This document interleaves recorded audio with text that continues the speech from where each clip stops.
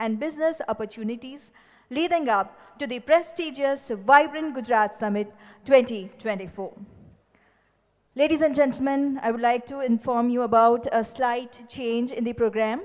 We have been informed by the Office of the Honorable Chief Minister that Honorable Chief Minister Shri Bhupendra Bhai Patel will be gracing the summit with his presence in the later half of the day in a special session after session 3.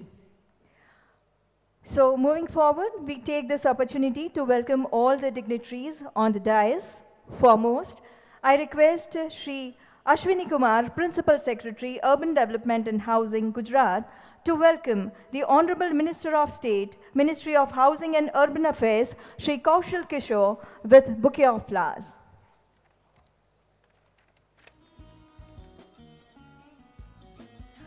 Let us all put our hands together for Honorable Minister.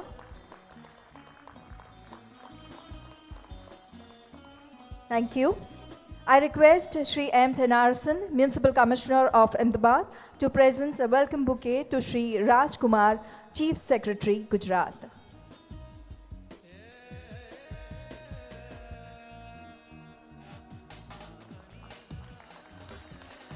Thank you, and I also request you, sir, to please welcome Shri Tapan Ray, CEO, Gift City, Gujarat.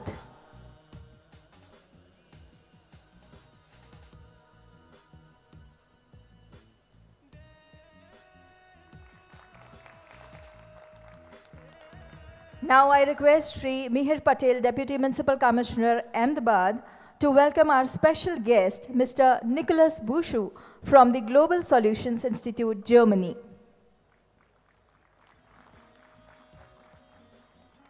Welcome, sir.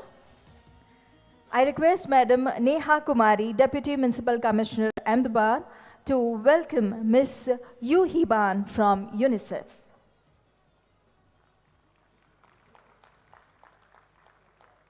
We heartily welcome you, ma'am. Now I request Shri Mihir Patel, Deputy Municipal Commissioner, Ahmedabad, to welcome Mr. Shekhar Patel, President-elect, CREDAI.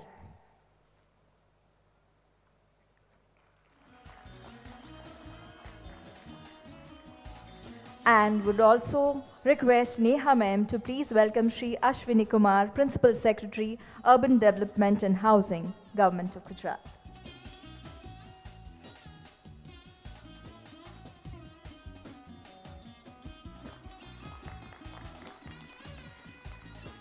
And now we'll request Mihir sir to please present a bouquet to Mr. M. Thenarasan, Municipal Commissioner, Ahmedabad.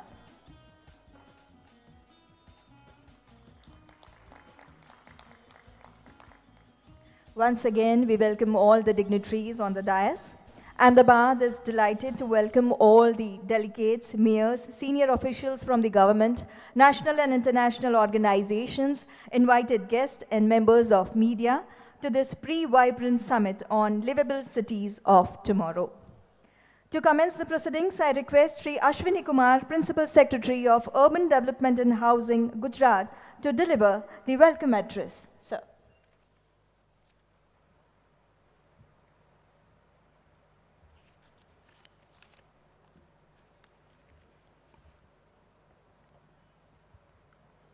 Good morning to all of you. Honorable Minister of State for Housing and Urban Affairs of India, Shri Kaushal Kishore ji. Honorable Chief Secretary of Gujarat, Shri Raj Kumar sir. Honorable MD of Gift City, Shri Tapan Ray sir. Mr. Nicholas from Global Solutions Institute. Ms. Yoon Hee Ban from UNICEF, who is the Chief Social Policy Advisor. Mr. Shekhar Patel, who is the President-elect, CREDAI. Mr. M. Thenarasan, all the dignitaries on the dais, off the dais, mayors, deputy mayors, standing chairmen, chief officers, Mahanagarpalika, Nagarpalika Pramukhs, the delegates from all across the country, esteemed speakers, distinguished guests and delegates, and representatives from the media and industry. I wholeheartedly welcome you all to the pre-Vibrant Summit on Livable Cities of Tomorrow. This unique forum is envisioned at collectively charting out a roadmap for enhancing quality of life in our future cities. The very essence of livability has echoed for decades, advocating the holistic well-being of our cities in the physical, socio-economic, and cultural areas. As cities across the globe continue to experience rapid urbanization, our cities are rising to provide an environment conducive to the health and well-being of our citizens. More than half of the world's population lives in urban areas, with projections indicating 68% urbanization by 2050. Newer urban settings and external factors are anticipated to impact cities. We today stand at a critical juncture where our actions as city leaders will determine the developmental graph of our country. Under the visionary guidance and support by Honorable Prime Minister and Government of India, Gujarat is committed in transforming its cities through strategic planning, innovative reforms, and targeted investments. The state's urban budget, which was about 175 crores in 2003, has risen to more than 19,000 crores, that is more than 100-fold increase over the last 2 decades. Schemes like Swarnim Jayanti Mukhyamantri Shahri Vikas Yojana, a flagship scheme of Government of Gujarat, and Smart City and Amrut, they have provided sustained funding for urban infrastructure projects, both physical and social in nature. Today, Gujarat is at the forefront of implementing initiatives aimed at better shaping our cities as well as addressing global commitments such as Sustainable Development Goals, National Mission for Green India, Net Zero Target for 2070, among others. As we move forward, let me share a few insights on how this summit is carefully designed to ensure an enriching experience for all the participants. The event will essentially comprise of 3 well-articulated thematic sessions. It will commence with a technical session focused on designing the livable cities. As part of this, focused sessions have been designed touching upon concepts of resilience, sustainability, smart cities, and planning for net zero targets. I hope these discussions facilitate our decision makers and planners in drafting holistic master plans.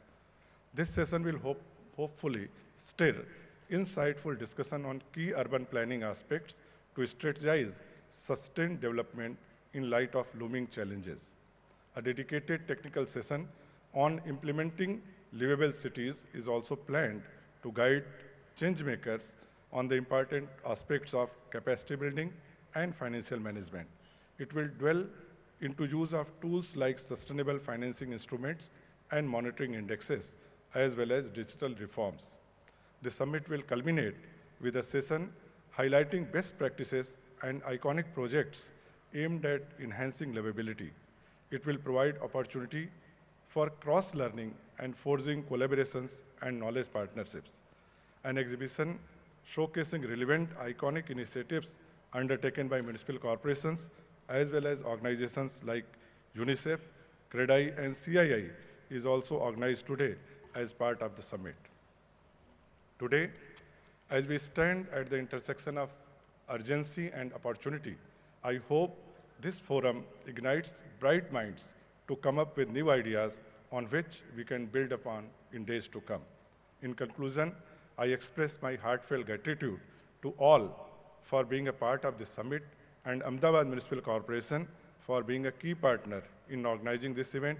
And once again, I welcome you all to explore multiple aspects that contribute to making cities livable. Jai Hind. Thank you.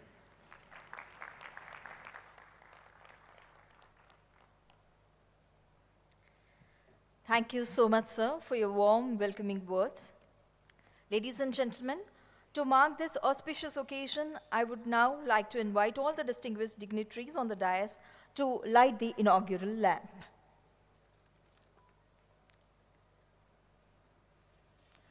Light in our lives depicts knowledge, brightness, and positivity.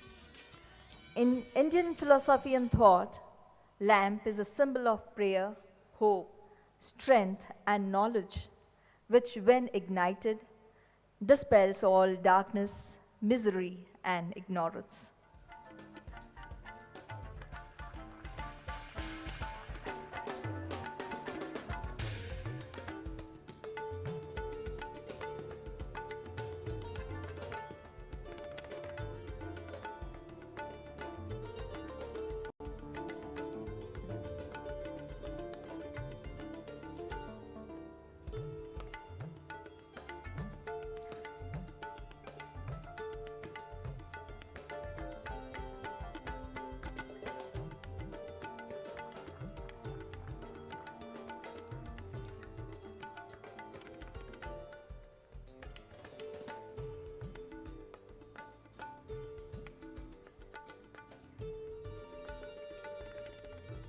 Thank you so much, dignitaries.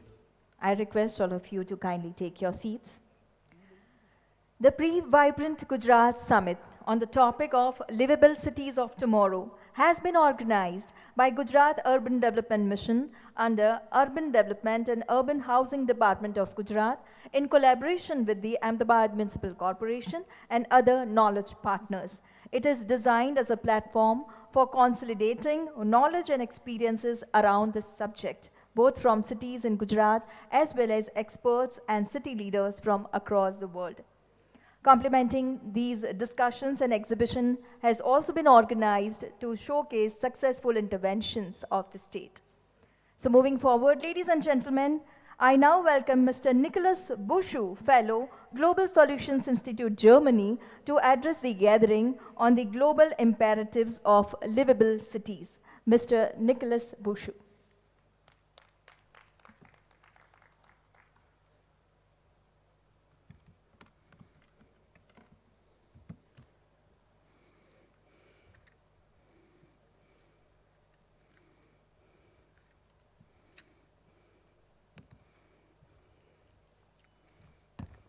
Thank you. Thank you very much. Good morning. Excellencies, dignitaries from the states of Gujarat and Government of India, dear friends and colleagues from the National Institute for Urban Affairs of India. It's really a pleasure and an honor to be able to share with you a few thoughts about livable cities, but also I would say about a year of very intense collaboration in the context of the G20 presidency of India.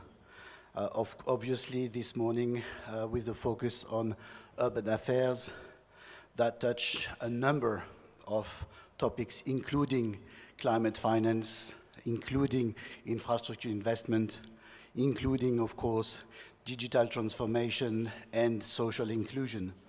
The Global Solutions Initiative is a foundation in Berlin that was established as part of the G20 in 2017 during the G20 presidency of Germany as a platform to consolidate the knowledge that was shared annually by the groups of think tanks in the G20. And since then has served as a convening place annually, every year in May, in springtime, to confront ideas, to discuss about the whereabouts of the G20 priorities in a very open manner across governments, civil society stakeholders, think tanks, research organizations. Since 2018 and 19, when we have started to collaborate, I have tried to convince my colleagues and the president and the board of GSI that yes, urban issues do matter at a global level. They say, why? Global issues, urban issues, they belong first to subnational levels of governments, to states in federal countries, or to municipal corporations, or to cities. But at a global macroeconomic consolidated level, this is not true. And I try to advocate that, no, on the contrary. If you look back in 2007-8, one of the triggers of the global financial crisis was the subprime crisis in the United States. And of the trigger of the subprime crisis in the United States was an oversupply of housing with very poor planning, and that gone completely wrong. And through different interconnected ways, especially in the global banking system, this turned into a global financial crisis. As we are speaking now, China itself, right, is struggling with a number of real estate developers that are nearing bankruptcy. And we can see that this has effects on China's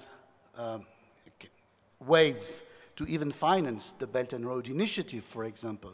So it's not possible to say that urban issues, starting with real estate investment, for instance, are not a matter of global interest. Only that, so far, the ways and means to interconnect the issues of urban development and the priorities of global governance, such as in the G20, for instance, have been very weak.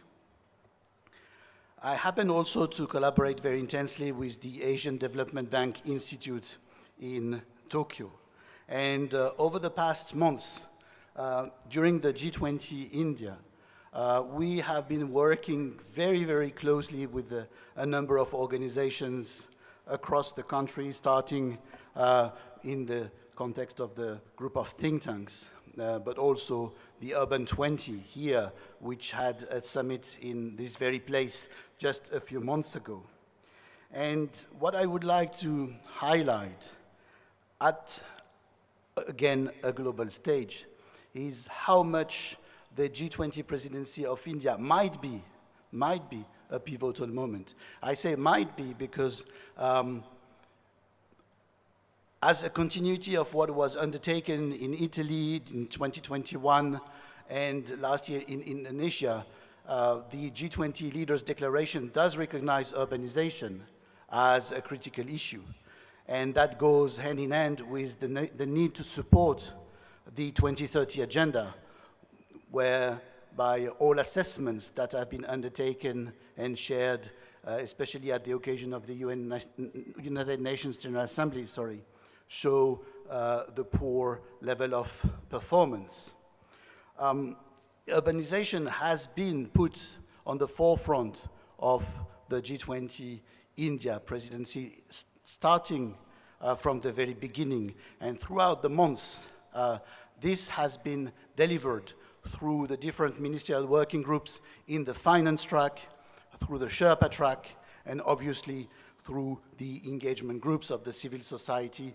I mentioned especially the Urban 20, which was probably amongst all exercises of the Urban 20, the most attended summit of cities of all, the summit which gathered the largest numbers of cities endorsing the declaration, but also there is a very high quality of production of so-called white papers on critical issues, all linked with the topic of today, that is how to be more livable together.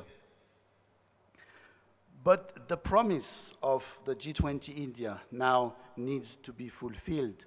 And while I was thinking about what I should share with you tomorrow, what we should share together in this morning at the opening moment of the pre-Vibrant Gujarat Summit, I was thinking that maybe a few messages should be first, 24 months, in the sense that the G20 India comes after the G20 Indonesia and ahead of the G20 Brazil and G20 South Africa, meaning that we have here, in a row of 4 years, major so-called emerging or global South economies, as you wish, or major countries chairing the G20.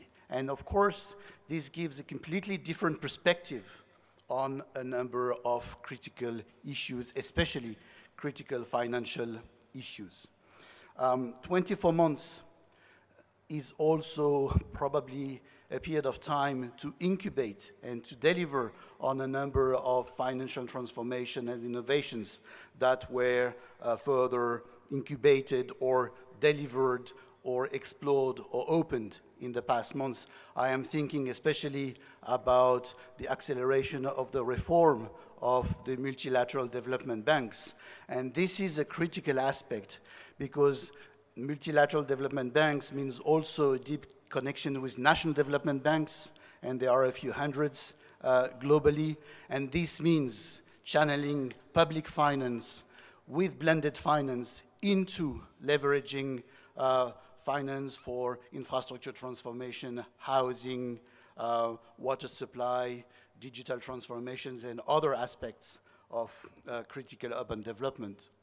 The other point I want to highlight, and I will be brief, is how much there were expectations that the G20 presidency of India, which is less than 50% urbanized, right, could be meaningful for a wide number of countries in the Global South. And that the Prime Minister of India has emphasized so much the issues of the Global South is no surprise. But now, again, this has to be delivered. One critical aspect, of course, of this G20 is that the African Union has become a member of the G20, and henceforward, in urban innovations that are, for example, fostered here in the state of Gujarat or through a number of national programs in India, etc., could be shared at a high scale, of course, with a number of countries across Africa, but also South Asia and globally. The last element I would like to mention also is that a number of findings or the ways that urbanization have been pushed as a global macroeconomic issue, as an issue that matters globally for, as it concerns social inclusion.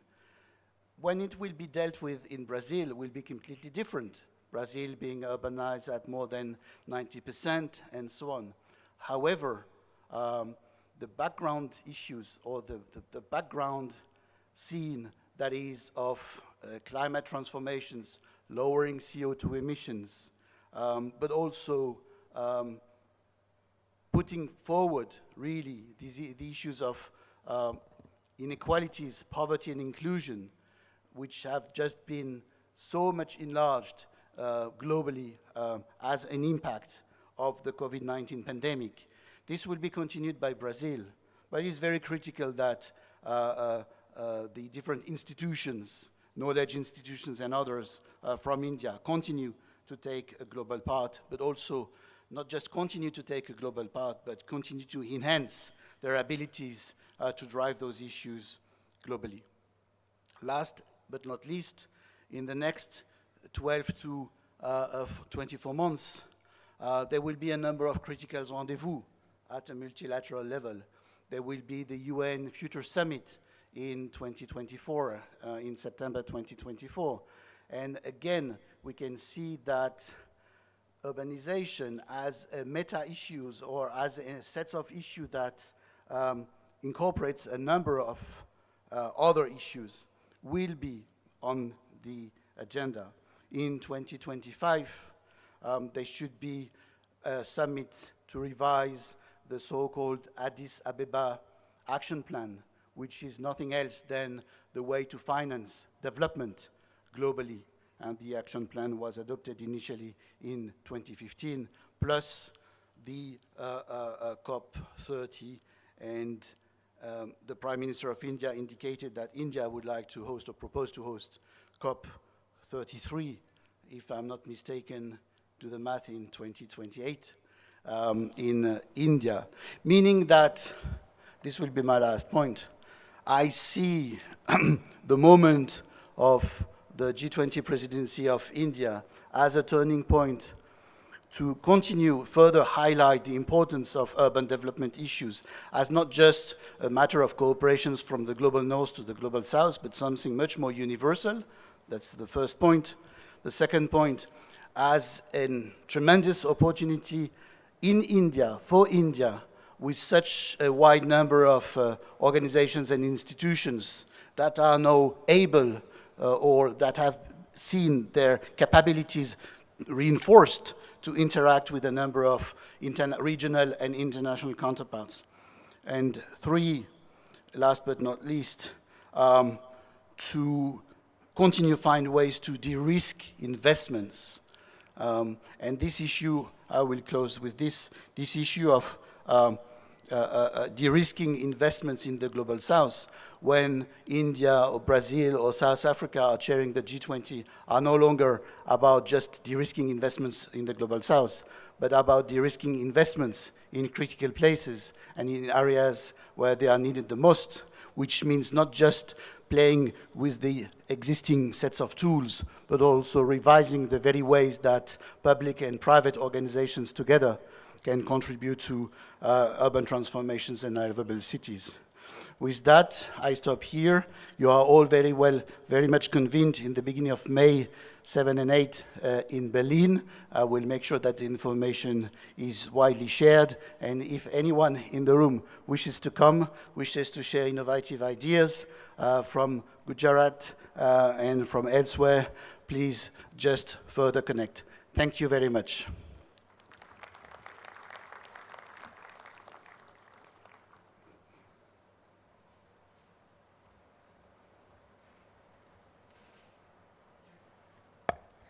Thank you so much, sir, for providing your valuable insight from a global standpoint. Thank you.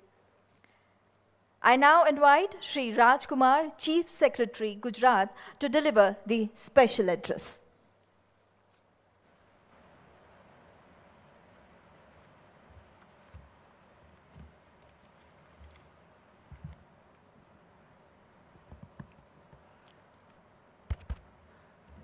Honorable Minister of State, Union of India for Housing and Urban Affairs, Shri Kaushal Kishorji, Mr. Nicholas Pauschet, Global Solutions Fellow, Global Solutions Institute, Germany, Ms. Hyun Hee Ban from UNICEF, Shri Tapan Ray, Managing Director, Gift City, Shri Ashwini Kumar, Principal Secretary, Urban Development Department, Shri Shekhar Patel, President-elect, CREDAI, Shri Thinarsan, Municipal Commissioner, Ahmedabad, mayors from various cities, deputy mayors, presidents of municipalities, municipal commissioners, town planners, real estate developers, investors, distinguished national and international delegates, speakers, friends from the media, ladies and gentlemen,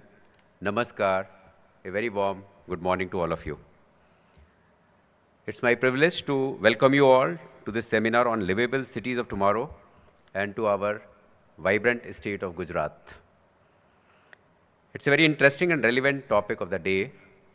Currently, a little over 55% of world's population, roughly amounting to 4.4 billion people, inhabits and resides in cities. The World Bank has predicted that the urban population will almost double of its current size by 2050, with 7 out of 10 people living in cities.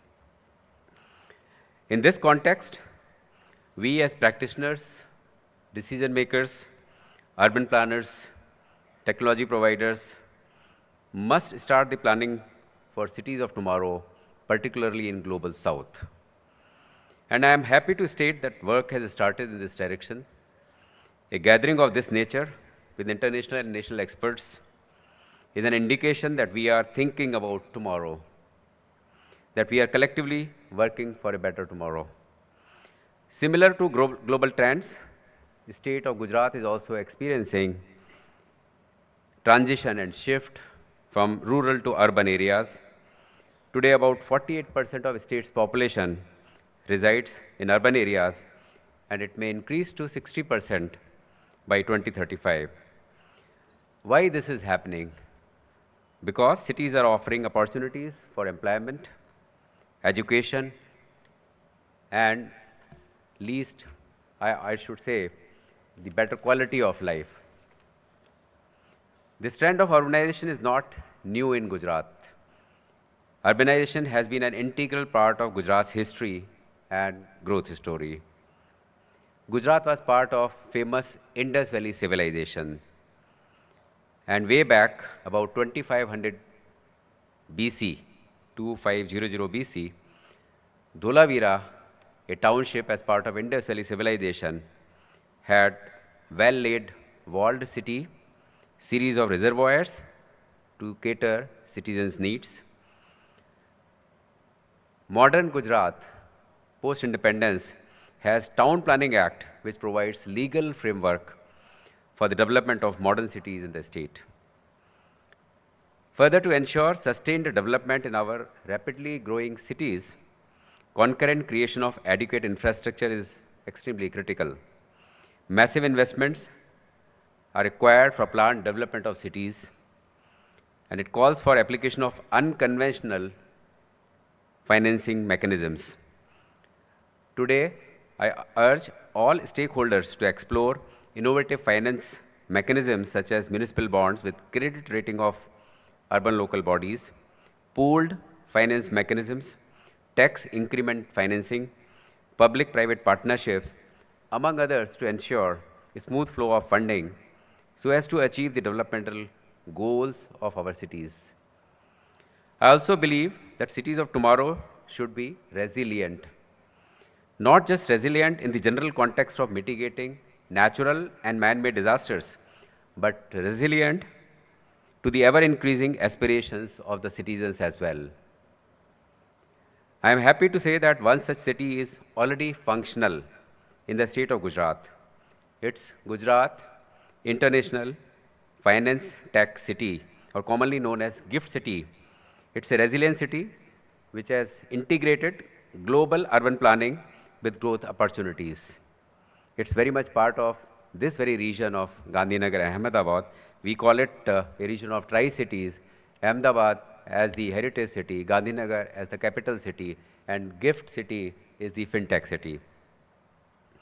GIFT City has created a state-of-art infrastructure with a focus on integrated smart city, walk-to-work concept to provide a platform to global financial institutions for undertaking economic activities.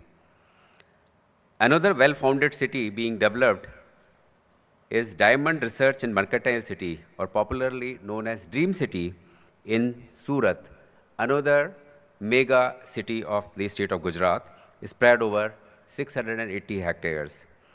This Dream City of 680 hectares has a vision to create city of excellence in gems and jewelry sector. Dream City also aims to attract investments from various sectors including gems and jewelry, textile, hospitality, healthcare, financial services, and so on. As comprehensive town planning alongside infrastructure and landscape design is underway, it's being developed to house around 500,000 people and is expected to generate 200,000 jobs in the coming years.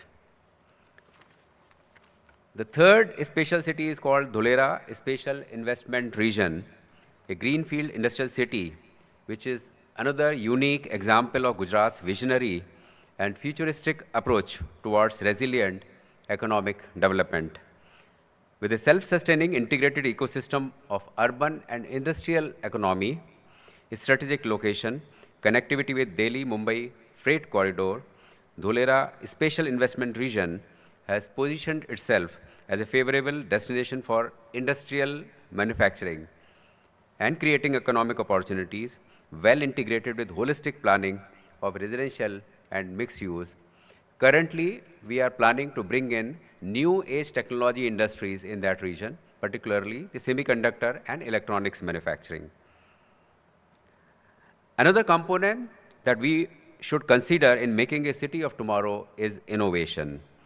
I feel that the conventional approach of city design needs a paradigm shift. Any response to urbanization needs to be transformative and even disruptive if needed. At the crux of this disruption and transformation should be the intent of enhancing ease of living quotient of our cities. For instance, artificial intelligence has the capacity to touch every aspect of citizens' life. For instance, traffic management, parking, construction, waste management, air quality, and so on. Can we deploy this technology and its tools to improve the citizens' life in the cities of tomorrow? Another transformative initiative is the promotion of use of green energy. Sustainability should be ingrained in our urban planning and design. It's no longer an option or a USP. I am happy to say that Gujarat has taken energy transition with utmost seriousness. Gujarat aims at being known as a solar sustained state. The state has successfully implemented solar power projects. We contribute 16% of renewable energy installed capacity of the entire country. Cities of Gujarat have also taken initiative to promote rooftop solar energy installation, and all urban areas are planning to meet their energy requirement for street lighting, for water supply works, and so on from the green energy sources. We are also working on construction of 150 megawatt solar plant to meet the energy needs of smaller towns and cities, while the larger cities like Ahmedabad have set the target to achieve net zero emission by 2070.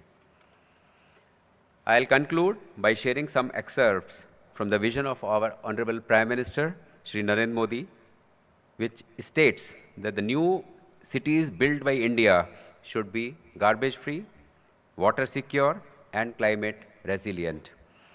This is the time to set new parameters for our future cities. I thank organizers for planning this extremely relevant seminar as part of the upcoming Vibrant Gujarat Global Summit 2024. We have mayors, deputy mayors, chairmen of standing committee, municipal commissioners, and other office bearers from across the state and also from other parts of the country. I urge you all to actively engage in discussions today and draw concrete recommendations to improve the lives of our citizens and design future cities of tomorrow. I'll also like to take this opportunity to invite you to the upcoming 10th edition of Vibrant Gujarat Global Summit 2024, scheduled on 10th, 11th, and 12th January next month at Mahatma Mandir, this very place, and experience various facets of Gujarat. The summit will showcase Gujarat's distinctive accomplishments, its strength across sectors, and its preparedness to lead the vision of Vikasit Bharat, Developed India at 2047. Alongside the summit, there will be a trade show which will take place around this venue. It will focus on business matchmaking, networking, B2B interactions, and events such as buyer-seller meet, MSME conclaves would also be held, and it will be extremely relevant to all of us. We are open to explore innovative ideas for investments, work collaboratively to create new opportunities to improve the socio-economic well-being of our citizens, as well as seek your inputs, feedback, and concerns regarding investments in Gujarat. We look forward to the opportunity of hosting you in Gujarat at the 10th Vibrant Gujarat Global Summit 2024. Thank you. Jai Hind, Jai Jai Garbi Gujarat.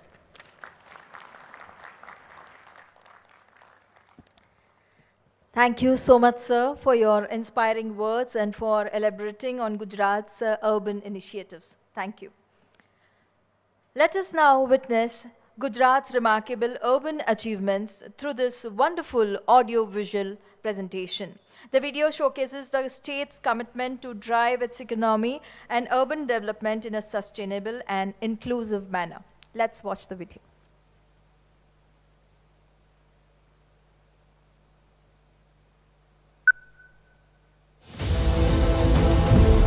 Rapid urbanization has posed daunting challenges to cities all across the world. Creating clean, green, sustainable, and resilient livable cities of tomorrow with the convergence of local and global cultures is the need of the hour. 20 years ago, Gujarat had a vision for multifaceted development of the state. Today, iconic investments across sectors have positioned Gujarat as the gateway to the future. Under the visionary leadership of the then Chief Minister, Shri Narendra Modi, Gujarat achieved 2 decades of sustainable, all-inclusive growth. Boasting renowned educational institutes, top-tier medical facilities, international banking, world-class hospitality, and a remarkable work-life balance. Having witnessed rapid urbanization in the last 20 years, the state's Urban Development and Urban Housing Department is highly responsive to emerging needs. The department is well equipped to meet the demands of urban governance with key thematic projects, specially designed to enhance quality of life for citizens. The Riverfront Development Project on the banks of Sabarmati, Ahmedabad, has emerged as a superlative destination for leisure and entertainment. It also houses world-class commercial and corporate offices. An MOU has been signed with Sobha Group for development of Phase 3. Similar riverfront development projects have been proposed at Tapi River in Surat and other cities of Gujarat as well. Gujarat's International Finance Tech City, Gift City in Gandhinagar, is India's first operational greenfield smart city. Spread over 886 acres of land, Gift City has an integrated development model with smart offices, residential areas, retail and recreational zones, including social infrastructures like business clubs, schools, hospitals, and hotels. Gift City envisions a harmonious blend of work and nature. Diamond Research and Mercantile City, Dream City in Surat, is planned to be developed in 5 phases, with focus on diamond trading and other mercantile activities. The beautiful city aims to inhabit more than 500,000 people in the years to come and create 2 lakh job opportunities. Key initiatives augmenting and ensuring seamless connectivity include Bus Rapid Transport System, BRTS, Metro, Smart Mobility Cards, Chief Minister's Urban Bus Transport Scheme, CMUBS, PM E-Bus, along with world-class flyovers and Gaurav Path. Inclusive housing initiatives to enhance livability include Pradhan Mantri Awas Yojana and Lighthouse Project in Rajkot. On the anvil is the launch of redevelopment policy and construction of buildings with reduced duration, adopting new technology and green concept. Leading the drive towards sustainable future are projects promoting non-conventional energy generation. Under planning is a 150 megawatt solar power project to support all 165 ULBs. To enable a transition to renewable energy in municipal corporations, a net zero plan will be implemented in the near future. Conscious waste management is a mammoth task in maintaining clean and green urban zones. Participative initiatives by the government include Nirmal Gujarat and Swachh Bharat Mission. Swachh Bharat Mission 2.0, led by the central government, focuses on garbage-free cities. Endeavors towards circular economy include waste to energy plants and reuse of treated wastewater. Superlative infrastructure imparts a unique identity to urban spaces, rendering them as the first choice to dwell in. Successful implementation of infrastructure development schemes to upgrade essential infrastructure in the state include the Swarnim Jayanti Mukhyamantri Shahri Vikas Yojana, SJMMS-BY, the Amrit Mission 1.0 and the Amrit Mission 2.0. Under the leadership of the Honorable Chief Minister Shri Bhupendra Patel, during the Amrit Kal of our independence, Gujarat is making giant strides on a path of transformative urbanization. Gujarat is resolutely committed and well positioned to accelerate the realization of the Honorable Prime Minister's vision of Atmanirbhar and Viksit Bharat at 2047.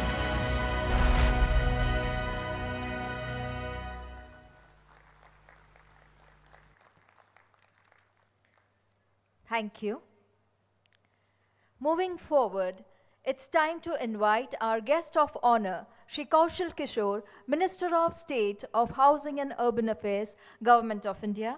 He is renowned for his exceptional leadership and visionary approach in the development of urban sector.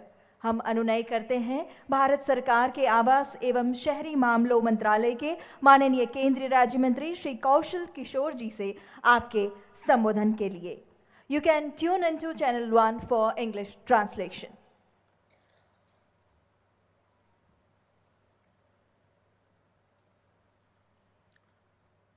Pre vibrant Gujarat समिति में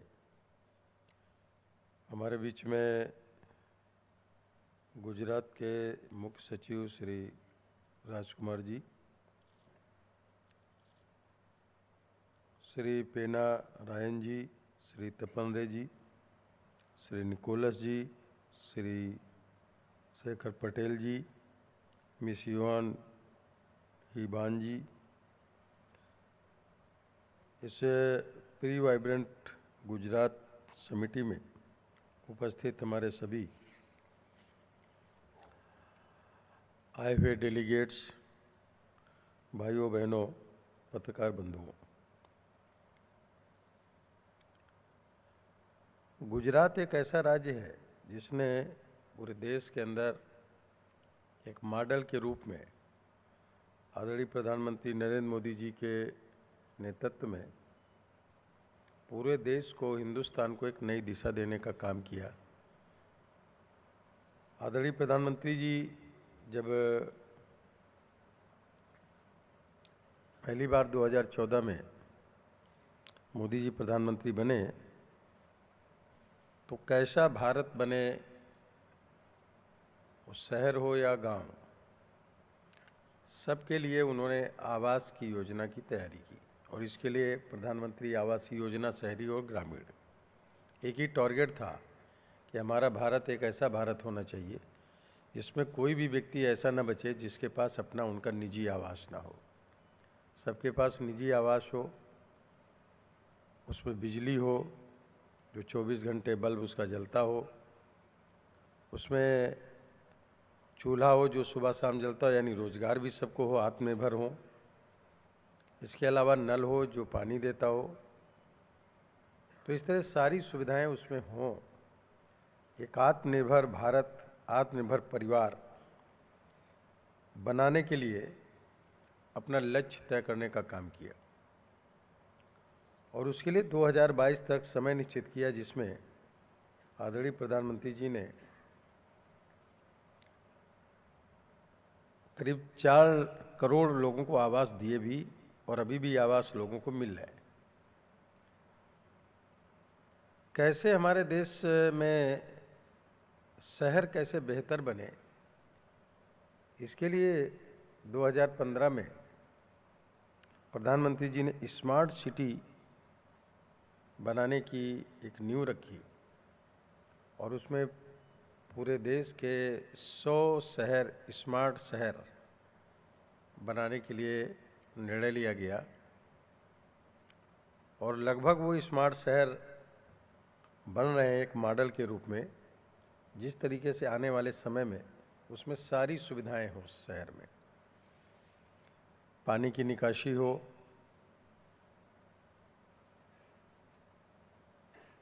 आपको health की सारी सुविधाएं हों, उसमें पूरी greenery हो, हरे भरे शहर हों, क्योंकि शहर और ग्रामीण यानी अर्बन और रूरल एरिया में टेम्परेचर का भी डिफरेंस रहता है, लगभग 4 से 5 डिग्री सेंटीग्रेड। शहरी क्षेत्र में ज़्यादा रहता है, ग्रामीण क्षेत्र में कम। इसके लिए आदरणीय प्रधानमंत्री जी ने ये भी तय किया कि शहर जो होने चाहिए, हर घर पे एक पेड़ जरूर हो जो कम से कम हरा भरा शहर दिखे। प्रधानमंत्री जी ने 15 अगस्त को 2014 को ही उन्होंने डिक्लेयर किया था कि हमें स्वच्छ भारत मिशन के तहत, जो गांधी जी का, महात्मा गांधी जी का जो मिशन रहा है, उसके तहत हम भारत को पूरी तरीके से स्वच्छ बनाएंगे और इसके लिए 2 अक्टूबर को खुद अपने हाथ में झाड़ू लेकर के निकले गांधी जी की जयंती पर, और पूरा देश इसके लिए एकजुट हुआ। आज उसके लिए SBM स्वच्छ भारत मिशन 10, स्वच्छ भारत मिशन 20 योजना भी लागू करने का काम किया। कैसे हमारे शहरों का पानी जो निकलता है, कचरा निकलता है, कैसे उसको हम फिर से रिसाइकलिंग करके ठीक करेंगे, पानी को कैसे हम फिर से शुद्ध बनाएंगे, इस तरीके से एक योजना को लागू करके पूरे देश में लागू करने का काम किया। और वो मॉडल लिया गुजरात से, क्योंकि गुजरात में ही इसको उन्होंने शुरू किया था जब प्रधानमंत्री जी मुख्यमंत्री जी थे उस समय। और आज गुजरात के वो शहर जिसमें हम जहाँ खड़े हैं, अहमदाबाद, गांधीनगर या सूरत, ऐसे तमाम शहर हैं गुजरात में जो एक मॉडल के रूप में डेवलप हुए हैं, विकसित हुए हैं। आने वाले समय में कैसे हमारा देश पूरी तरीके से विकसित हो, डेवलप हो, क्योंकि शहरी क्षेत्र में, ग्रामीण क्षेत्र से लोग आते हैं, काम की तलाश में आते हैं, रोजगार की तलाश में आते हैं, और शहर में आकर के लोग वो बस जाते हैं, क्योंकि फिर रोज लौट करके काम की तलाश में जाना पड़ता है, घर लौटना पड़ता है, इसलिए शहर में कहीं ना कहीं रह जाते हैं। तो इसके लिए भी प्रधानमंत्री जी ने एक अलग से योजना बनाई थी कि ऐसे प्राइवेट बिल्डर्स जो अपनी ज़मीन पर या सरकारी ज़मीन ले करके ऐसे लोगों को भी रहने के लिए किराए पे मकान दे सकते हैं, उनके लिए 25 साल तक कम से कम, जिसमें 25% से ज़्यादा उस पर रेट भी नहीं बढ़ेगा, और वो रह करके वहाँ पर अपने काम कर सकते हैं। ये प्रवासी मज़दूरों के लिए बनाने का काम किया, क्योंकि मज़दूरों को काम शहर में ही मिलता है, शहर में ही ज़्यादातर भाग करके आते हैं। तो ये जो योजना प्रधानमंत्री जी की है कि हमारे जो कैसे जो तमाम रिवर फ्रंट होते हैं, मैं आया था अभी गुजरात में एक जगह पे और कार्यक्रम में, तो मैंने देखा रिवर फ्रंट में जो नदी के किनारे का फ्रंट है उसको बहुत अच्छा बनाया, और वहाँ पे कई जगह ऐसे तालाब हैं, जैसे कि प्रधानमंत्री जी ने अभी जब आज़ादी के 75 साल व्यतीत होने पर आज़ादी का अमृत महोत्सव मना रहे थे, तो प्रत्येक शहर में तय किया कि प्रत्येक जनपद में कम से कम 75 अमृत सरोवर बनने चाहिए। तो जैसे शहरी क्षेत्र में भी जो तालाब हैं वो ऐसे बने कि उनका जो किनारा है पूरा वो बढ़िया डेवलप हो, और वहाँ पर लोगों की दुकानें लगें, उस फ्रंट पे लोग आए जाएं, बैठे उठे, ऐसे तमाम तरीके का एक डेवलप करने का, पानी भी उसमें का अच्छा हो, साफ़ सुथरा हो, इसके लिए सारी योजनाएं प्रधानमंत्री जी ने एक बहुत तरीके से, सटीक तरीके से बनाने का काम किया। उसी में सूरत का तापी रिवर फ्रंट है, ड्रीम सिटी है, बनाने का काम किया। और आपका जो देखें इस डेवलपमेंट के मामले में शहरी क्षेत्रों में, तो एक बहुत सा अच्छा विज़न लेकर के चले कि 2047 तक के जब आज़ादी के हमारे 100 साल पूरे होंगे, तब हमारा कैसा एक विकसित भारत होगा और आत्मनिर्भर भारत होगा। तो विकसित भारत, आत्मनिर्भर भारत तब बनेगा जब विकसित परिवार होंगे, आत्मनिर्भर परिवार होंगे। उसकी एक उन्होंने अलग तरीके से एजुकेशन सिस्टम ठीक हो, पूरी तरीके से उसको एक बनाने का काम किया कि एजुकेशन सिस्टम ठीक हो। शहरी क्षेत्र में हमारा प्रदूषण जो बड़े पैमाने पे फैलता है, वो प्रदूषण पे रोक लगाने के लिए कि प्रदूषण कितना कम से कम कर सके, इसके लिए गिरनी को भी बढ़ाने का काम के साथ साथ में बसें चले, जो वाहन चले वो इलेक्ट्रिक वाहन हो। तो इलेक्ट्रिक वाहन को जैसे हमारे डिपार्टमेंट ने ही तय किया है कि पूरे देश में हम सभी शहरों में इलेक्ट्रिक वाहन चलाने का काम करेंगे, इसकी एक योजना बनाने का काम किया, और कई शहरों में इलेक्ट्रिक वाहन शुरू हो गए। तो इलेक्ट्रिक वाहन से जो धुआं निकलने वाला सिस्टम पूरी तरीके से ख़त्म हो जाता है, और इसके लिए सोलर एनर्जी का यूज बड़े पैमाने पे किया। और गुजरात में तो एक बड़ा सोलर एनर्जी के साथ साथ में जो विंड एनर्जी है उस विंड एनर्जी के जरिए भी बड़े पैमाने पे यहाँ पर काम हुआ है। एक उदाहरण के रूप में पूरे देश के लिए प्रस्तुत करने का काम आदरणीय प्रधानमंत्री नरेंद्र मोदी जी ने शुरू किया। तो बड़े पैमाने पर यहाँ पर इलेक्ट्रिक का जो सप्लाई होती है वो विंड एनर्जी से भी बड़े पैमाने पे होती है। और इसीलिए प्रधानमंत्री जी ने इसको किया कि जो भी शहर है अगर वहाँ पे विंड एनर्जी नहीं कर सकते हैं तो सोलर एनर्जी अपने छत के ऊपर, मकानों के ऊपर लोग लगाने का काम करें, जिससे बिजली भी बनेगी और प्रदूषण भी बड़े पैमाने पे कम होगा। ऐसा एक योजनाबद्ध तरीके से आदरणीय प्रधानमंत्री जी ने किया। वैसे तो हमारा गुजरात में डायमंड सिटी पूरी दुनिया में प्रसिद्ध है और इतने बड़े पैमाने पर यहाँ पर डायमंड का निर्माण होता है कि उसमें हजारों लोग काम करते हैं। मैं गया भी उसमें देखने के लिए, तो मुझे बहुत सा अच्छा लगा और बहुत सी अच्छी तरीके से उसको किया गया। हमारे देश जो प्रगति कर रहा है तेजी से, जो मोदी जी का टारगेट है कि हम अभी तक के अर्थव्यवस्था के मामले में एक बड़ी छलांग लगाने का काम हमारे देश ने मोदी जी के नेतृत्व में किया कि हम आर्थिक पैमाने पर दुनिया के 5वें नंबर पे आ गए। और अब प्रधानमंत्री जी ने तय किया है कि आने वाले समय में हम बहुत जल्दी ही हम हिंदुस्तान को 3रे नंबर पे आर्थिक व्यवस्था पर ला करके खड़ा करना चाहते हैं, जिसके लिए लगातार काम करने का प्रयास एक योजनाबद्ध तरीके से कर रहे हैं। तो ऐसे में जो मजबूत करने के लिए उद्योग के क्षेत्र में लोगों को आगे लाना, इसके लिए हमारे देश में आदरणीय प्रधानमंत्री जी ने कौशल विकास मंत्रालय का गठन किया। लोगों को कुशल बनाने के लिए, लोगों को रोजगार देने के लिए प्रधानमंत्री मुद्रा लोन योजना, स्टैंड अप योजना, स्टार्टअप योजना, तमाम प्रकार की योजनाओं को लागू करने का काम किया। शहरी क्षेत्र में लोगों को अच्छा सा रोजगार मिले और वो सिस्टमेटिक तरीके से लोग अपनी दुकानें और वो खोलें, इसलिए उन्होंने प्रधानमंत्री स्वनिधि योजना लागू की। जो पट्टी दुकानदार होते हैं उनका वेंडर जोन घोषित किया और वे वेंडर जोन करके वहाँ पर लोगों को दुकानें बना करके भी देने का काम हो रहा है, जिसमें से जो है लोगों को जो पटरी दुकानदार होते हैं उन लोगों को बगैर ब्याज का कर्ज भी देना, पहले 10,000 फिर अदा करें 20,000 फिर 50,000। तो हर तरीके से आर्थिक रूप से मजबूत करने का काम भी प्रधानमंत्री जी का इस में करने का काम किया गया। मॉडर्न शिक्षा पे बड़ा ध्यान है प्रधानमंत्री जी का, और कैसे विकसित भारत बने। अभी जो G20 हुआ उसमें प्रधानमंत्री जी ने बोला कि ये तभी संभव है, जो लोगो तैयार किया था हमारे देश का G20 में, उन्होंने कमल के फूल पे पृथ्वी दिखाई थी। G20 में कमल, हमारे देश में लक्ष्मी, लक्ष्मी माने धन, धन मतलब पैसा, तो जो करेंसी है वो लक्ष्मी, तो लक्ष्मी देवी कमल के फूल पे ही बैठती है।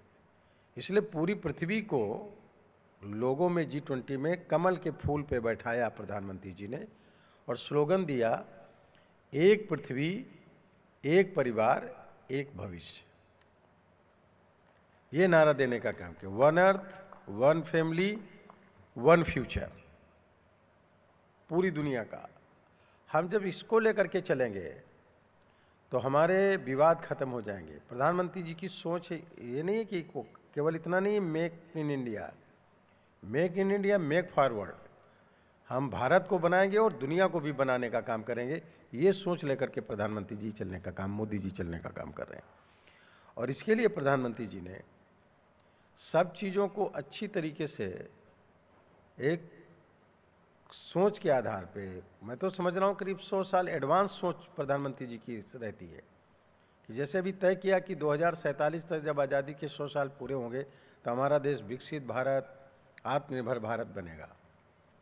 उसको टारगेट लेकर के चलने का काम किया और इस पीरियड को अमृत काल घोषित किया। 25 साल का एक समय अमृत काल। अमृत काल का मतलब इस पीरियड में ऐसा समय जिसमें हम लोग बड़ी तेजी से आगे बढ़ने का काम करेंगे। हर क्षेत्र में वो चीज़ें जो नेगेटिविटी पैदा करती हैं, जिससे हेल्थ लोगों की खराब होती है, जिससे लोगों को खाने पीने की चीज़ों में भी कहीं ना कहीं केमिकल मिला हुआ है, तो हमारे केमिकल फ्री फूड होने चाहिए, केमिकल फ्री हमारी फसल होनी चाहिए। इसलिए प्राकृतिक खेती पे ज़्यादा जोर देने का काम किया। और प्राकृतिक खेती में अभी जो यात्राएं हमारी आदरणीय प्रधानमंत्री नरेंद्र मोदी जी की जो नेतृत्व में अभी विकसित भारत संकल्प यात्राएं हमारे देश में चल रही है, ग्रामीण क्षेत्र में और शहरी क्षेत्र में भी, उसका मकसद क्या है? उसमें मकसद ये है कि उसके साथ में एक ड्रोन भी लेकर के चलते, ड्रोन, और वो ड्रोन में किसानों की फसल के लिए अब नैरो यूरिया डाल करके, उसमें नैनो यूरिया, उसमें एक टैंक लगा रहता है जो फसल का छिड़काव करेगा खेतों में, फसलों में जो केमिकल्स पड़ते हैं, उर्वरक पड़ते हैं, खाद पड़ती है, उसके लिए वो लिक्विड के रूप में वो पेड़ के पत्तों पे गिर करके जड़ में ही जाएगा, मिट्टी में उतना नहीं जाएगा, केवल जड़ में जाएगा।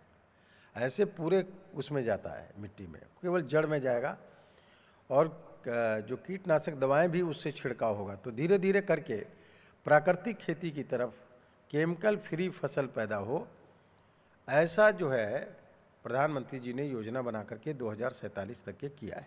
और फसल का उत्पादन भी दूना हो, जिससे क्या फ़ायदा होगा कि अभी जो है जो ज़्यादा तमाम केमिकल का यूज करने से जो फसल होती है उसमें बड़े पैमाने पे केमिकल पदार्थ मिले रहते हैं, जिसकी वजह से लोगों को बीमारी फैलती है।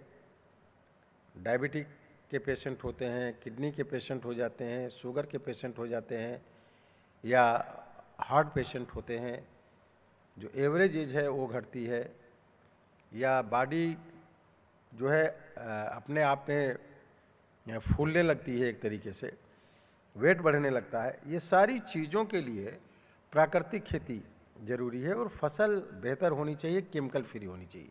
इसके लिए प्रधानमंत्री जी ने एक पूरी योजना बनाई है, और इसलिए कहा कि 2047 तक जो विकसित भारत बनेगा, वो विकसित भारत इस तरह का नहीं, इसलिए जो विकसित भारत संकल्प यात्रा है वो 3000 रथ यात्राएं निकली हैं, जो करीब पूरे देश के 4 लाख से ज़्यादा गांवों में और शहरों में जाकर के ये अपना प्रेजेंटेशन करने का काम कर रहे हैं। और उसमें हर जगह कैंप लग रहे हैं, सभी डिपार्टमेंट के कैंप लगते हैं, और लोगों को सुविधाएं देने का कैसे मिलेगा, ऐसा देने का काम प्रधानमंत्री जी ने एक योजना बनाई, जिसके लिए करने का काम किया जा रहा है। मैं आपसे कहना चाह रहा हूँ कि हमारे शहरों में पहले क्या होता था, गाँव से लोग आते थे और लौट के जाना होता तो झुग्गी झोपड़ी बना लेते थे, झुग्गी झोपड़ी, उसी में किसी तरीके प्लास्टिक का वो डाल के, कवर डाल करके रहना शुरू कर देते थे, घास फूस का बना करके। प्रधानमंत्री जी ने उन्हीं के लिए योजनाएं बनाई सबके लिए, कि कोई झुग्गी झोपड़ी नहीं हुआ, मलिन बस्तियां हैं जो उनमें सबको आवास देने का काम किया जाएगा, रहने का इंतजाम किया जाएगा उनका। तो इसके लिए योजनाएं बना करके तैयार की, और इन योजनाओं को और आगे बढ़ाने का काम प्रधानमंत्री जी ने किया है। हम जानते हैं कि आने वाले समय में तेज़ी से जिस तरीके से शहरों का डेवलपमेंट हो रहा है और शहरीकरण हो रहा है, तेज़ी से अर्बनाइजेशन जो तेज़ी से बढ़ रहा है, आने वाले समय में ऐसा हो जाएगा कि अभी तो हमारे यहाँ रेशियो था पहले 20% शहर और 80% ग्रामीण, अब बढ़कर के धीरे धीरे 30% के आसपास शहर हो गए हैं और 70% रूरल एरिया हो गई। लेकिन आने वाले समय में जिस तरीके से आबादी शहरों की बढ़ रही है, तो ऐसा कुछ लोगों का हो गया है कि लोग चाहते हैं कि मेरा घर शहर में भी हो और गांव में भी हो। तो इस तरीके से जो अर्बनाइजेशन बढ़ रहा है, आने वाले कुछ दशकों में 50-50% का हो जाएगा, 50% शहर और 50% रूरल एरिया हो जाएगा। ऐसा जिस तरीके से अर्बनाइजेशन हो रहा है, तो इसके लिए भी माननीय प्रधानमंत्री मोदी जी ने जिस तरीके से काम किया, बहुत अच्छा काम किया। और चूंकि गुजरात से इसकी शुरुआत की, तो गुजरात में मुख्यमंत्री रहते हुए मोदी जी ने बहुत अच्छे काम किए हैं, और एक मॉडल के रूप में पूरे देश में गुजरात को ले जाने का काम किया, जिससे पूरे देश के लोगों ने गुजरात पर भरोसा करके मोदी जी को प्रधानमंत्री बनाने के लिए सपोर्ट करने का काम किया 2014 में, एक मॉडल के रूप में। तो वो मॉडल जो आया, आज ये यहाँ पर जिसके लिए ये समिट हो रही है, प्री वाइब्रेंट समिट, आने वाले समय में कैसे हमारे शहर हों, इसमें नए नए विचार लोगों को अपने देने होंगे, अच्छी सोच रखनी होगी, किस तरीके के शहर हों, कैसे उनका, जैसे अभी हमारे डिपार्टमेंट के द्वारा जो है अभी हाउसिंग में लाइट हाउस प्रोजेक्ट बनाया गया, और उसमें जो लाइट हाउस प्रोजेक्ट के लिए जो बनाया गया लाइट हाउस, उस लाइट हाउस में भी वो इतनी मजबूती से बना करके खड़े किए जा रहे हैं जिसमें जो है हर तरीके की सुविधाएं तो होंगी ही होंगी, लेकिन वो पूरी तरीके से अगर देखा जाए तो इतने मजबूत होंगे कि वो भूकंप निरोधी होंगे, भूकंप निरोधी, यानी उन पर जो है भूकंप का भी कोई ज़्यादा असर पड़ने वाला नहीं है। ऐसे इस तरीके से बनाने का काम किया गया एक मॉडल के रूप में। तो जो 100 शहर हमारे देश में पूरे बन रहे हैं स्मार्ट, उस पर नज़र है पूरी तरीके से प्रधानमंत्री जी की, और उसकी हम लोग हमारे डिपार्टमेंट के द्वारा भी समय समय पर उनकी समीक्षा भी करते रहने का काम करते हैं। अंत में मैं आपसे कहना चाहता हूँ कि मैं पहले भी यहाँ जब आया था G20 के उसमें, तो अहमदाबाद में U20 अर्बन 20 का कार्यक्रम अध्यक्षता करने का काम हमारे गुजरात ने ही करने का काम किया था अहमदाबाद में, और बहुत एक अच्छा वो कार्यक्रम पूरे देश में गया था। इसके लिए इसमें सभी लोगों से, उन लोगों से जो हमारे सभी लोग यहाँ के जिम्मेदार लोग, बाहर के बाकी जो लोग हैं, उन सब लोगों से मेरा विनम्रता से अनुरोध है कि एक भावनात्मक जुड़ाव इंसान के साथ रहना चाहिए। पारिवारिक भावनात्मक जुड़ाव जब रहता है तो वो मानवीयता में आता है, और फिर वो जो मानवता में आता है तो फिर मानव का विकास कैसे हो, उनकी ज़रूरत की चीज़ें कैसी पूरी हों, वो हमारे इमोशनल अटैचमेंट रहता है। और आदरणीय प्रधानमंत्री जी का जो मोदी जी का है, वो इमोशनल अटैचमेंट लोगों के साथ बहुत ज़्यादा है, इंसानियत के साथ उनका इमोशनल अटैचमेंट है। इसलिए उन लोगों से काम उन्होंने शुरू किया जो डाउन टू अर्थ थे, बहुत नीचे से, जिनके पास आवास नहीं, पहले इनको घर दो, बिजली नहीं, इसलिए बिजली का कनेक्शन मुफ्त में दो, पानी इनको मुफ्त में पहुंचाने का काम करो, इनके पास गैस सिलेंडर चूल्हे नहीं है, गैस सिलेंडर चूल्हे मुफ्त में दो, इलाज का पैसा नहीं है, मुफ्त में इलाज 50 करोड़ जनता को, 55 करोड़ जनता को मुफ्त में इलाज कर दिया हमारे देश में, उनको दो। लोगों को किसी भी कीमत में, मोदी जी ने लिखा, कोई भी भूखा नहीं रहेगा। 80 करोड़ जनता को 2028 तक, अगले 5 साल तक के मुफ्त में राशन देने का ऐलान कर देने का काम किया। कितना बड़ा काम है ये इमोशनल अटैचमेंट है गरीबों से, किसानों से, मजदूरों से, कमज़ोर तबके से, झुग्गी झोपड़ी में रहने वाले उन तमाम लोगों को, कि उनका अपना मकान हो, उनका घर हो, निजी आवास हो, सारी सुविधाएं हों, कोई प्रॉब्लम न हो, पैसे के अभाव में उनको बीमारी से वो ग्रसित ना हो, उनका मुफ्त में इलाज हो, ये सारी सुविधाएं देने का काम आदरणीय प्रधानमंत्री मोदी जी ने किया, और इसको बहुत पहले शुरू किया जब वो मुख्यमंत्री थे, अपने प्रदेश में यानी यहाँ पे गुजरात में शुरू करने का काम किया। तो इसके लिए अगला हमारा कैसे शहर होंगे, कैसा देश होगा, इस तरह का हमको अपना देश बनाने का काम करना है, बेहतर शहर बनाने का काम करने हैं। हम एक नई राह दिखाने वाला हमारा देश भी बने, और गुजरात इसमें एक मॉडल के रूप में है और आगे बढ़ने का काम कर रहा है। कि जैसे कि अभी हम लोग जहाँ पे लीला में टिके हुए हैं, मालूम हुआ उसके नीचे से रेलवे लाइन है और स्टेशन भी बना हुआ है नीचे, और ऊपर पता नहीं चलता कि नीचे रेलवे स्टेशन बना है और रेलवे लाइन जाती है। ट्रेन की जरा सी भी जो है स्ट्रीमिंग नहीं आती, जरा सा भी वो नहीं पता चलता कि ये हिल डुल रहा है या कुछ आवाज़ आ रही हो, ऐसा भी नहीं पता चलता। तो नए नए तरीके के प्रयोग करने का काम गुजरात करता है, इसलिए मैं गुजरात की सरकार को और गुजरात के लोगों को बहुत बहुत बधाई देता हूँ, अभिनंदन करता हूँ, स्वागत करता हूँ। आदरणीय मुख्यमंत्री जी को अचानक जाना पड़ा, उनको रहना था यहाँ पे, रहेंगे इसी सेशन में रहना था, लेकिन अचानक जाना पड़ा है माननीय मुख्यमंत्री जी को राजस्थान में, क्योंकि वहाँ पर आज शपथ ग्रहण समारोह है, इसलिए वहाँ पर जाना पड़ा है। इसलिए आएंगे वो, इस कार्यक्रम में भाग लेंगे। आप सब लोगों को मैं बहुत बहुत धन्यवाद देता हूँ, आभार व्यक्त करता हूँ, अभिनंदन करता हूँ कि आप एक नई सोच के लिए, कि आगे भविष्य कैसे हमारे शहर होंगे, कैसे हम डेवलप करेंगे, इसमें अपने अपने विचार, अपनी अपनी सोच को बेहतर तरीके से, पॉजिटिव तरीके से, इंसानियत के हित में, लोगों के हित में, मानवता के हित में ध्यान में रखते हुए इमोशनल अटैचमेंट के साथ इस पर सर्च करना, जोड़ना, प्लानिंग बनाने का आप काम जरूर करेंगे, मुझे पूरा विश्वास है। बहुत बहुत धन्यवाद, बहुत बहुत आभार व्यक्त करते हुए मैं अपनी बात को समाप्त करता हूँ। Thank you.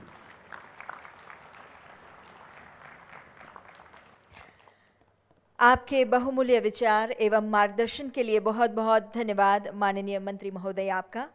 Thank you, sir, for sharing your vision and for your guidance.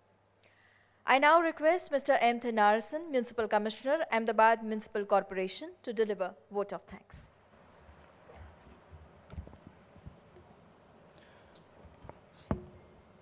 Honorable Minister, Shri Kaushal Kishore Ji, Ministry of Housing and Urban Affairs, Government of India. Honorable Chief Secretary, Government of Gujarat, Shri Rajkumar Sahab, respected Principal Secretary, Government of Gujarat, Shri Ashwini Kumar, Mr. Nicholas Bouchard, Fellow Global Solution Institute, Germany, Mr. Tapan Rai, Managing Director, GIFT City, Mr. Shekhar Patel, President-elect, Kredai,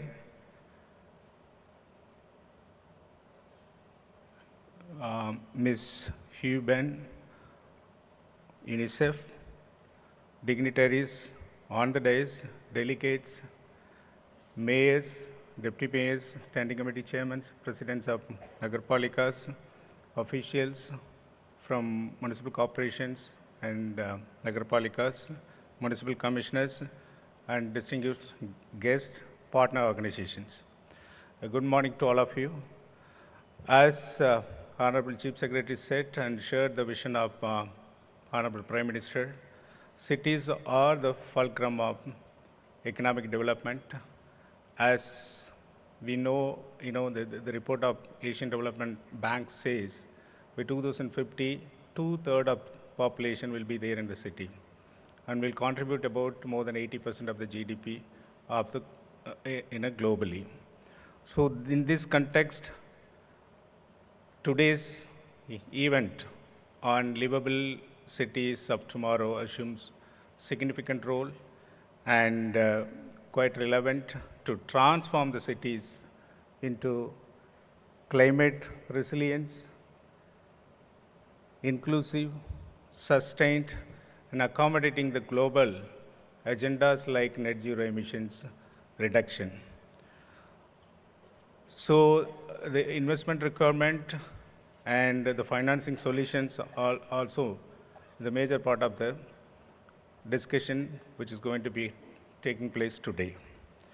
At this juncture, I would like to express my heartfelt gratitude to Honorable Minister Shri Kaushal Kishore Ji for chairing today's inaugural session and also delivering a special address emphasizing Honorable Prime Minister's vision on transforming urban landscape by mentioning about various schemes like smart cities, Atmanirbhar Bharat, Vikshit Bharat. I also thank profusely Honorable Chief Secretary, Government of Gujarat, Shri Rajkumar Sahab, for his able leadership and sustained and continuous guidance throughout the planning as well as execution of this event. He also shared his views on green energy, sustained solar Gujarat, as well as the major projects like Dream City, Gift City, and Dholera SIR, and then investment opportunities in upcoming 10th edition of Vibrant Gujarat. I thank Mr. Ashwini Kumar, Principal Secretary, Urban Development Department, Government of Gujarat, for sharing his views on urban initiatives in Gujarat and special mention on net zero emissions reduction in part of the designing livable cities. I thank Mr. Nicholas for delivering a special address and his views on climate, finance, challenges on financing the investment, and also fondly remembering India's role in G20 and E20 summits a few months back. I thank Tapan Rai sir, MD, and I also acknowledge the presence of Hugh B. Ben. And we are looking for her sessions in the next session. My sincere gratitude to all mayors, deputy mayors, standing committee chairmen, municipal commissioners, all officials and guests, media friends, and partner organizations. Without their help, this wouldn't have been possible, like CAI, NIUA, C40, All India's Self-Government, CREDI, ICLAI, GUDM, GUDC, AMC, SEPT University for their active role in designing this seminar.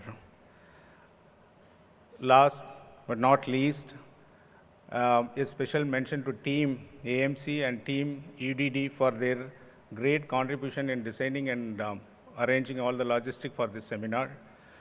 As we all look forward to the Vibrant Gujarat 10th edition 2024, we shall all carry forward the momentum from today's deliberations to design better cities that would, specifically emphasis given by the Honorable Prime Minister in terms of climate resilient cities and inclusive cities.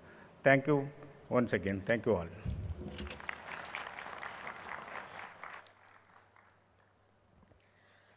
Thank you, sir. With this, we conclude this inaugural session. I request dignitaries on the dais to please step forward for a group photograph. At this juncture, I would like to thank all the delegates, government officials, and partner institutions for joining us today. We hope this event will provide an opportunity for city representatives to collectively deliberate on actionable agenda for urban transformation. I also urge all participants to visit the exhibition where cities and organizations have showcased their interventions and work.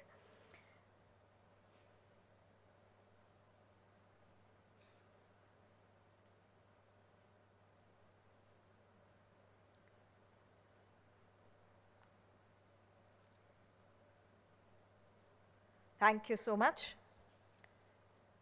Well, all liaison officers are requested to escort their representatives, their dignitaries and delegates to the designated venue for a group photograph.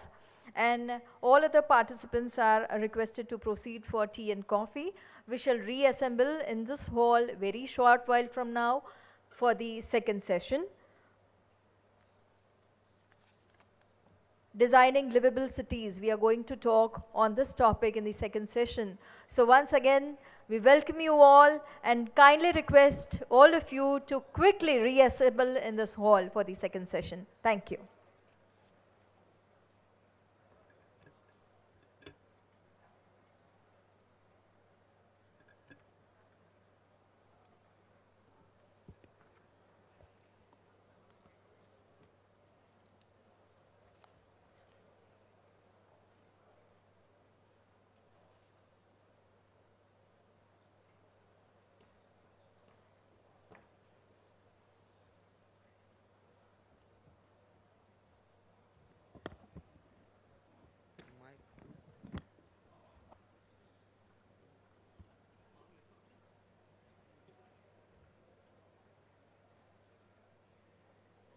Hello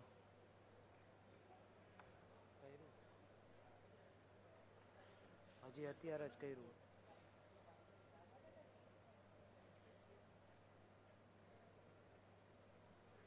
cable લગા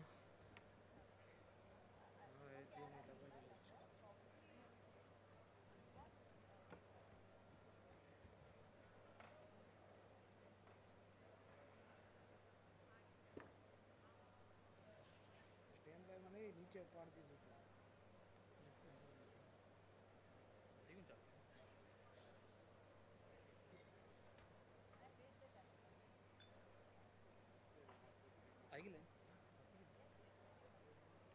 दो बंदा हो रहा है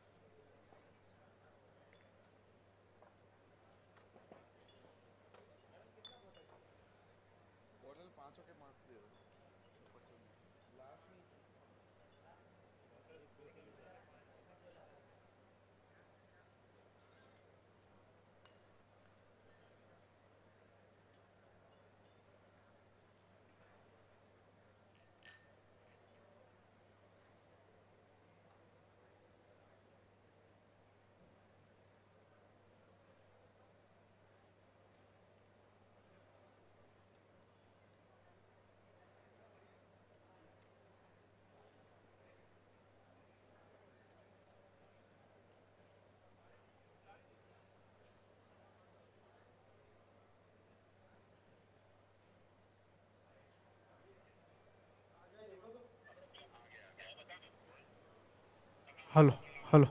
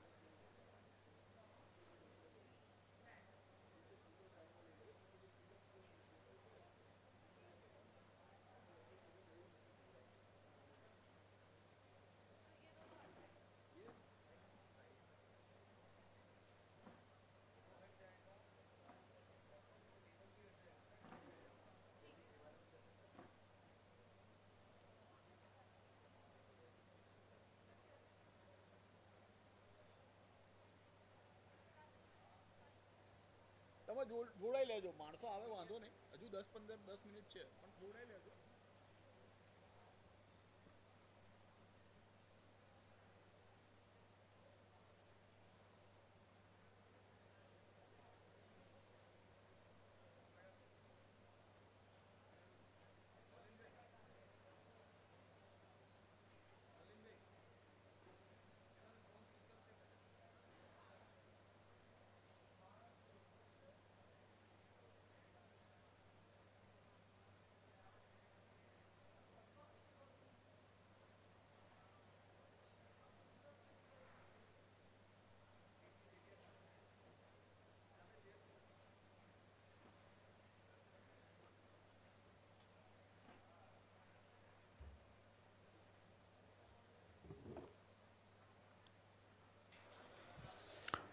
Hello.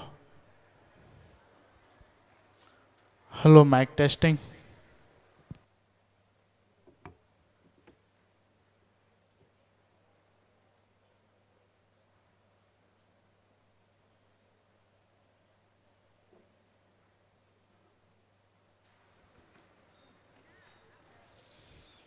Hello. Hello.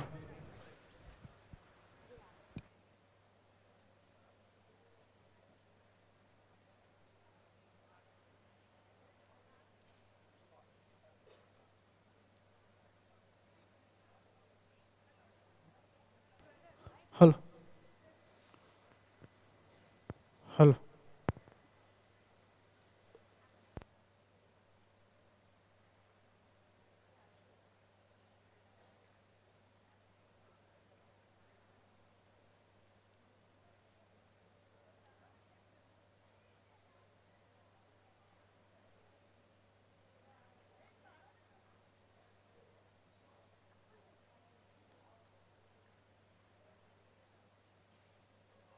Hello.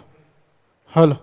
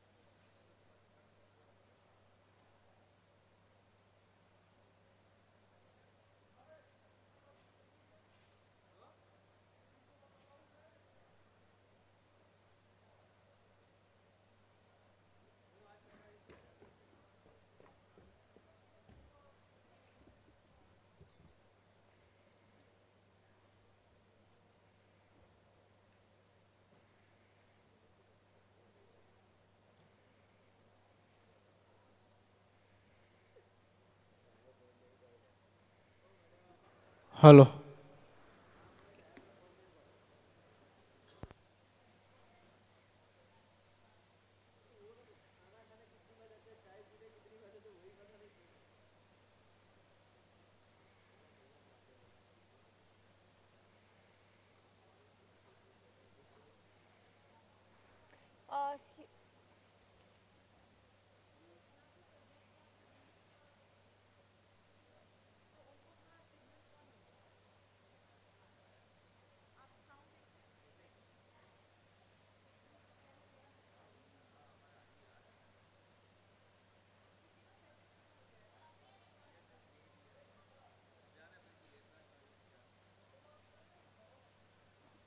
hello, hello.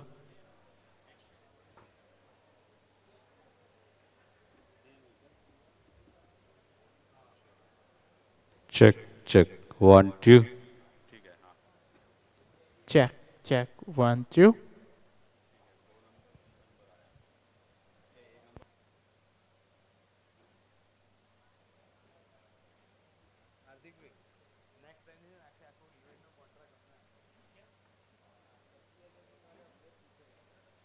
Check.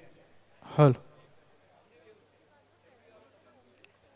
जो आता है ना अपने देख लेते हैं. Hello, check. 2 हो गया.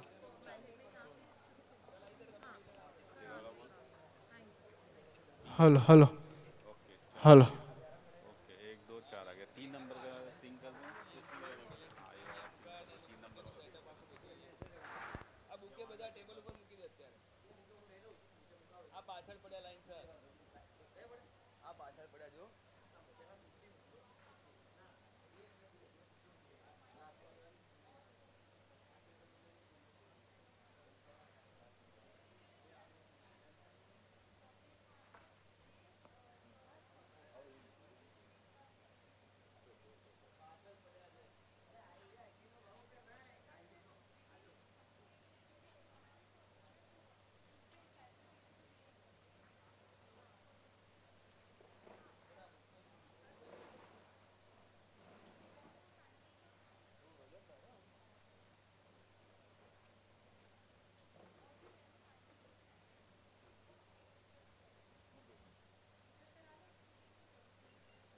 એના બે ટેબલ નું ભરો હું કરી આપું તમને અહીંયા મૂકી દો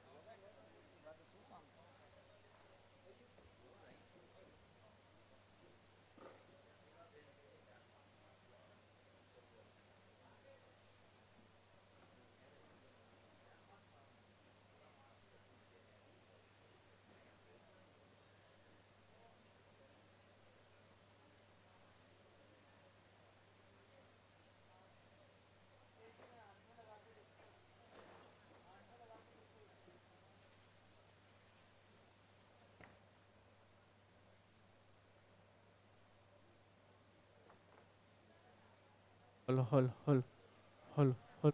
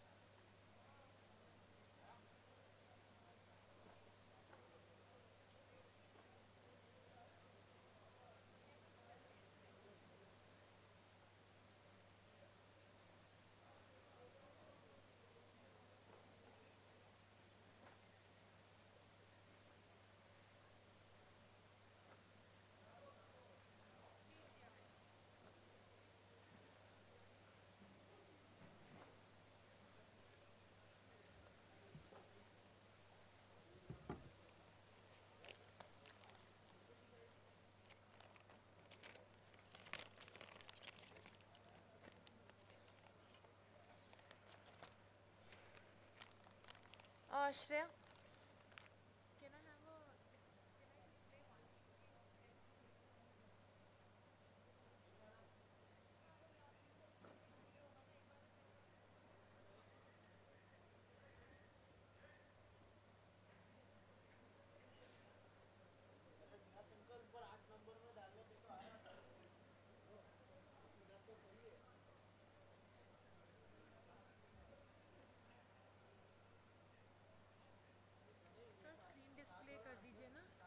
प्ले कर दीजिए। मेरे को प्रेजेंटेशन एक बार कर, हाँ लैपटॉप ऑन है जी।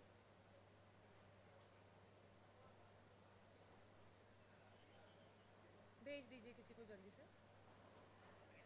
हाँ थैंक यू।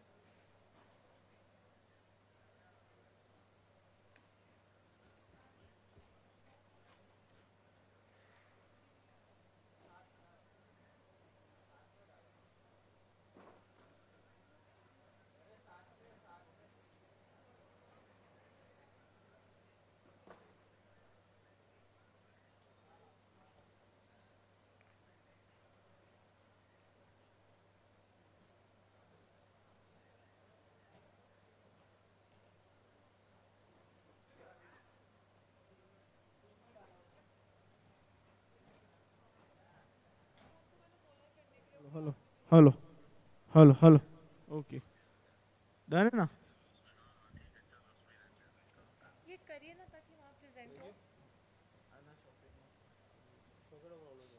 सॉकेट में प्रॉब्लम હશે અથવા પાછળનું પેચિંગ નીકળી ગયું હશે। ये पहला वाला करना है तो बस स्क्रीन वहाँ पे। हाँ 7 નંબરનો છે ને એરિયો।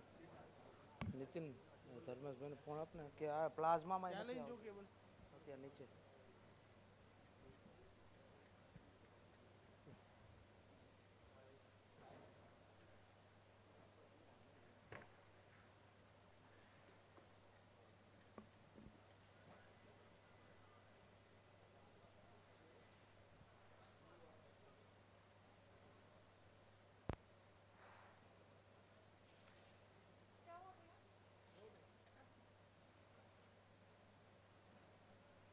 श्रेया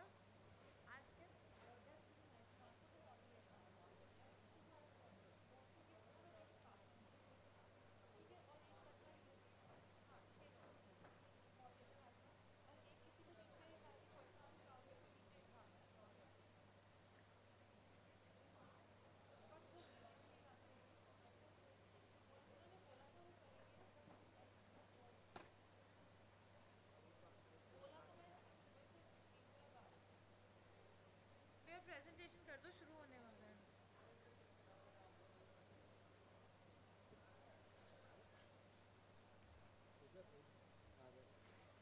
એચડીએમઆઈ ખરાબ એ નીતિન નીતિન ખરાબ આવે એચડીએમઆઈ। હા પણ બ્લર આવે બ્લર લાગે।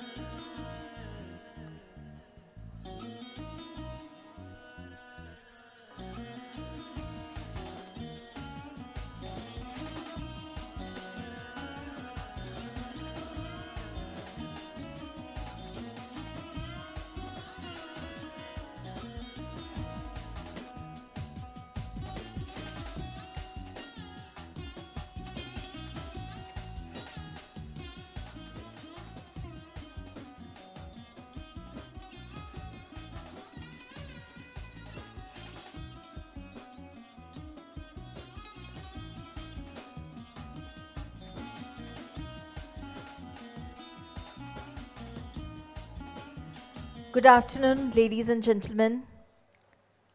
I once again welcome you all to this pre-Vibrant Gujarat Summit on livable cities for tomorrow. I would like to request all of you to please take your seats as we are about to begin with the next session, Designing Livable Cities.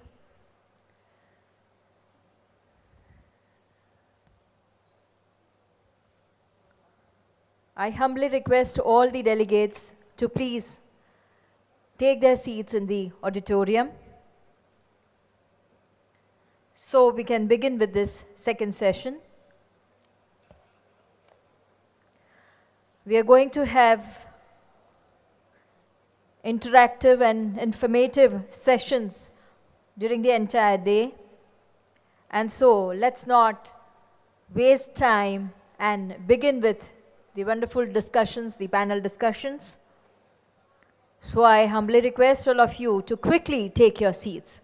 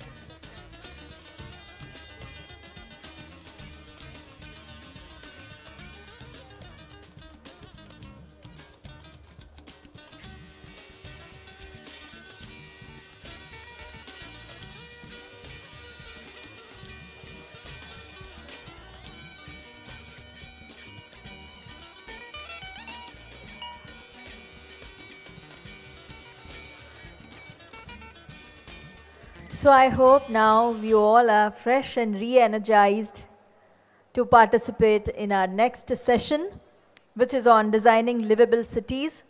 I request all of you to kindly take your seats as we move forward for this interesting session.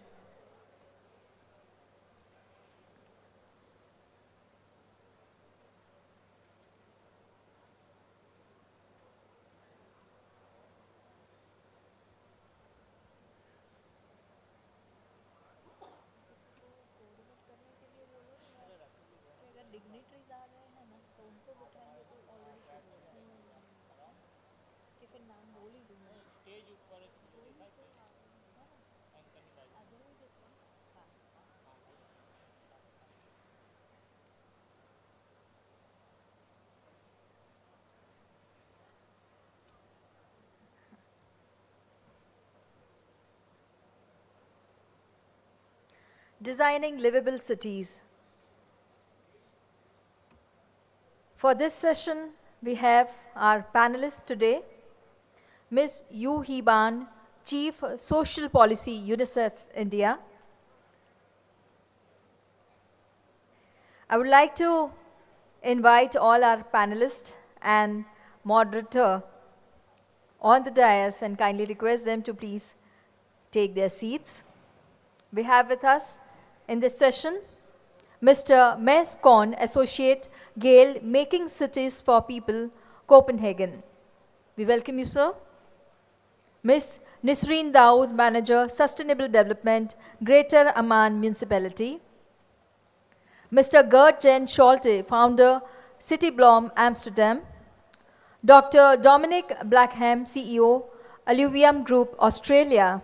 And Mr. Hitesh Vaidya, Senior Urban Expert and former Director, NIUA, India.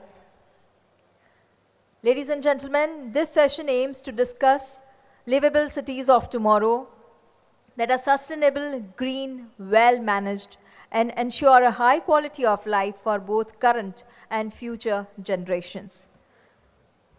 We welcome everyone to this session. And now I would like to request Mr. Hitesh Vaidya to take this session forward and moderate the discussion. Sir.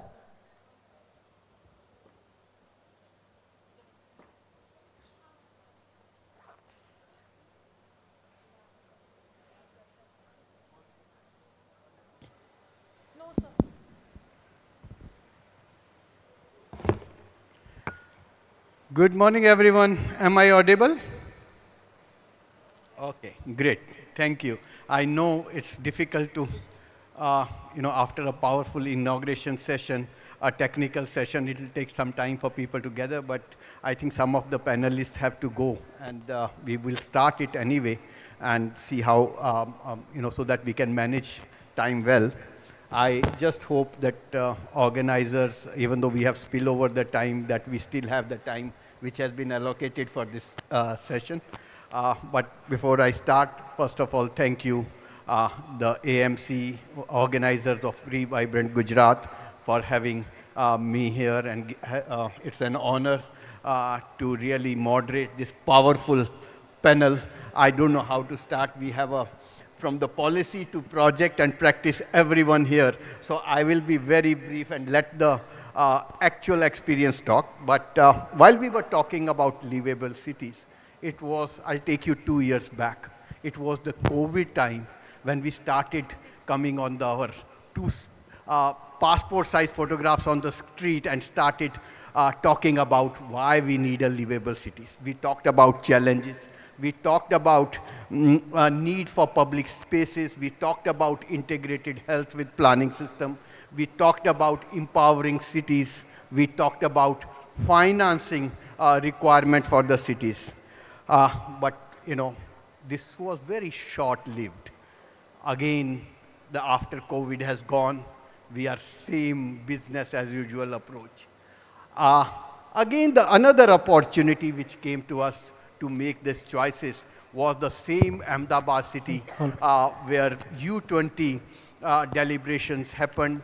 105 cities which really signed the communique, and all they talked, city leaders talked about reimagining cities with the trilogy of sustainability, inclusivity, and economic viability.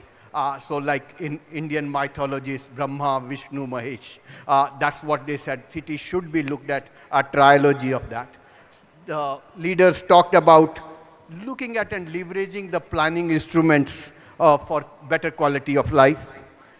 They did talk about if we want to achieve the speed and scale, then data and digitization are the key to move forward. They also talked about that we need a behavioral change, both at individual level as well as institutional level, if we want to start looking at livable cities for the future.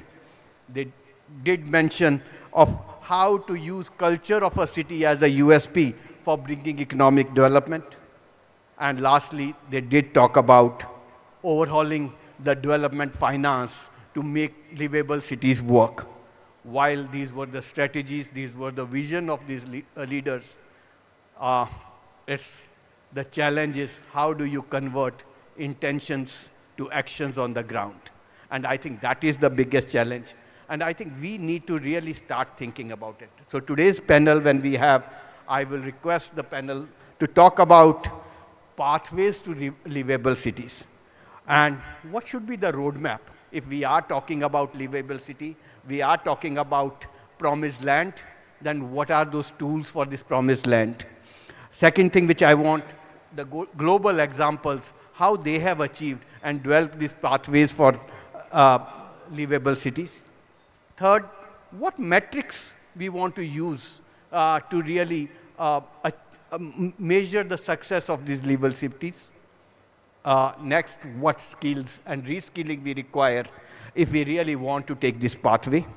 And somebody talked in the morning, the business as usual approach may not work. So what are those disruptive strategies? What are those innovations? And how do we bring these innovations in the ecosystem of cities, particularly within India? I think that is the area where I want to, I will request a panel members to really focus on.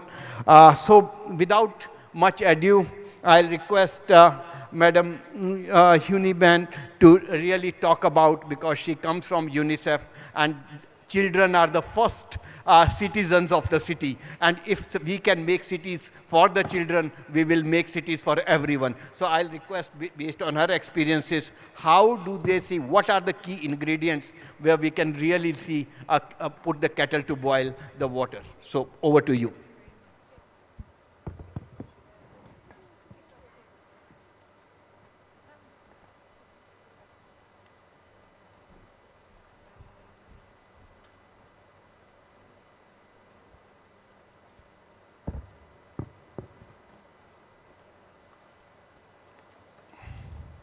नमस्कार,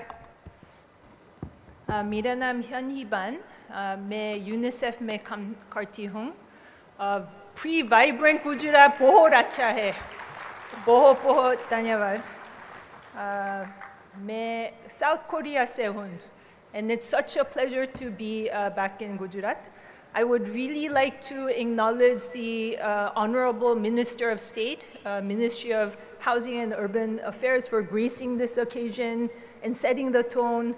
The government of Gujarat, who's really played a leadership role even in the last U20 Mayoral Summit and more, the Chief Secretary, Principal Secretary of Urban and Housing, also the Municipal Commissioner of Ahmedabad, and other dignitaries on the dais and off the dais. And I would like to especially thank my UNICEF colleagues from UNICEF Gujarat sitting there, who have been preparing this session. And please visit the exhibition of UNICEF, where we talk about child-friendly cities. And special thanks to my colleague Somen Bakchi, who's in Delhi, who's actually prepared a lot. And the technical input that I will present today, he has prepared for me. So let me just, without further ado, go right into the presentation. Just setting a scene. So former director of NIUA, Dr. Hitesh, talked about what is the pathway for a livable city. So he's already said the key message that I wanted to share. It is, if you create, you design, create, sustain a city that is fit for children, it is a city fit for all. So, journey so far, just to introduce, UNICEF has been in India for 74 years. So in addition to Delhi, we have 13 state offices, including in Gujarat. So we work in a multi-sectoral way, and recently we've been able to work on a global framework for children in cities. So we have been working across the globe. And we have many good practices of India that we also recently captured with the support of NIUA on a good practice compendium of what does it mean to be child-friendly cities. We also organized during the U20 Mayoral Summit, the first ever side event that focuses on children, youth, and women, and mainstreaming their priorities into urban planning and governance process. And we issued 3 critical publications that was endorsed by the Ministry of Urban Affairs, the G20 Sherpa, and our headquarters team, one on urban social protection framework, urban child data framework, and I talked about the good practices. So why we focus on these 3 themes that was reflected in the U20 outcome document.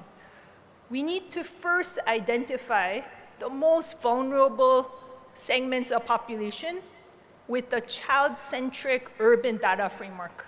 So we need to identify those most vulnerable, children with disabilities, there could be migrants, out-of-school children, the girls that are at risk of violence and child marriage. We need to identify them with a strong data system. Secondly, we need to link them to critical social protection services and basic services like health, nutrition, education, clean water.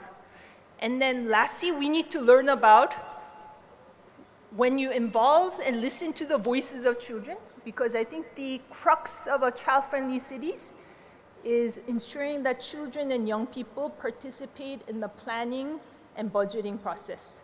So this is why we issued these 3 critical pieces, and we also did some studies around urban primary healthcare in 3 cities in India. So these are just a compendium. We provided a link. And UNICEF strategy. In a 5-year strategic plan, urban has come up big. And I'll go through it. And it focuses on evidence strengthening. It focuses on local planning, financing, budgeting, child, adolescent community participation, access to quality, equitable basic services, and as I told you, child-responsive urban, spatial planning, environmental sustainability, and more we're seeing the effects of humanitarian situations in urban areas and the impact on children. And we've already presented this, so I won't go into detail. Over 50% of the population in urban, and 1.18 billion are children. There are statistics that show every week 1.4 million people move into cities. There's a rapid pace of urbanization.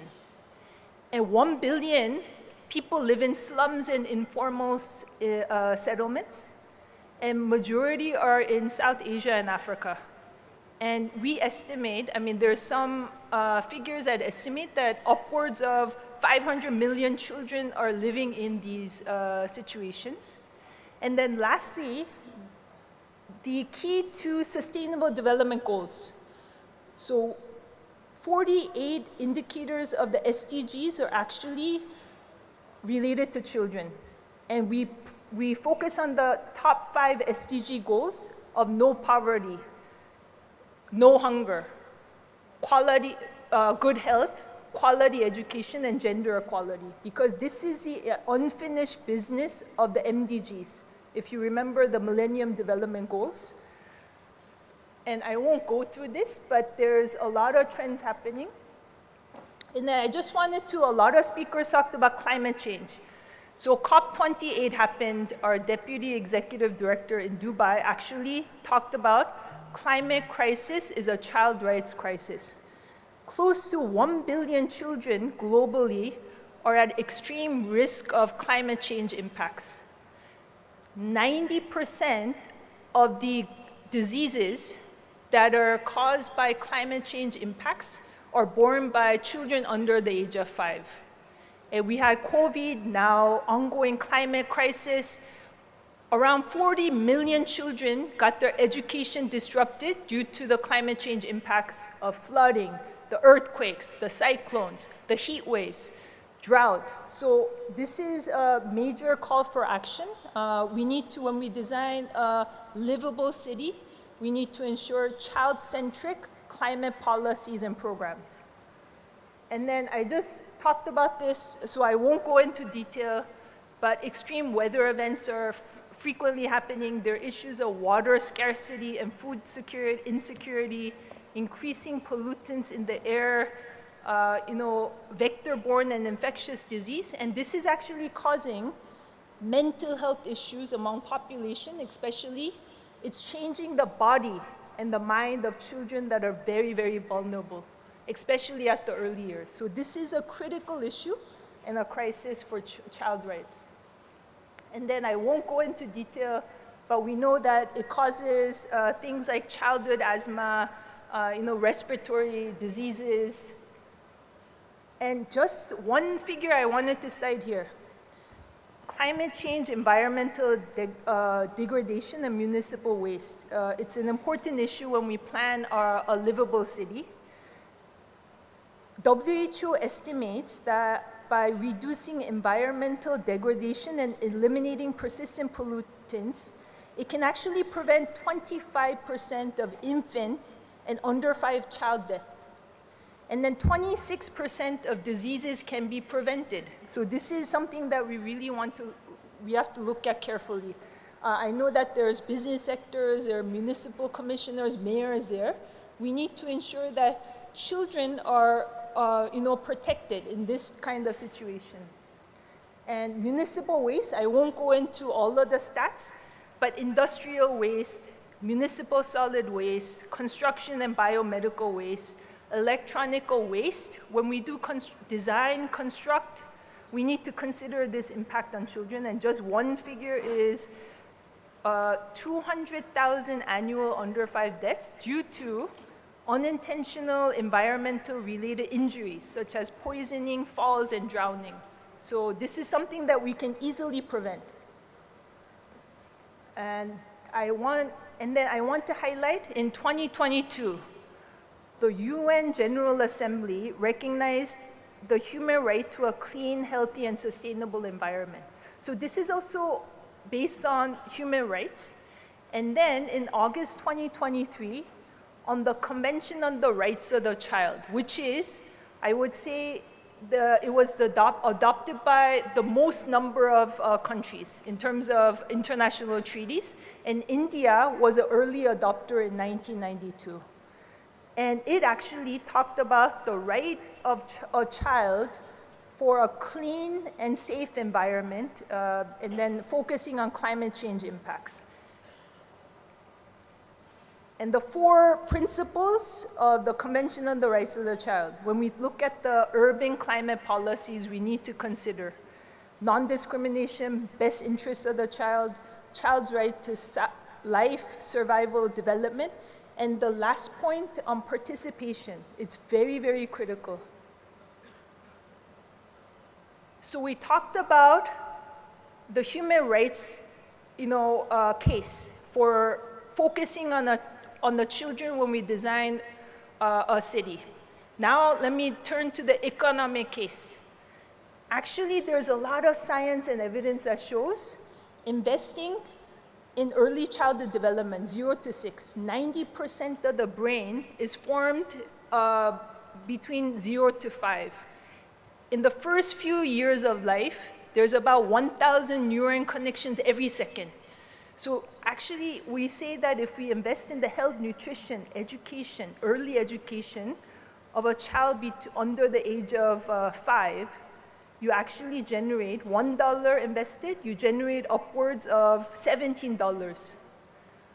And if you invest $1 in a girl's education, $5 return on investment. Childhood immunization, also huge return on investment. And then focusing on affordable and quality childcare infrastructure in cities actually can generate jobs. So ILO invested, if India were to invest 2% of their GDP in the childcare sector, or overall care, because we have elderly care, disability care, childcare from a life cycle approach, you generate 11 million jobs. And we say that it's actually a triple dividend. It's good for the child, it's good for the woman, because if you have childcare, women's labor force participation increases in the cities, and then it's good for businesses. And remember, I think one of the speakers said, close to 80% of the GDP globally are made in cities. And the big potential is a digital economy, the green economy, and the care economy. So you are investing in the human capital that will actually fuel the innovations in these 3 critical emerging economies of cities, including in India. And then I'll just go through, because I think I'm out of time. Livable, inclusive cities for children needs to look at, as I mentioned, social responsibility, focusing on social sectors like health, education, nutrition, water, and sanitation. You need to look at the environmental impact and ensure that climate policies, urban policies have a strong lens on environmental management. And age-specific policies. And economic development, we need to look at the skilling of children and young people to be able to contribute to these emerging economies. So I won't go into detail, but you can read through. And then multi-sectoral approach. I'm not going to read this, but we need to actually, across the different child rights of survival, development, violence, adequate standard of living, and the right to be heard, and clean, healthy, and sustainable environment, which is now part of the Convention on the Rights of the Child, we need to focus on data systems. We need to focus on policies, legislations, urban planning, city governance, and planning. And this, I won't go into detail, but it's a multi-sectoral approach, because a child needs multi-sectoral interventions to have a holistic development. And just one slide, UNICEF in 2021 had an initiative called Cities Inspire. And they collected kind of videos and initiatives from different parts of the world. One is around, since I'm in Korea, I highlighted a Korea case where they have child parliaments, children and youth parliaments in a county government. And they created some things like safe school bus stop stations through the voices of children, because road accidents was a major issue. And this was acted on by the county government. And then in Spain, they had a child participation similar, and they were able to design spaces for children with disability. They were able to focus on improving the education system. So these are some of the slides we have in the exhibition, so I won't go into detail. But closing, apologies, I spoke too long. So my key message, if you forget about everything that I said, if you don't remember, a city fit for children is a city fit for all. And it's where, where a city that is child-friendly is where they listen to the children's voices and they actually act upon it. And we show that this is actually good for cities and we can achieve the sustainable development goals. Thank you very much. Bahut dhanyawad. Thank you, Ms. Ben. I think, again, I think your message was very clear. If we plan to have a livable cities, children has to be the key figure in the overall design of livable cities. But I think you brought out that we need to have a data so that we can engage. And based on engage, we need to evolve our planning process to make that child-centric. And if we engage and evolve, then only we can ideate and innovate. I think these were the key messages which came out of things. And one thing which was integration of health and planning processes so that you have a better control of diseases among the children. These are some of the thoughts which I take away from your presentation. I just want said before, I know you have to rush, and I don't want you to take too much of time of yours. But if you can tell, like we all talk about SDGs, and we all talk about 2030, which is now just 7 years away. What are the one thing which we want to see if SDGs have to be really implemented in India? What need to be done in the planning process that these cities become child-friendly cities? If you have from your experiences one key element which critically need to be addressed. I think just because I talked about climate changes, of course it has to be contextualized to the particular city needs. And I would just iterate that we need to listen to various stakeholders' views, including children and young people, when we design these urban policies. And I would say at the top of the list may be climate change, SDG 13. But across, I would prioritize the first 5 SDGs, which many cities have an unfinished agenda, especially in terms of reaching the most marginalized segments of society. Thank you, and I just got a message that we have to wrap up because of the Chief Minister is going to come at 1:30, so we might be cutting some time for others. Now I will invite Mr. Matt Zarravan. He will be talking about urban design and creating livable cities, particularly making cities for people from Copenhagen. I think I pronounced your name right or maybe wrong, but my apologies for that. Over to you.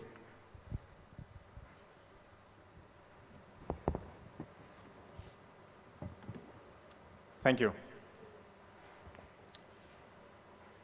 So, my name is Mads. I come from Gale. We are based in Copenhagen. And we work with urban design, master planning, and strategy throughout the world. We are active, and we've worked in, so far, more than 300 cities around the world at multiple levels. This is Jan. Jan was the founder of the company and wrote some seminal books in the 60s and very early on actually about human-centric planning and the human scale.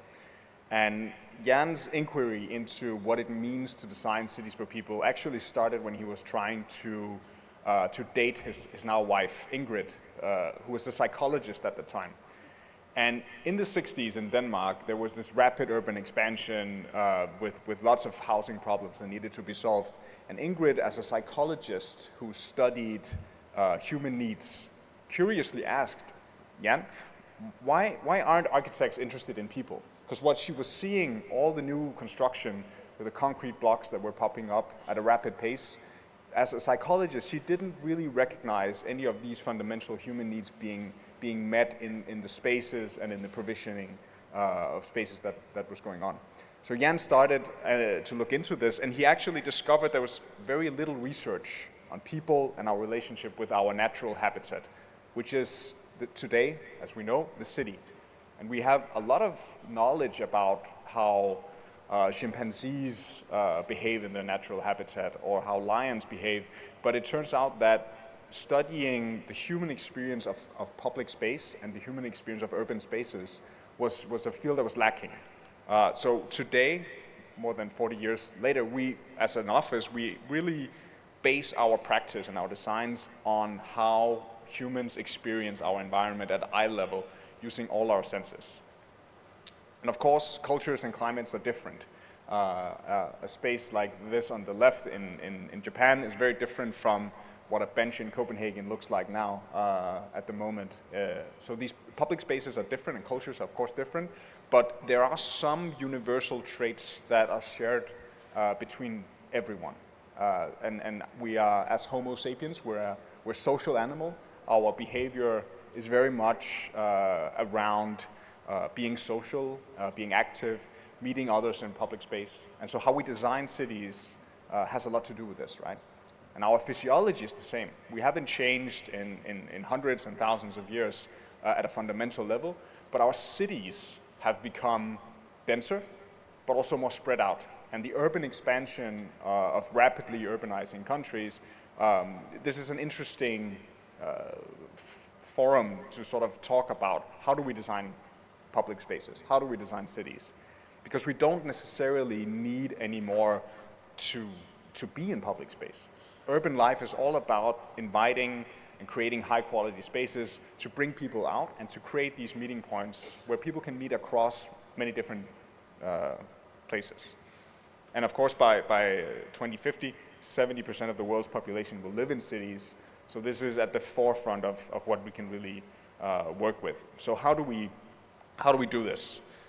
From our perspective, and from one of the messages that I want to bring today is we need to stop looking at things in isolation. Linear relationships between water and humans and then back to nature, it doesn't work. We need to have a holistic and connected approach centered around not only human life, but just life in general. So that when we talk about food and foodscapes, when we talk about microclimate, when we talk about water, or we talk about financing, it all is interconnected. And there's no way to, in our view of the world, to talk about sustainability without also talking about equity, and without also talking about health. So really embracing this complexity is what we're all about. So in order to do this, we study, of course, how humans behave, how we behave in public space.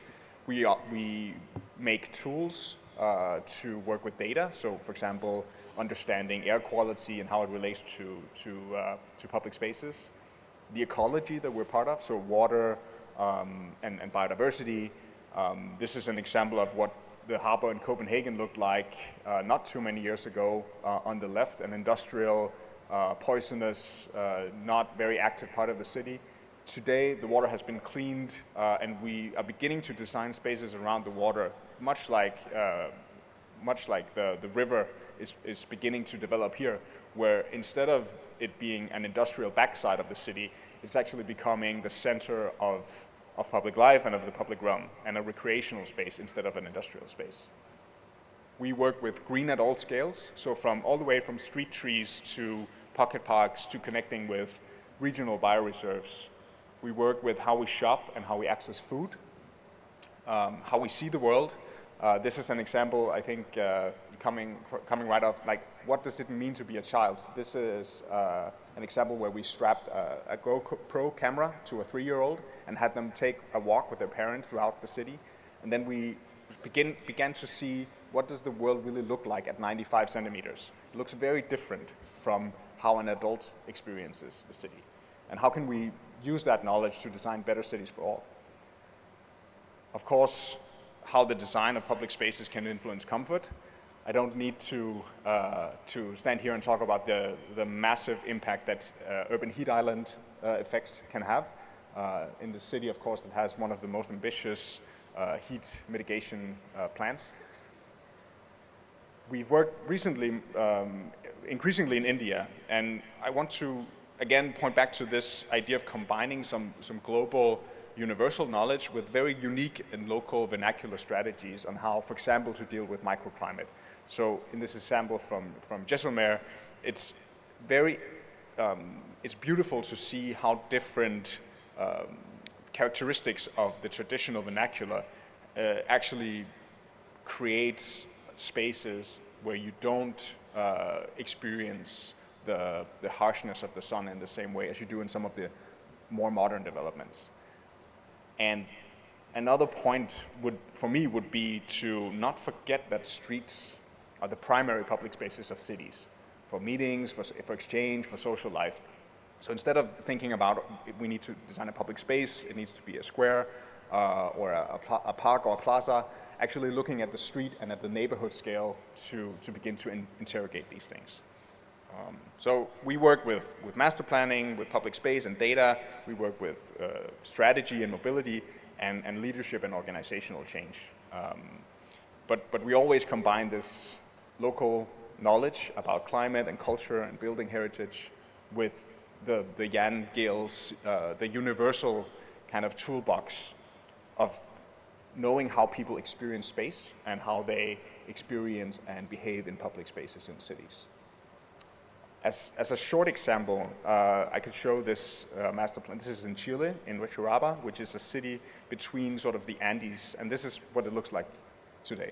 or what it looked like when we started working here. And it was a very harsh limit between what was a bioreserve and what was to become a city. So we worked with how can we soften the boundary between the landscape and actually provide access to the landscape for people to enjoy. And again, looking at local sort of building culture and the fact that Santiago was built as a city of courtyards, and using the characteristics of these typologies to begin to make city blocks that are human scaled and that are not, completely out of scale, and that have a relationship with the surrounding mountain and with the surrounding city. And also looking at the neighborhood scale. How does a neighborhood work? What kind of amenities do you need within, say, a 5-minute walking distance or a 15-minute biking distance from your doorstep to make spaces that are like this? And I'll skip the next, just for the sake of time, the next project here.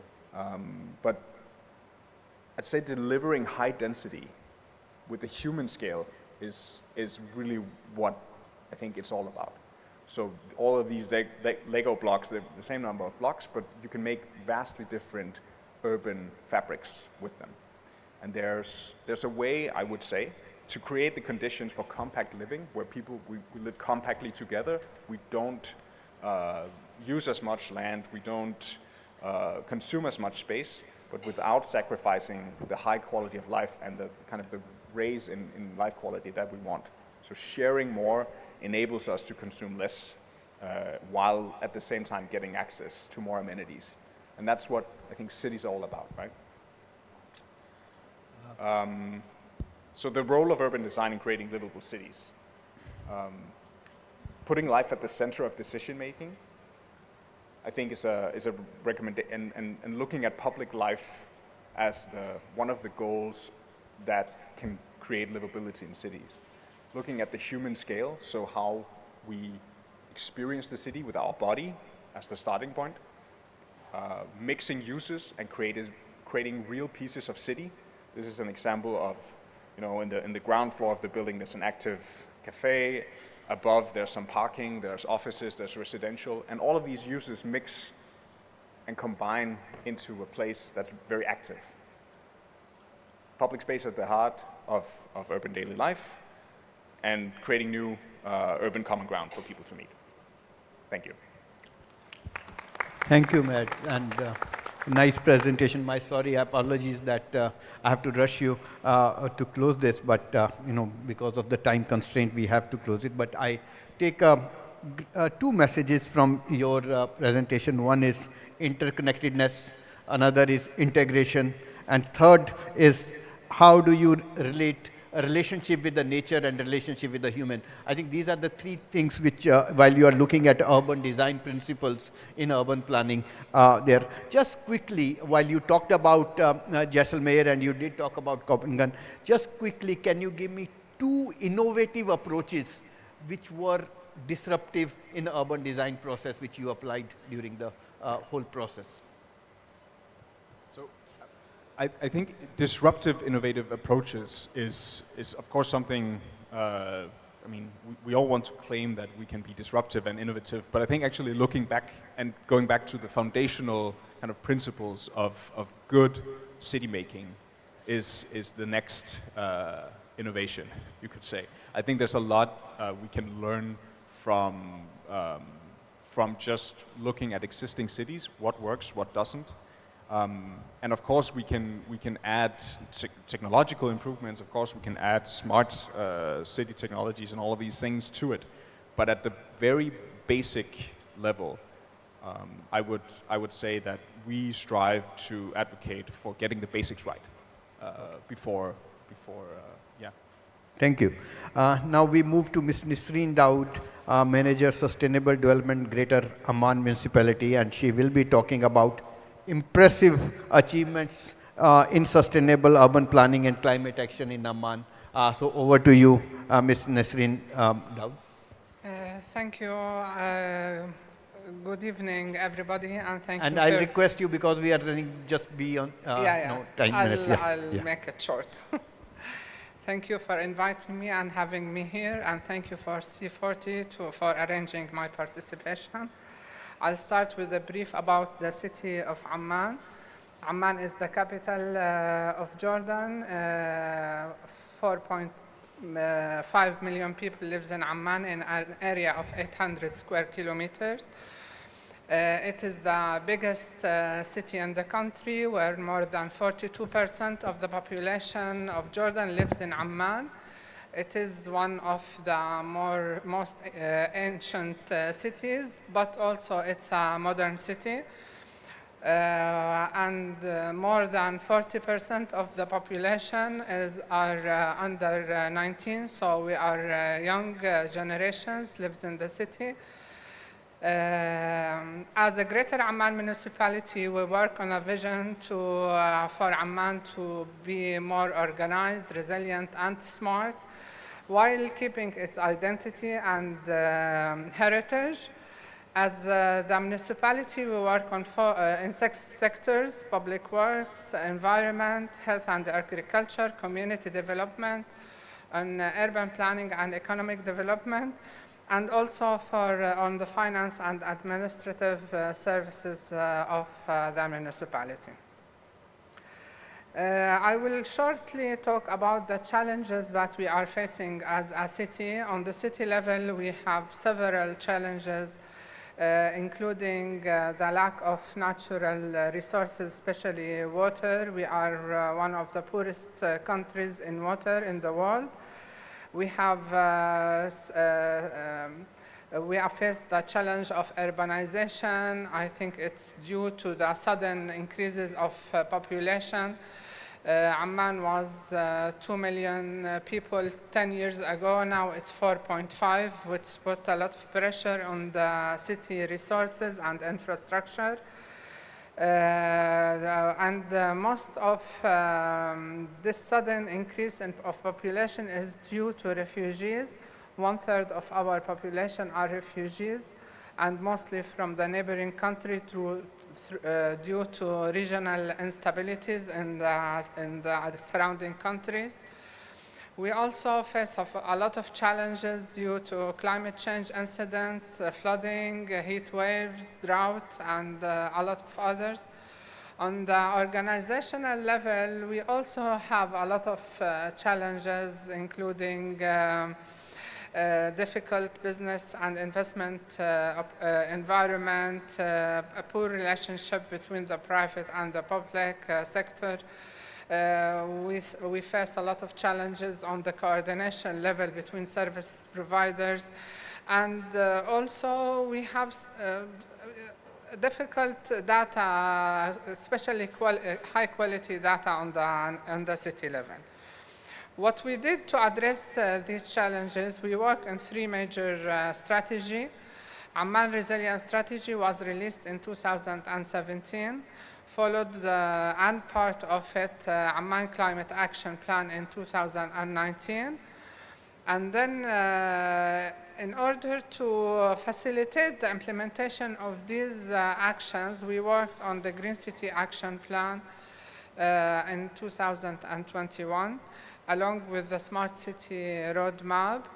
And in order to make sure that we are working on the right track and in implementing and fulfilling our commitments, we did the voluntary local review for the city of Amman as the first city in the Middle East to launch this report 2 years ago. And all these actions and plans are input in Amman Strategy 2022-2026 that was released as a city strategy. It is an action plan directly linked with the Amman budget. For the climate action plan, we worked on an intermediate goals to reduce 40% of our greenhouse gases by 2030 and reach zero carbon by 2050. In the Green City Action Plan and the Climate Action Plan, we worked on several priorities for the city on building and energy, on mobility and transportation, in waste management, water management, urban planning, and climate adaptation. On the Green City Action Plan, 37 actions were short-term actions. What we did differently on the Green City Action Plan, that we worked on each step of preparing the strategy with our partners, with the donors, with the stakeholders. That's why when we released the strategy, eight actions out of the 37 were already under implementation. But we are now working on updating this plan. Why do we need to update the Climate Action Plan? The first thing is that we want to make sure that all climate change mitigation and adaptation is mainstreamed in the city as a municipality, and also to cover the gap of adaptation, because the first plan was concentrated in mitigation. Also, we needed to meet the requirement as a member of the C40 network. And also, we needed to align our work on the national level. Last year, the Ministry of Environment, as they are the entity responsible for climate change on the national level, they released the National Climate Change Policy, and we needed to align our plans with the national level, because Amman have 42% of the population. Anything we do will be reflected on the national level, and we needed to fulfill our commitment, so we needed to align our plans with the national level. Also, the first Climate Action Plan had a gap in reducing the greenhouse gases, and to meet the urbanization and development projects of that been happening recently in the past 5 years. We did it with the support of our partners, first the C40, to make sure it's aligned with the framework, and with the support of UNDP and UN Habitat, because as a city we work on an action plan and mainstreaming, but we needed some support on making sure that our plans is aligned with the updated national level policies. We worked a lot on stakeholder engagement and partners engagement and in donors engagement. We did 3 scenarios for the reduction of carbon. On the first scenario on as planned, and we will not reach our goals. The second plan is ambitious to reduce greenhouse gases, and the extended approach for the third scenario has some actions that it's not under the responsibility of the municipality, but we needed to work on this. On the implementation, as a city, we work on our capacity to make sure that we are committed to fulfill our targets. We made sure that all climate change is mainstreamed and in the organizational structure. Also, the action plan itself, the responsibility listed are clear, so everybody knows it's their role in implementation. And also, on following up, we have the Amman Urban Observatory track the city performance against climate change. We are also going to work on developing a financial framework for the updated climate action plan, to make sure that we have a lot of projects on private-public partnership, and to have indicators for monitoring our plan. Thank you. Thank you, Ms. Nasreen. And, you know, because of the time constraint, I'll fly from Amman to Netherlands directly without interpreting, but yeah. I just wanted one thing while he's preparing. I think you did talk about linkages between the nation and the city. You know, your big ambitions at the national level should be aligned with the city, so they both should talk same language, and the national language should also be the city language. And that alignment was, I think, very well done. And you did talk about linkages, climate action with the city planning process. I know you have, I will ask if time permits later on, but I'll directly fly to Netherlands, and you talk about, because Netherlands is known as a city of sustainable environmental practices. What is their lessons for us to move towards the livable city? Over to you, Greg. Thank you very much, Hitesh. Can we move to the, yeah, there you go. I was asked to do a talk on the learnings from Amsterdam, where I'm from, and then converted these learnings via a project that we did in Delhi. And that will be the last part actually of my presentation. I'm the founder of CityBlob. We're organized in 4 different verticals, working in both India and Netherlands. And as stated, I'm start off on the city of Amsterdam. We all know, probably, or you all know a little bit about the city of Amsterdam.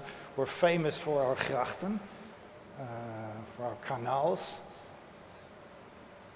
They're the main attractor now at the moment, but nobody actually knows that only 50 years ago, the grachten, the canals, looked like this. People moved out because they were highly polluted.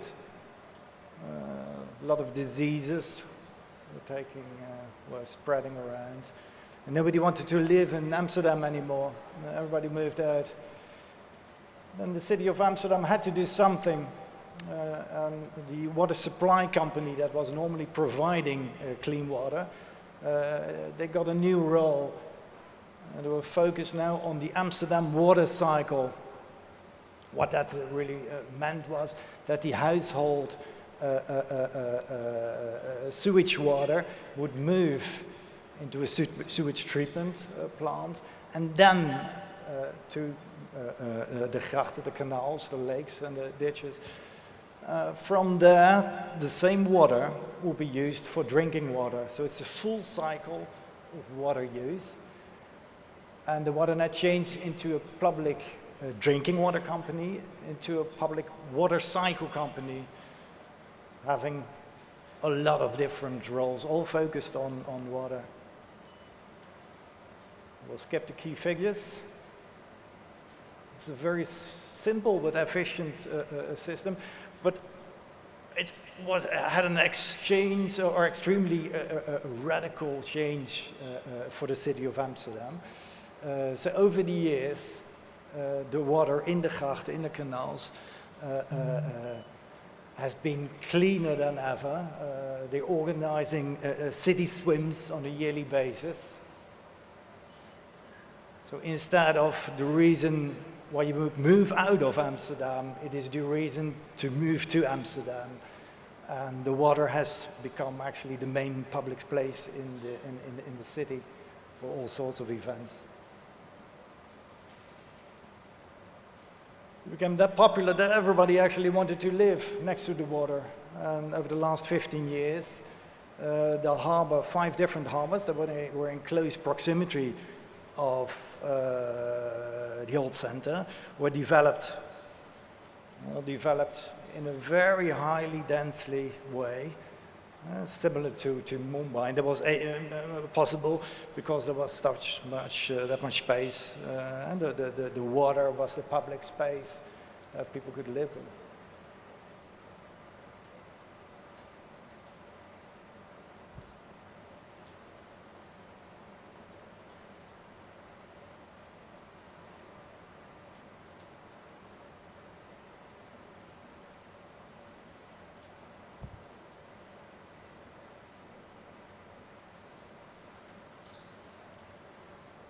So the water became the main attractor. Of course, we added floating housing.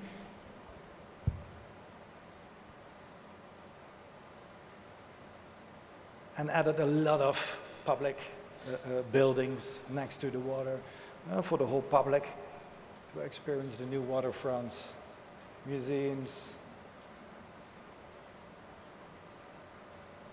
but also parks. And of course, as we talked about already earlier, a livable city is a child-friendly city. So we added a lot of children playgrounds next to the water.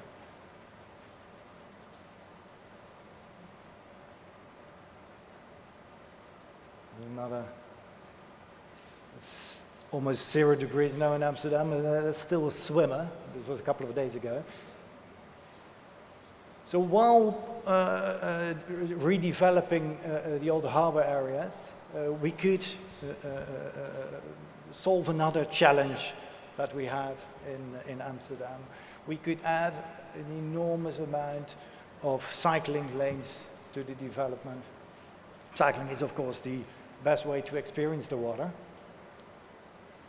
Cycling is also a very good way to move from motorized to non-motorized mobilities. That's the main strategy now at the moment in Amsterdam to fight pollution. And there are lots of bikes now at the moment. How can we, with these Amsterdam learnings back in mind, how can we address those challenges in Delhi? We're talking about the Barapula drain. That's a project we did over the last years. Barapula drain is a 20-kilometer drain trajectory straight through Delhi. It has got large strips of unused land alongside the drain. They have an offset sometimes up to 100 meters. Space is highly polluted.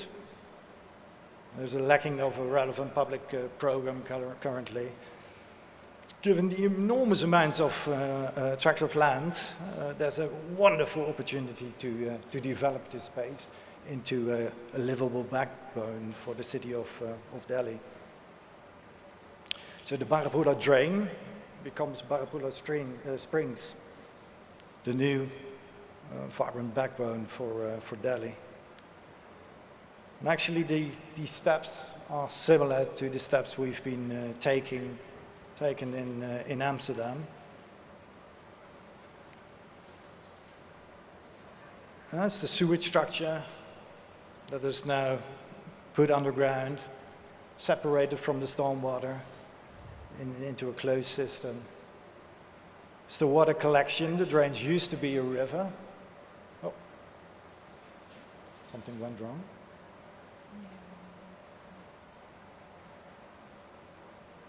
Oh, there you go. The sewage water will be treated locally.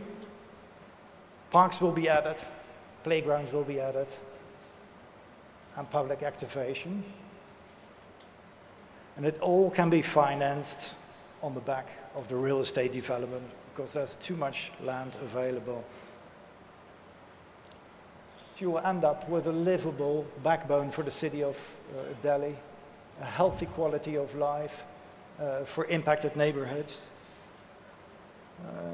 Cycling tracks could be added, the whole cycling network that the city of Delhi really demands. Will speed up, and you will create a vibrant community network. And again, backed financially by the real estate development. So the current situation and the new situation. Current situation and the new. So new, vibrant, and livable backbone for the city of Delhi. Thank you very much. Thank you, good. Thank you. I think picture speaks million words, so I don't have to speak anything. Your pictures have talked about all of that. I'll now fly from Netherlands to Australia and ask Dr. Dominic Backham to talk about integrating scientific insights into the planning and design of sustainable built environment. Over to you to Dr. Dominic Balcom. Thanks very much for the introduction, and thank you to the organising committee and everyone involved in putting this amazing event. It's an honour to be here and share some insights and experiences from my 30-year career working in planning and designing livable and resilient cities. We need to plan and we need to design and we need to create cities that are livable and resilient to help us reduce the impacts of climate change, to arrest and reverse the collapse in biodiversity and create better lives for everyone. There are many ways that we can do that, and some of the panellists that we've heard from so far today have given some great ideas and some examples. But I believe that we have to place nature at the heart of our response. Nature in all its forms, open space, green space, urban forest, waterways, as we've just seen, rehabilitated drains. They need to be at the heart of our response and at the heart of the cities that we plan and create. I'm going to talk today a little bit about one particular challenge that threatens the livability of our cities, and that is urban heat. It's a critical threat, and it's only going to get worse under climate change. This is Salsey Forest, very close to where I grew up in England, and I spent many hours with my friends exploring this cool, green, mysterious place. And it was where I first developed my connection with nature, which has persisted through the rest of my career and the rest of my life, to be honest. About 25 years ago, I moved to Australia, which is at the opposite end of the cool and green spectrum. Australia is one of the hottest, driest, and most climate-exposed places on the planet. In 2000 and 2009, the Black Saturday bushfires killed hundreds of people, and that tragic event has resonated through Australian society ever since. But what most Australians don't realise is that during the 10-day intense heatwave that came immediately before the Black Saturday fires, more than double the number of people died in that heatwave than actually died in the fires. And it really illustrates the key point that I want to make today, which is that urban heat is a critical threat to the livability of our cities and the people who live in those cities. It's a silent, creeping killer. It's not as dramatic as a cyclone or an earthquake or an enormous flood. It kills people in their homes, and it kills people in aged care facilities. It disproportionately affects poorer people, older people, younger people. And it's only going to get worse, as I said before, as the climate changes. It's a global problem. A recent study by The Lancet, which is a prestigious medical journal, found that more than 500,000 people die from urban heat and extreme heat globally. The COP28, which has been mentioned a couple of times, which finished earlier this week, saw the Director General of the World Health Organization recognise that the direct health impacts of climate change on people needs to move from the background to the foreground of the discussion around climate. Like Australia, India is highly exposed to climate change and the effects of climate change, and heat in Indian cities is a major risk to public health. This graph this graph has data from Carbon Plan, which is an American not-for-profit research organisation, and what it shows is the number of days in any year that are considered to have highly dangerous heat conditions. And what that means is that when that particular combination of weather conditions, heat, humidity, radiation, when they occur, even a short period of outdoor activity is likely to lead to serious illness or death. And that's for healthy people, not just vulnerable people. So these are dangerous weather conditions. This particular data set is for the region that we're in at the moment. And the two lines, the orange line shows the number of dangerous heat days in unshaded areas, and the blue line shows the number of dangerous heat days if you're in a shaded area in the same city. Two things jump out at me from this graph. The first is that by 2050, more than 6 months in every year will have dangerously hot heat conditions. Think about what that means for people who have to work outside or be outside. It is going to have an enormous economic impact, and we've spoken a lot about how livable cities can support economic development. The second thing that this graph shows me is more positive. It tells me that we can actually do something about this. If we can increase the amount of shade in our cities through a targeted, evidence-based program that focuses on the most vulnerable, we can mitigate this significant impact of urban heat on the people living in this region, but also around the other parts of the world that are affected by urban heat. Nature can help us do this. This diagram shows the range of benefits that urban trees provide. And many of you will be familiar with these, things like improved mental health, improved physical health, improved urban biodiversity, and reduced flooding. But trees and greening more generally in cities can also help us cool and reduce the urban heat effect in our cities. Here's some more evidence. This is an image from a thermal camera, so an infrared camera taken of a street in Melbourne, in Australia. The areas which are red and orange are hot, the areas which are blue and green are cooler. And you can see on the image that there's an area of unshaded road which is at nearly 81 degrees centigrade. At that temperature, if you are to touch it with bare skin, that will cause a significant burn. During the heat wave that occurred in Phoenix in Arizona in the US last year, the mega heat wave as it's known, there were nearly 100 people died from burns that were experienced when they collapsed due to heat stroke onto very, very hot pavements like the one we're looking at in this image. But the other thing you can see in this thermal image is the much lower temperature that's in the center of the image, which is in an area that's directly shaded by a tree. So this really shows, from a scientific measurement perspective, that trees cool cities. So nature can help, but technology and nature, when combined, can be a powerful antidote, and they can make our cities greener and cooler and help us combat this critical heat health crisis. I'm going to talk about a couple of examples where technology and nature have been combined. What we're looking at on the screen here is a Google Earth image. Very simple, nothing clever about this image. This is part of an urban forest strategy that we're developing for a city in Australia that has some significant heat health issues. And this is an example of how technology can help in urban planning and urban policy. So you can see from the image on the right-hand side, there's a forested area, there's the beach in the northwest, there's a golf course and various other sports fields and greenery scattered throughout the area.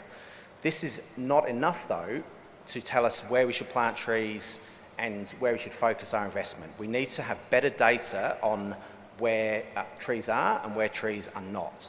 So what we do is use artificial intelligence. We use a machine learning algorithm that we apply to aerial photography or satellite imagery, and this allows us to understand in very fine detail where tree canopy is and where tree canopy is not.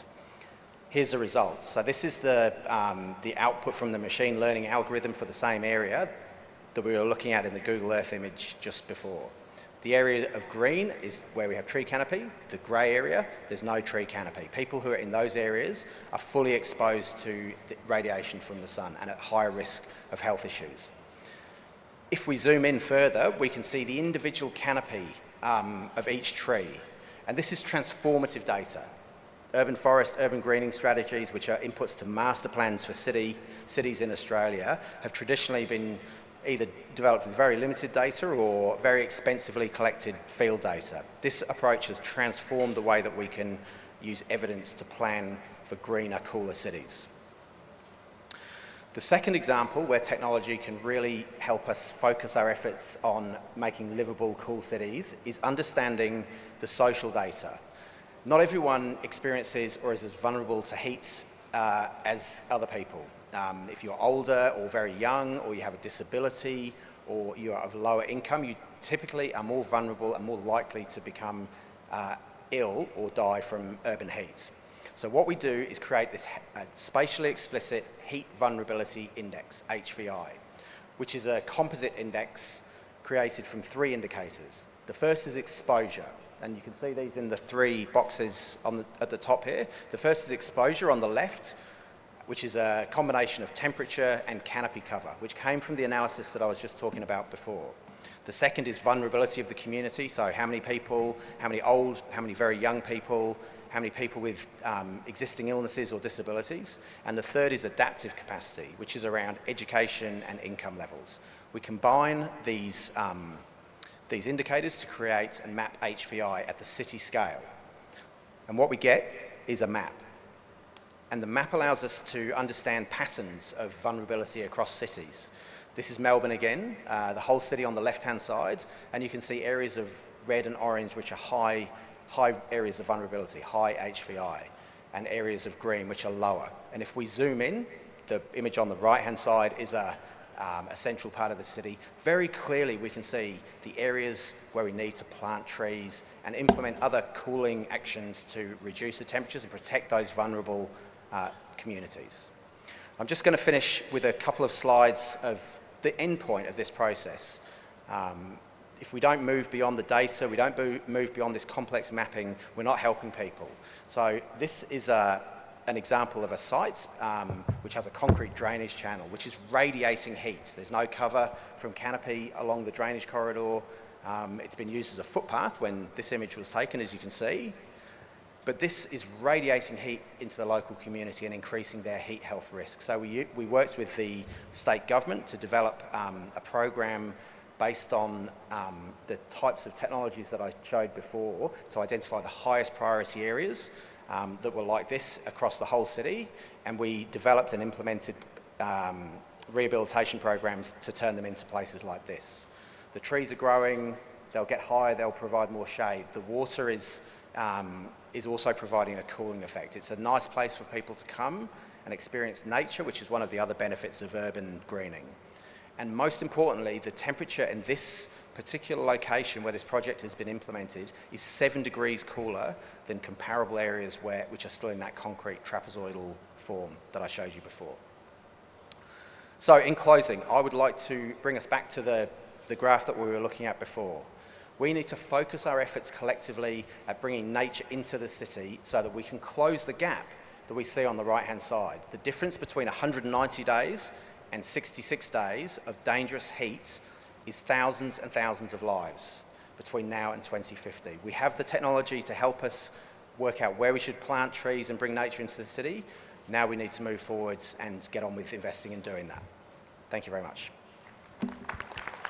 Thank you, Dominic, and I think because of time, we may not open it for the public to doing, but I thank all the panelists for presenting here, but I think there were great lessons for audience to take, and I think designing livable cities, 3 things which I took and I think are there, which even though I talked about, but I think it's rethinking of integrating strategic planning, integrating inclusion, and refocusing on technology and nature-based solutions within our planning process, and focus on resilience infrastructure while we are planning it. So I definitely think that it's a great learning for Indian cities to learn from the examples from Amman and from Netherlands and from Australia and other cities which provided, and the overall children perspective which Madam Huniben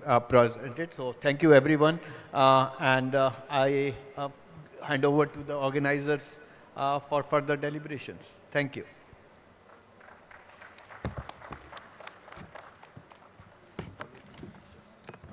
Thank you everyone. Thanks all the participants and the moderator for this very interesting session. I would like to request all of you to please step forward for a group photograph.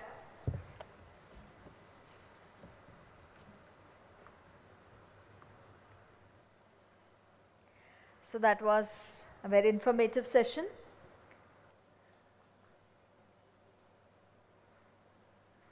Thank you so much. I request all the delegates and participants to please join us for lunch. But before that, I would like to humbly request all of you, urge all of you that we shall finish our lunch very quickly, as Honorable Chief Minister of Gujarat, Shri Bhupendra Bhai Patel, will be here amongst us at 2:20.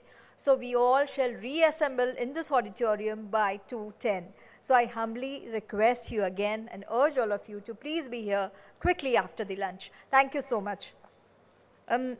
I request the liaison officers to escort their respective delegates to the designated lunch venue. And I would also like to remind all the attendees to visit the urban exhibition, but after the sessions. So thank you. And also I have one announcement.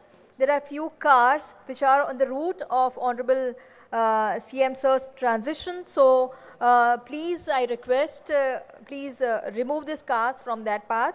GJ18BH 6691, that's an Audi car. Another one, GJ01WF 3602 I-20.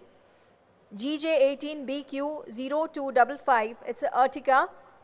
And GJ18BL 5861, it's Kia. So these 4 cars which are in between the transition route of Honorable CM Sir. So I kindly request to please park this car at other appropriate place. I'll repeat the number once again.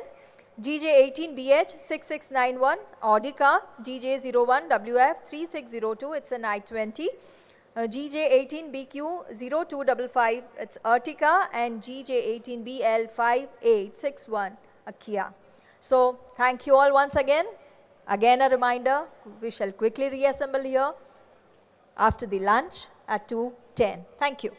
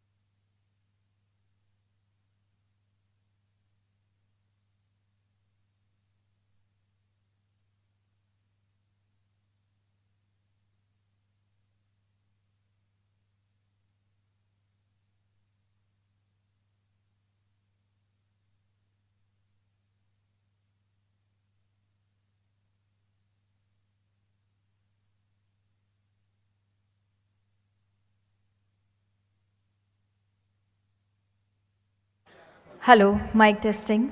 Hello, check. Microphone testing. Hello. Good afternoon, all of you. I kindly request all of you to please take your seats. Welcome once again, post-lunch, to this pre-Vibrant Gujarat Summit on Livable Cities for Tomorrow. Very shortly, we shall have Honorable Chief Minister of Gujarat, Shri Bhupendra Patel, here with us. I request all of you to please be seated in the auditorium. Thank you.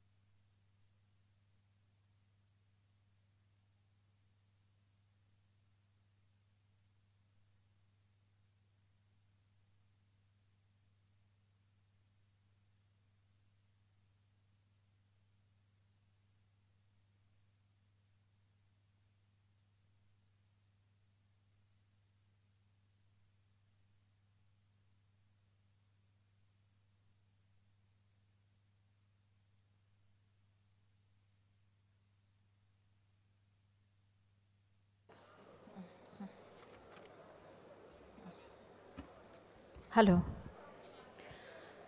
So good afternoon, all of you. Welcome once again to this pre-Vibrant Summit on Livable Cities for Tomorrow. As we await Honorable Chief Minister, we shall begin with the next technical session, that is implementing livable cities. I welcome everyone to the third session on implementing livable cities. The session is dedicated to exploring impactful interventions that have contributed to the vibrancy, livability, and responsiveness of the cities. I would like to call the moderator and all the expert panelists to take their seats on the dais. We have with us today Shri I.P. Gautam, retired IAS, former member, Lokpal, India. We welcome you, sir, on the stage. Ms. Sujata Sri Kumar, Promoter, Director, Power Tech Engineering Private Limited. Mr. Nilesh Prakash Rajadhyaksh, Program Director, Urban Strategy Unit, National. Mr. Gautam Ravichandra, Director, Global Policy and Partnerships, eGov Foundation, Bangalore. Mr. Ignacio Maria Pena, Director, Hydrex and Specialist Consultant, the World Bank Group, South Africa. Mr. Dipesh Patel, Principal, BDP Pattern, London.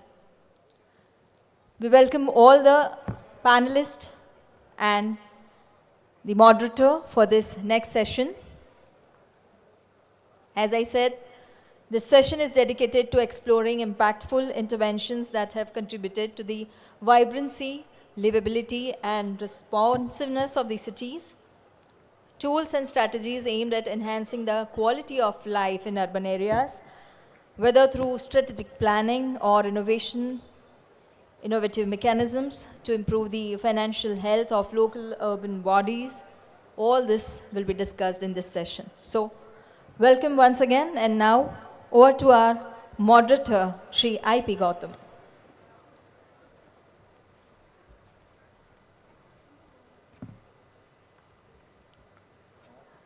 Good afternoon. Afternoon sessions are generally quite heavy for participants, but Honorable CM is to arrive any time during our discussion, and there may be a situation that we can break for some time for inaugural program, and then we'll continue after that, suppose he is reaching here in between the discussions.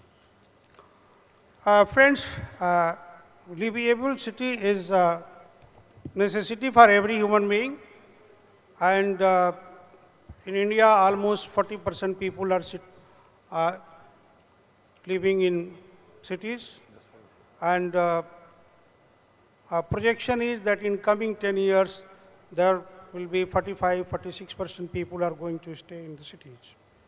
So this is very relevant topic today, that how to implement, how to make the city livable. It's $1 million questions. Most of the participants, either they are administrators in cities, involved in city governments, or they are practitioners. I won't want to take your much time, but basically I would like to highlight the work of state government of Gujarat done in last 20–25 years. You know, in 2005, present Prime Minister, when he was Chief Minister, first time he announced this 1 year, 2005 as a urban year, and a agenda for coming next 25 years, a long-term agenda for urban development and making city livable was set. And 2005–6 onwards, most of the cities have implemented projects of millions of the rupees, and still many projects are in pipeline. In last 15 years, 2005, we announced and implemented urban year, Government of India has also given a project called Genuarum. Lot many initiative was taken by cities at that point of time as per the conditionality of the project sanctioning authorities. And in last 1 decade, almost 10 years, is surprised that Government of India has focused maximum to this urban governance and urban development, including urban housing, and many schemes are on. More than 431 lakh crore rupees were sanctioned only for the urban transport, metro and smart buses by Government of India in last 9.5 years. So lot many investment is being made. The issue is that whatever we are implementing, we have to keep a human being, a practitioner, a person in the center. Because today, all infrastructure are important, but social infrastructure, healthcare, environment became more and more important due to climate change. So today we have many speakers, the practitioners and experts of urban governance and urban development. They have their own expertise and they will make presentation before you that how to implement a livable city. And I think that we have 10 minutes each, and then question answer we can defer for the last remaining time. So I would like to invite first.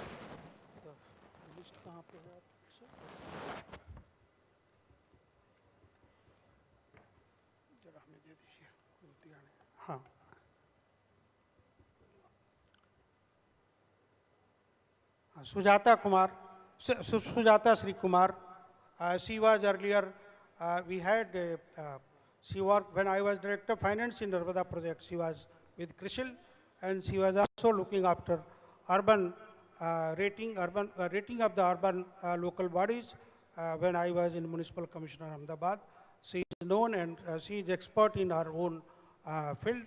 I would like to request her for making her presentation.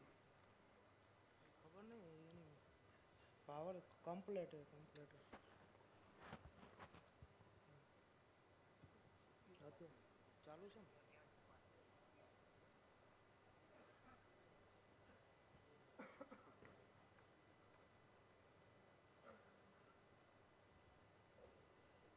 I have been, good afternoon friends. I think it's difficult to talk just after a lunch break and I've had a long session in the morning. I'm happy to be back here once again in Ahmedabad. Like Shri Gautam mentioned, I had the privilege of working with Ahmedabad Municipal Corporation, developing the credit rating framework for municipal bonds, and in fact issuing the first municipal bond rating for Ahmedabad. So Ahmedabad has a very special place in my heart, and also probably in urban sector development in the country. In the early 90s, I mean, those of you who've served long enough or lived long enough in the city know that the city went through problems. There was plague. The financial condition was very bad. In fact, when I started working with Ahmedabad in 1995, it had just come out of a very difficult situation and there was a turnaround underway. It was not completely done. So at that time when I was at CRISIL and we had a mandate to look at the municipal bond market, and Ahmedabad was one of the candidates who signed up saying we want to do municipal credit rating. Nobody knew what the outcome would be, but we signed up. They signed up and we sort of in CRISIL provided a team which I used to oversee as people here practically every week. And then, you know, this whole turnaround story of going from a deficit corporation to a surplus corporation, improving its services. CG Road was built, and it was the first sort of example of involving the private sector. Then the slum upgradation project, the municipal bonds in early 1998, where even citizens participated in a public issue. All these have been transformative changes. At that time, when I was in CRISIL, the board deliberated, you know, whether these changes will sustain, or is it a one-off that, with the set of individuals involved change, will it change? But no. Ahmedabad has proved everybody wrong by, sustaining those changes, being at the forefront of urban development in the country. So hats off to the citizen, of course, the management, administration of Ahmedabad. Yeah. Moving on to my formal presentation. What are private sector operations, if you look at it, for municipal corporation to raise finances? One is loans from commercial lenders. Second is municipal bonds. I have a more recent example today of Ghaziabad Municipal Corporation, because everybody is talking of green bonds. I understand the city of Ahmedabad, Vadodara, Surat are planning to issue green bonds. The other, of course, option is to support PPPs through enhancing own source revenues. The examples of value capture financing, which I will not go into great detail today because of paucity of time. But the most important thing for any municipal corporation, any city government, if it wants to attract more private investments, be it through leveraging through municipal bonds, term loans, whatever, or even to engage with the private sector through PPP projects, because a lot of the PPP projects involve, the private sector will not come into a project unless it's commercially viable. So either the revenues will have to be there in the projects, which means the tariffs have to be attractive, or the municipal corporation has to be creditworthy enough to honor payments if it's a hybrid annuity model for a sewerage project, just an example. So the concept of municipal creditworthiness in a very broad sense, not merely in terms of capacity to repay, debt or principal on time and pay interest to lenders on time, no. It's a much broader concept. Provide services to citizens in a sustainable manner in today's concept. One is, of course, financial sustainability, that you have the capacity to borrow and repay, and just by borrowing you don't, become bankrupt. The next is, of course, that as a city administration, the municipal corporation has the obligation to deliver services to cities, and the better quality of services delivered to the cities has a spiraling effect. It's a self-fulfilling prophecy. Better services, hopefully better user charges, translates into superior investment climate in the city, and more investment pours into the neighborhood, which translates into livelihoods, expansion of the city. We've seen that happening more recently in Hyderabad, where a 20-year vision from, the Hyderabad of the 90s used to be just known for a few public sector undertakings, and that's about it, to a few construction companies. And today, Hyderabad is at the forefront of the IT revolution. So these sort of a vision on the part of the city to improve, to consciously take charge of economic management and emerge as the fulcrum of economic growth by providing superior services, by planning better, and more importantly, the current context where we've seen landslides in North India and we are seeing floods in Chennai. I think climate change impact is going to be significant going forward. So any type of infrastructure investments one plans for, one has to make sure it is resilient, that it withstands impact of climate change and survives the period for which it is meant to last.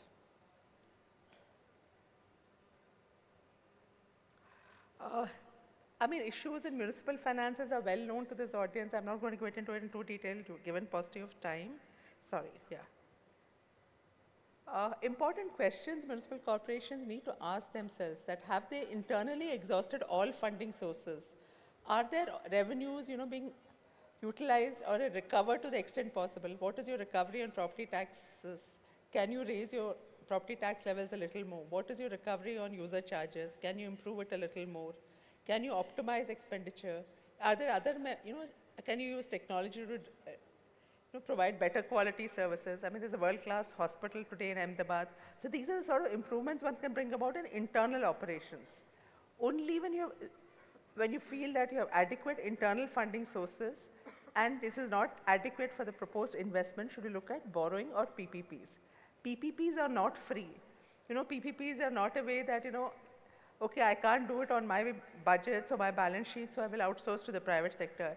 It doesn't work like that, but the private sector has to be paid, and that too on commercial terms. So they have to recover equity, they have to repay lenders. So it's actually a costly proposition unless you can structure the project well.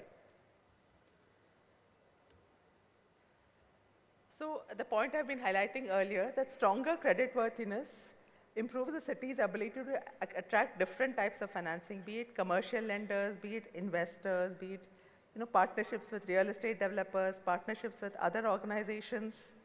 All of this is very critical for a city's development and economic growth.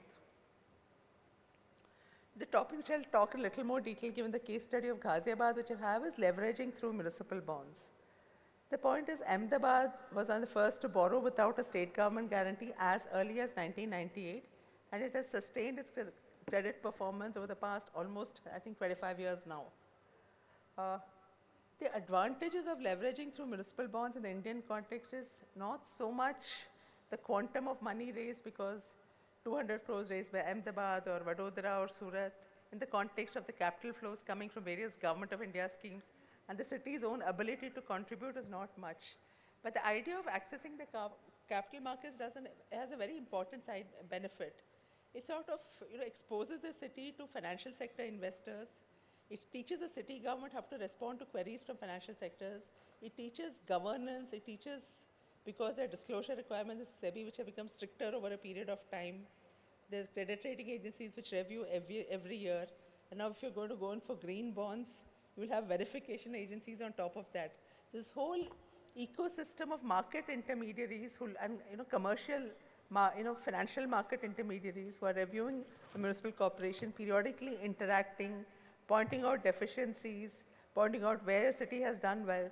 This feedback loop serves a very important role in, supporting governance improvements. So the credit worthiness benefits are actually, apart from, accessing money, is also improved governance and improved performance. The other point for cities, many of the big cities in Gujarat are credit worthy, but for smaller cities, I think using credit enhancements from other sources is not a solution. Cities need to work, even smaller cities, to improve their own performance, to improve.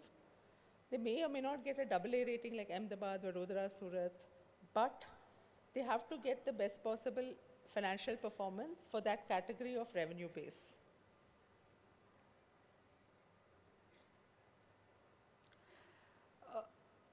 What is important from a city's perspective is that all planning needs to be done in advance before you borrow. The moment that you borrow, the meter starts ticking. And unless you invest in projects and start earning from those projects, there's no point in going for commercial financing, be it through, bonds, or even if you do PPPs, you have to have, the project has to be structured well to support, the viability of the project. If it is going to be a drain on the municipal resources, please do not look at PPPs as a solution. You're only postponing the problem. This is an example of the first green bonds in India. At that time, the SEBI guidelines had not come out for green municipal bonds. So this followed the corporate green bond guidelines, more in terms of use of proceeds. Again, like I mentioned, the governance improvements were the key. It had a rating from A- by a variety of mechanisms, including escrow of revenue structures, debt service reserves, and finally support for improvement in financial discipline and structuring. And finally, as a smaller city, I will show somewhere later the presentation, if time permits, some amount of finances. There was some sort of support provided from the government of UP out of the shared revenues with the ULB. There are multiple green initiatives, cleaning lakes, a green city forest. The main initiative for which the money was raised was a wastewater reuse project to supply tertiary treated water to industrial users in the industrial estate of Saibabad, which had a pollution control board stricture for abstracting groundwater, so they had to switch to alternate water sources. Similar project, I think, was tried out in Surat, but Surat decided to do it on implement it itself on EPC and then earn the revenues. In the case of Ghaziabad, it does not have the size or the credit worthiness to absorb this level of a 250 crore project. So the city planned that they would raise 150 crores through municipal bonds and probably contribute 80-90 crores towards the project itself. Later, after the bonds were raised, the city decided that why not go in for a hybrid annuity model for project implementation. So this implementation of tertiary treatment plant was given out on a hybrid annuity model, and Ghaziabad entered into an agreement with the Sahibabad Industrial Users Association that they would buy tertiary treated water at a particular rate, and escalations were worked out. So it was anticipated that over a period of time that if 150 crores was being provided as the initial upfront payment for capex through the viability, through the hybrid annuity model, the balance 90 crores would be recovered through the user charges to make annuity payments to the PPP partner. So in this sense, instead of putting 90 crores of its own surplus or its reserves into the project, Ghaziabad used the revenues from the project for servicing debt. Not for servicing debt, sorry, for making the hybrid annuity payments. The debt servicing happened for the 150 crores happened through its own revenue base. The financial snapshot, like I mentioned earlier, that I would share, if you look at the size of Ghaziabad Municipal Corporation 1920, or the latest available before the bond issue, its total income is only 475 crores. Its surplus after depreciation before interest payments is 100 odd crores. So the cities in Gujarat are much, much bigger, and why Ghaziabad had to resort to what it had to, because it did not have the capacity or financial strength of Surat. Please. I'm almost done. 2 minutes more. Yeah, almost done. I think this is over. So what I wanted to highlight was that creditworthiness is, in today's context, is not merely about raising municipal bonds, etc. It is all about improving performance, delivering quality services, and increasingly in the context of climate change and the impact that we're seeing in Indian cities, particularly the discussions which have happened in the morning. Cities need to plan their projects to be resilient, to take care of carbon impact. Many cities are looking at green energy, such as putting up solar projects, both to reduce energy for energy efficiency purposes, and so all these approaches need to be integrated, and that is what will enable a city to attract private financing, both in its, say through municipal bonds or PPP projects, and more importantly, support economic growth, which is the ultimate driver for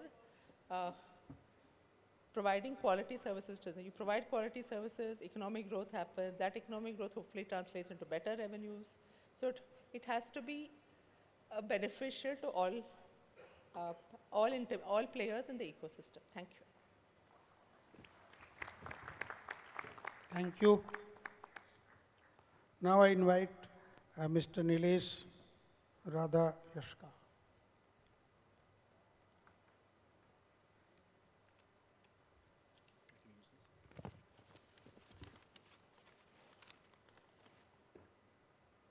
Good afternoon, everyone. It's Nilesh Rajadhyaksha, sir. It's a little difficult to pronounce, I know. Good afternoon. Thank you so very much for having me here. Want to personally thank the organizers for having me here. I've been asked to largely speak about my experience of working on the Delhi Master Plan. Well, I have around 10 minutes to speak about it. So just wanted to kind of put it out there. It's almost impossible to really detail out what the plan has done in terms of thinking about livability, sustainability, etc.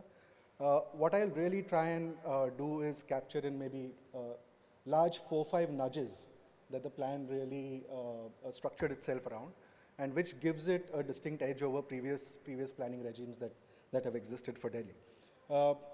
So to begin with, I must tell you that unlike many cities in this country, our country is pretty plagued with not having adequate planning networks. And unlike many cities, in the case of Delhi, it's had a planning legacy for a long time. 3 iterations of plan have already happened.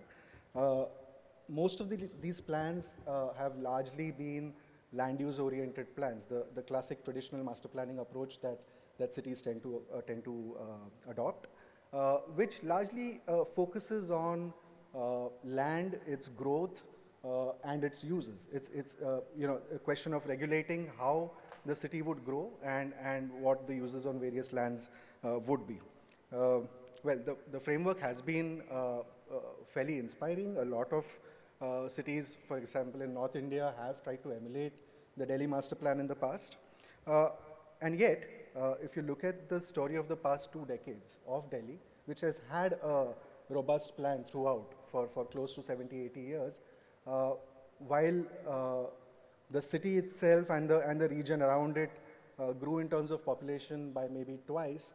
Spatially, it has grown almost 5 or 6 times. It's been a mad kind of transformation that's happened over the past couple of decades, with the result that the plan has not really been able to, in its present form, been able to really catch up with what's happening, the speed of change that's required, the dynamism that's required, and the strategic thinking that's really required to think about urban growth going forward.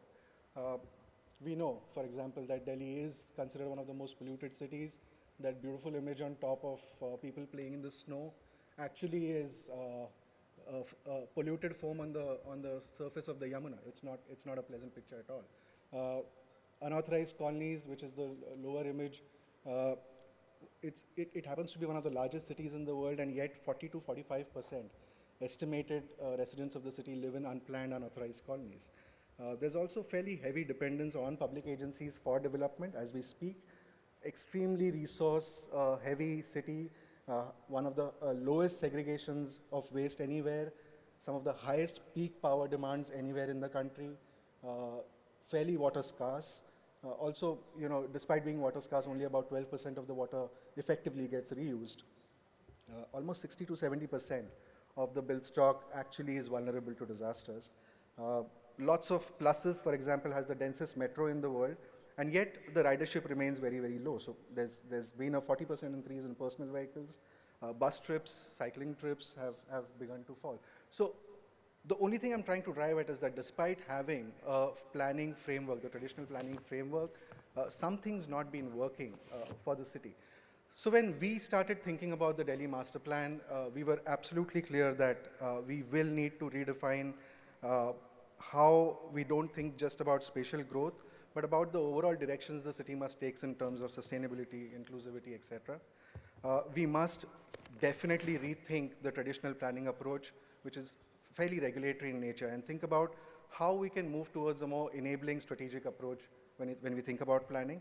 And the last is if we could effectively reinvent the plan as an instrument that could leverage spatial strategies, because we have to acknowledge the plan eventually is going to give development controls and spatial strategies. How do we leverage spatial strategies to get the outcomes, whether they are financial, whether they are environment related, how do we actually target those outcomes through spatial strategies?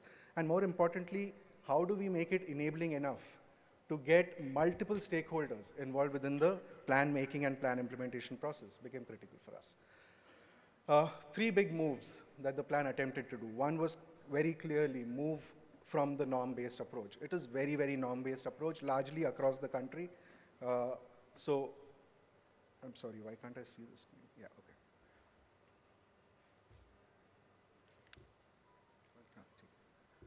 okay. So we predetermined, for example, what color of land users would get what kind of FAR, what kind of build space, etc. There is very little relationship.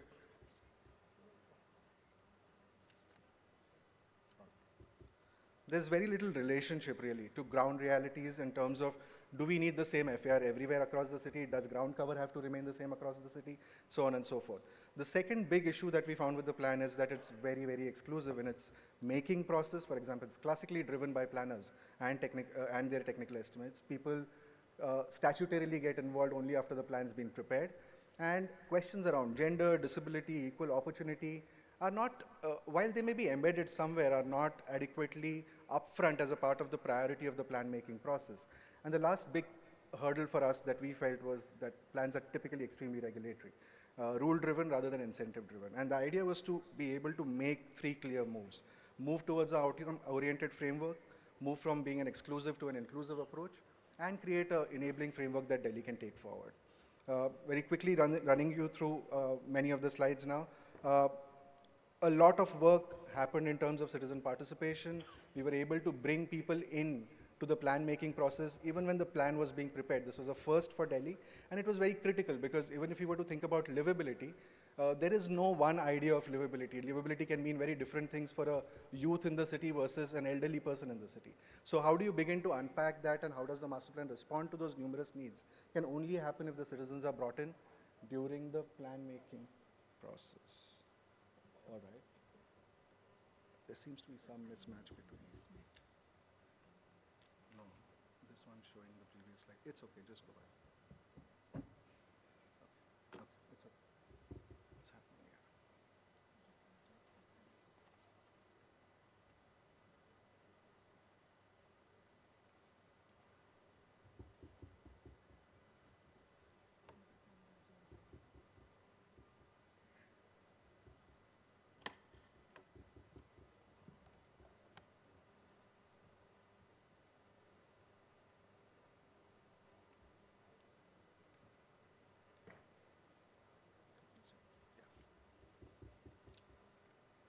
Okay, so one of the first things that the plan did really was to redesign the structure itself, rather than have chapters on transport, chapter on water, a chapter.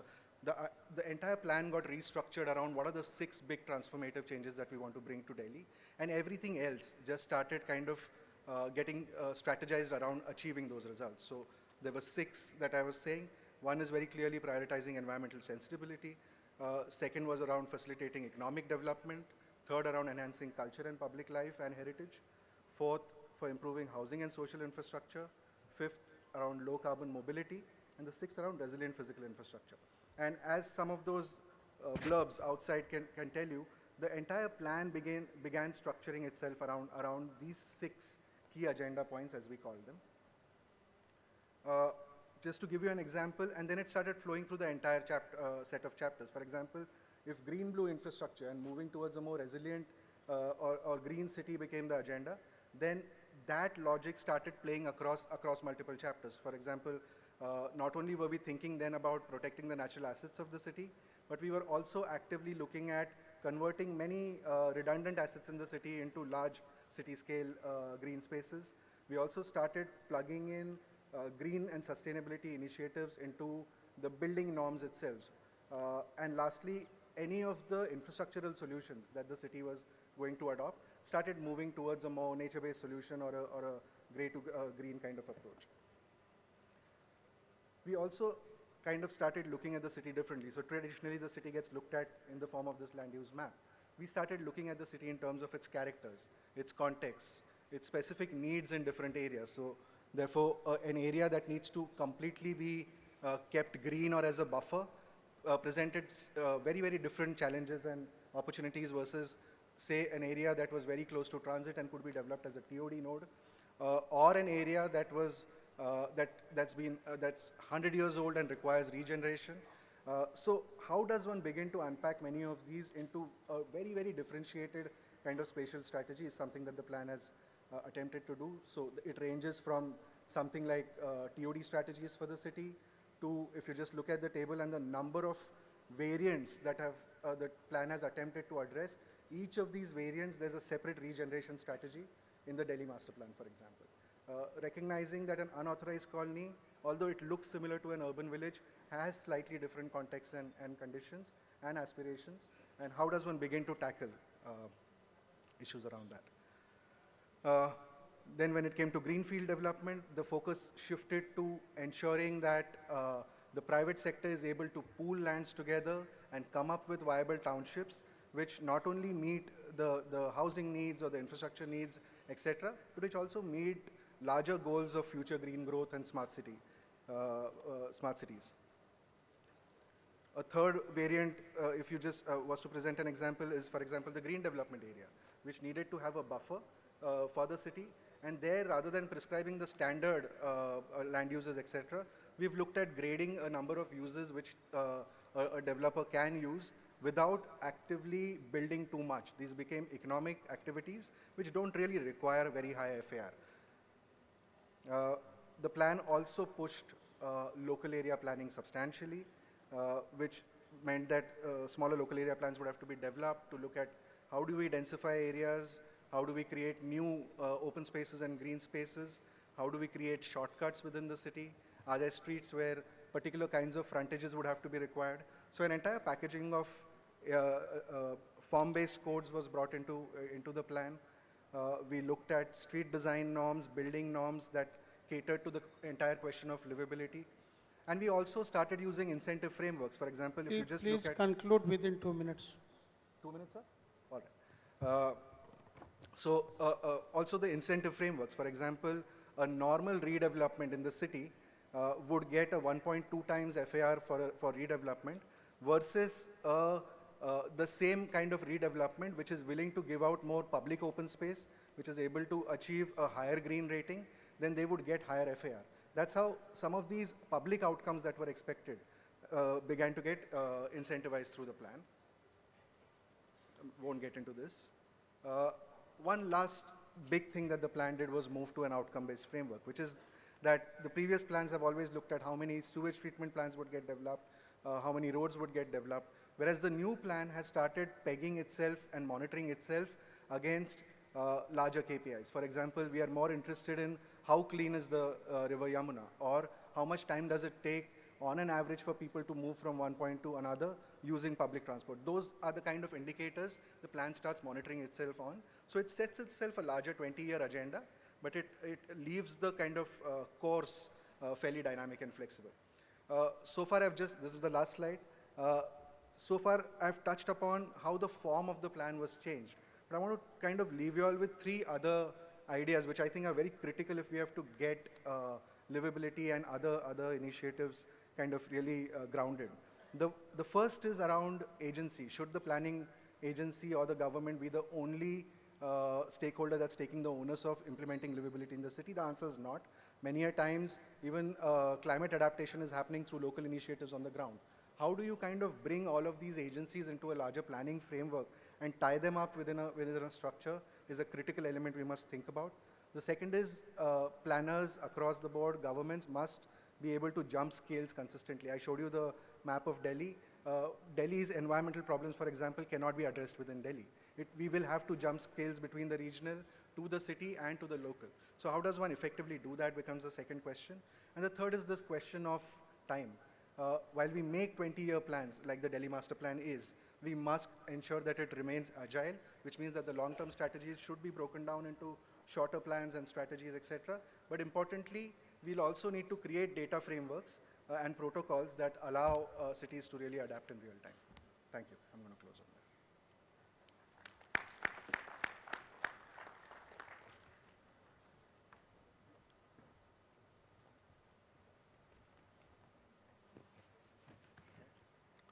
Now, probably Honorable CM has already landed at Ahmedabad, and he may reach within 5-6 minutes. So we can break this session here, and 3 other speakers we can reassemble once Honorable CM's program is inaugural session is over. Now you need this? Yes. Okay. Thank you. Now we are concluding this halfway, and we are breaking for inaugural session, and we will reassemble after inaugural session is over. And we will listen to remaining 3 important speakers. 2 are here from abroad, and one Mr. Nilesh is, Mr. Gautam Ravichandar is from Bangalore. So just we are breaking it for half an hour or 40 minutes, and we will come back again. Thank you. Thank you. So thank you, sir, and thank you all the panelists once again. As sir said, we shall continue with this technical session after the special session, which is going to be attended by Honorable CM of Gujarat. So I kindly request all of you to please take your seats in the auditorium. And for our next special session, I would like to invite our dignitaries to please take their seat on the dais. We welcome on the dais Shri Tapan Ray, CEO, Gift City, Gujarat. Mr. Nicholas Bushu, Global Solutions Institute Fellow. Mr. Gerd Jen Scholte, Founder, City Blob, Amsterdam. Dr. Dominic Blackham, CEO, Alluvium Group, Australia. Mr. Shekhar Patel, President-elect, CREDAI. Ms. Nisreen Daoud, Manager, Sustainable Development, Greater Amman Municipality. Shri Ashwini Kumar, Principal Secretary, Urban Development and Housing, Gujarat.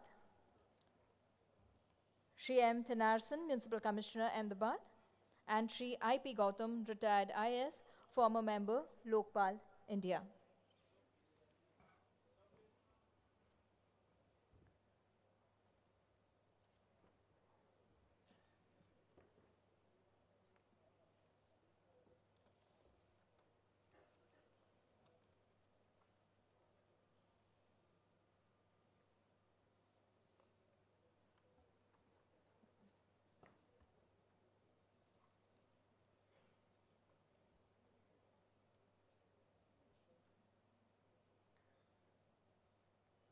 We welcome all the dignitaries on the dais Honorable Chief Minister, sir, shall be here with us within a short while.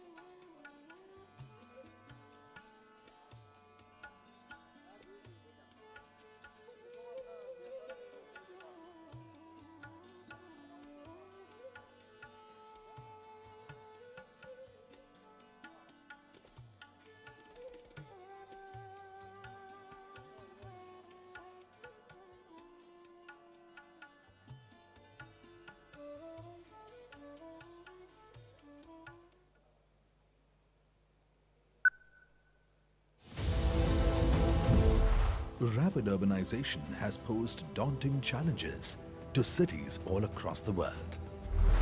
Creating clean, green, sustainable and resilient livable cities of tomorrow with the convergence of local and global cultures is the need of the hour.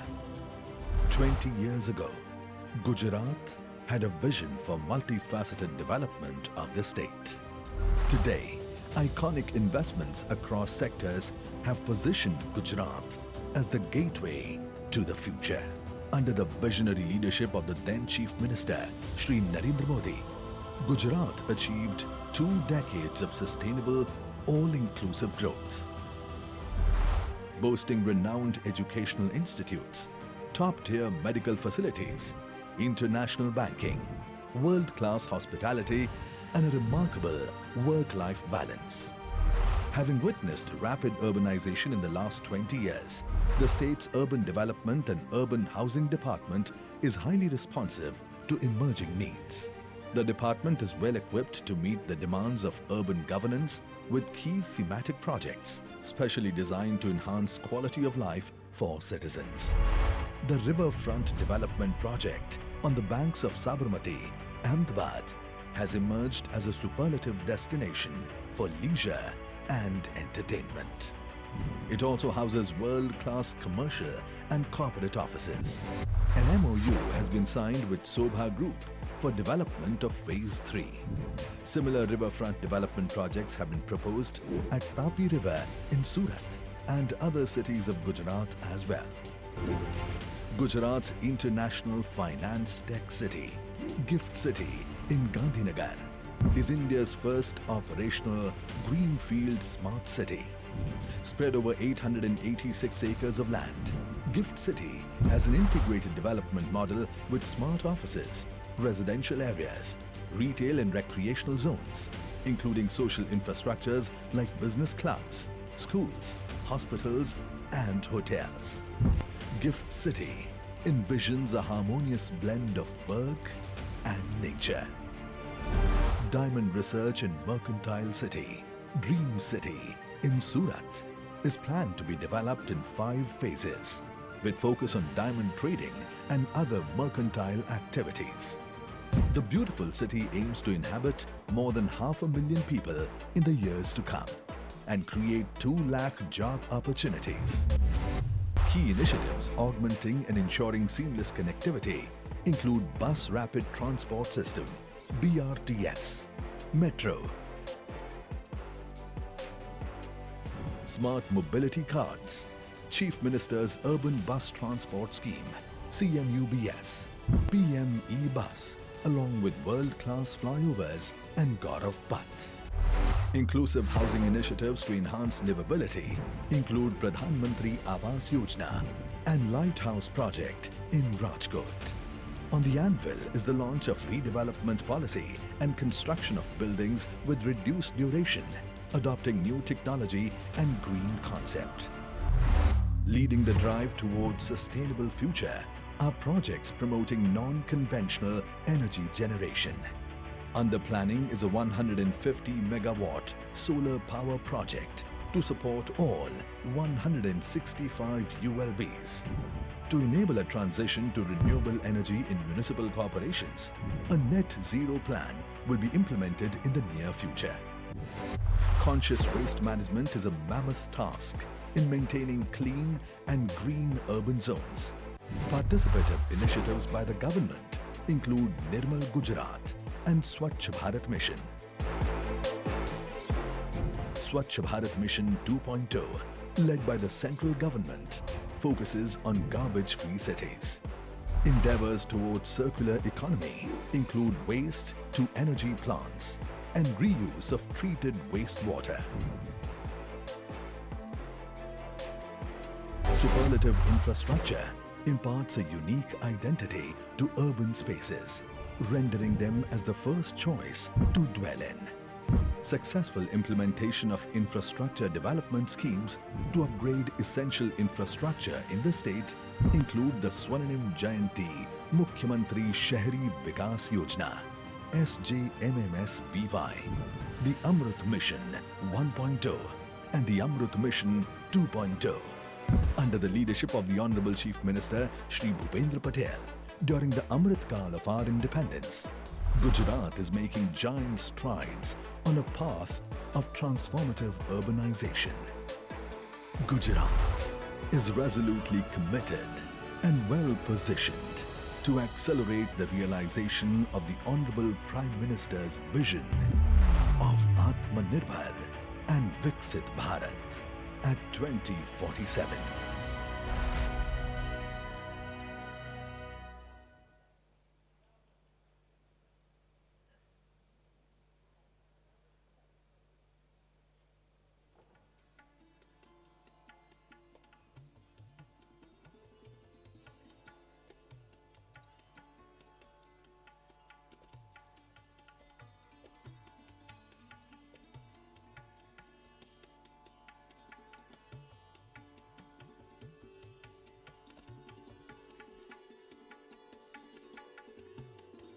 We once again welcome our honorable dignitaries on the dais for this session.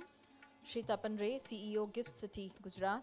Mr. Nicholas Bushru, Fellow, Global Solution Institute, Germany. Mr. Gert Jen Scholte, Founder, City Blob, Amsterdam. Dr. Dominic Blackham, CEO, Alluvium Group, Australia. Mr. Shekhar Patel, President-elect, Credai. Ms. Nusreen Daoud, Manager, Sustainable Development, Greater Amman Municipality. Shri Ashwini Kumar, Principal Secretary, Urban Development. Ladies and gentlemen, we heartily welcome Honorable Chief Minister of Gujarat, Shri Bhupendra Bhai Patel. Please put your hands together for Honorable Chief Minister of Gujarat, Shri Bhupendra Bhai Patel.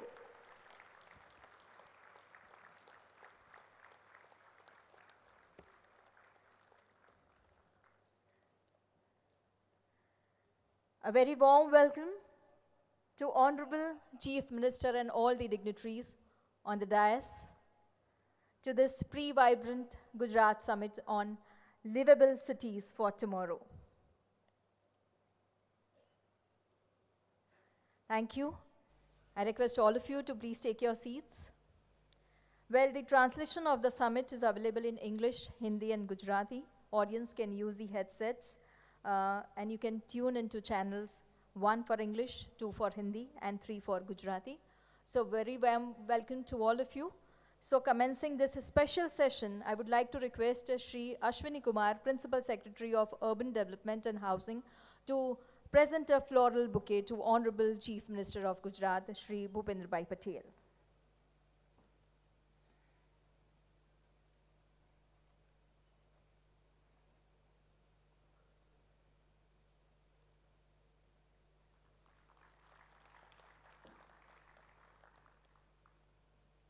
Thank you, ladies and gentlemen, as we move forward for this special session. As we know, the government of Gujarat is constantly striving with urban initiatives. The government of Gujarat has recently developed a user-friendly portal for fire safety. This initiative enhances public awareness about fire safety in buildings while ensuring the efficiency of service delivery and effective emergency response. I would like to request Honorable Chief Minister of Gujarat, Shri Bhupendra Bhai Patel, to unveil the Gujarat Fire Safety Compliance Portal.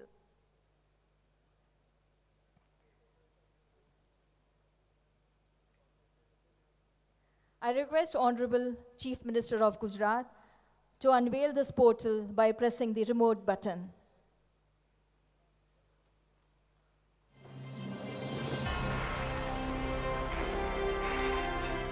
Gujarat State Fire Prevention Services, Urban Development and Urban Housing Department for strengthening state fire prevention services and ushering into an era of transparency. Inauguration of Gujarat Fire Safety Cope e-Portal by Shri Bhupendra Bhai Patel, Honorable Chief Minister, Gujarat.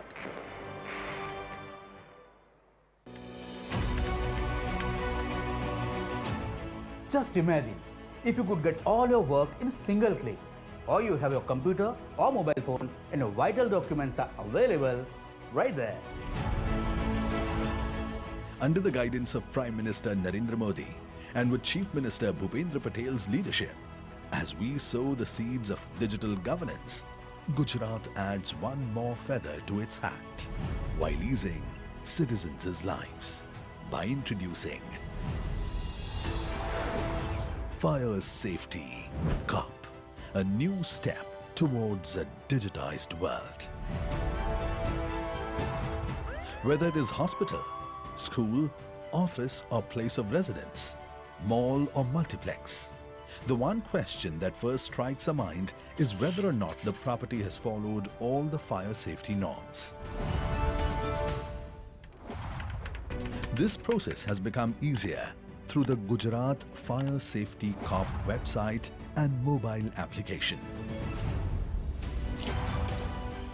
So if you want to get a new fire safety certificate or you want to renew a certificate for an existing building, it is available at a click of a button.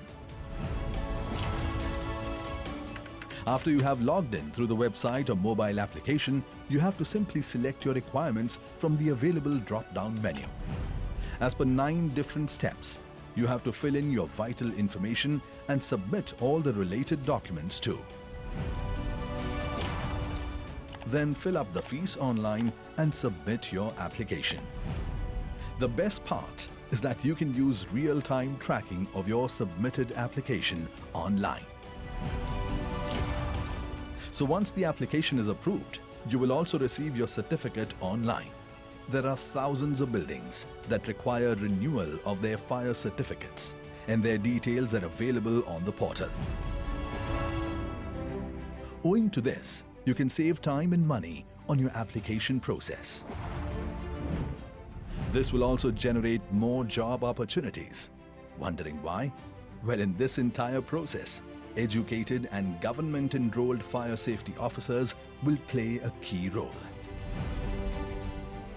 These officers will play a key role in protecting against fire, maintaining buildings as fire safety equipment by ensuring there's integrity and transparency, and to help get government approvals easily. All of this will be a boon for the citizens. Come and join hands to make Gujarat safe from fire hazards. Fire Safety Cup, a new step towards a digitized world.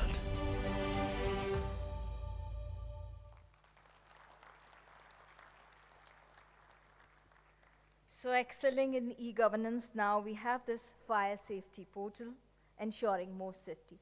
Thank you. Thank you, Honorable Chief Minister, sir. Ladies and gentlemen, today is a moment of great pride in Gujarat's urban development sector as we announce the signing of 7 MOUs between the Ahmedabad Municipal Corporation and builders to promote tall and iconic buildings. I would like to call upon stage Mr. Vikrambhai Bhavanbhai Bharwad to exchange the MOU for the Atithi Gokul project with Mr. M. Thanarsan, Municipal Commissioner, Ahmedabad Municipal Corporation.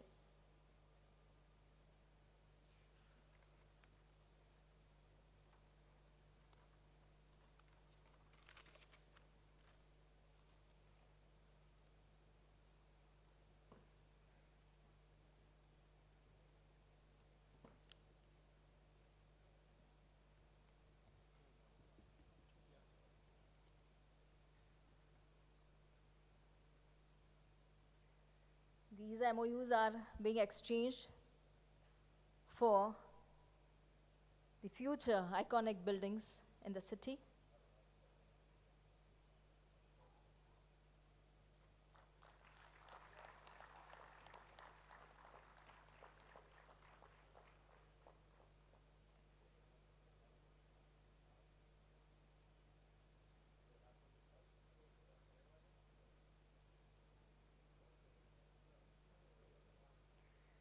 Thank you so much.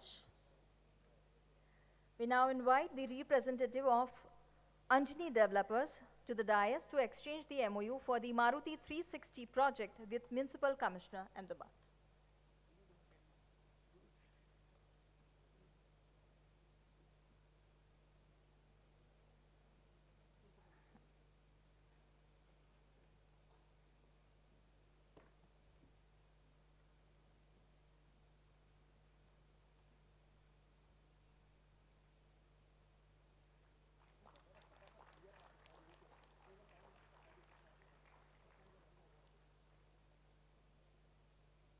Thank you.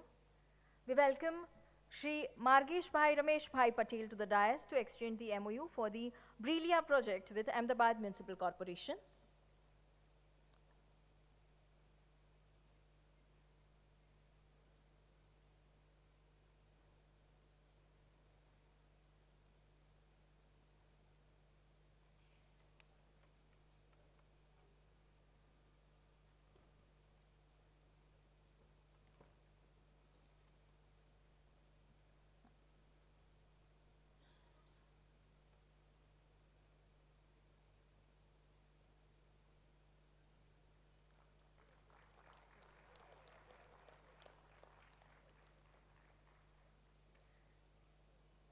Thank you. I would now like to call upon Harmony Harikesh to the dais to exchange the MOU for the Harmony Harikesh project with Municipal Commissioner Ahmedabad.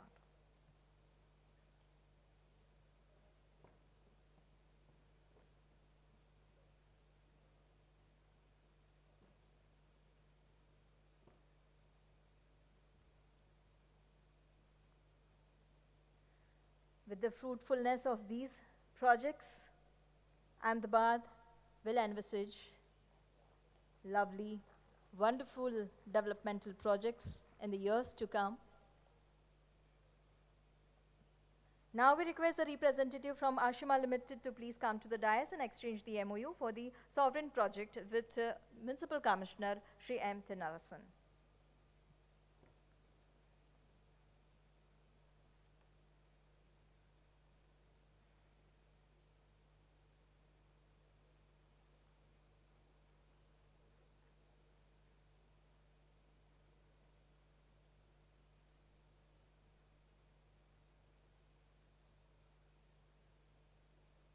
Thank you. I would like to call upon Radhirth Ventures to the dais to exchange the MOU for the Trogon Twin Tower project with Mr. Jitendra Singh Waghela, Municipal Commissioner, Gandhinagar Municipal Corporation. I also invite Mr. Jitendra Singh Waghela on the stage.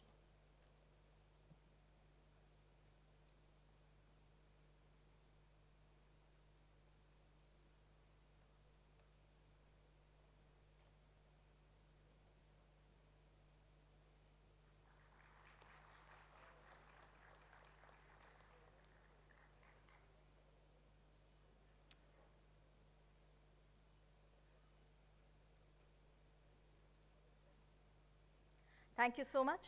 Last but not the least, I would like to call upon Safal Goyal Realty to the dais and exchange the MOU for the Rivera Majestica project with Mr. Devang Desai, CEO, Ahmedabad Urban Development Authority. I also welcome Mr. Devang Desai to the dais.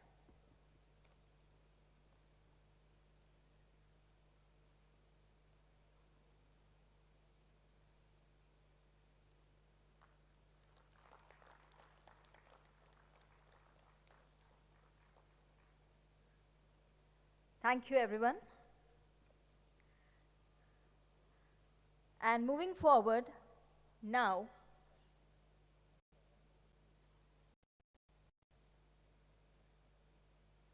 thank you so much.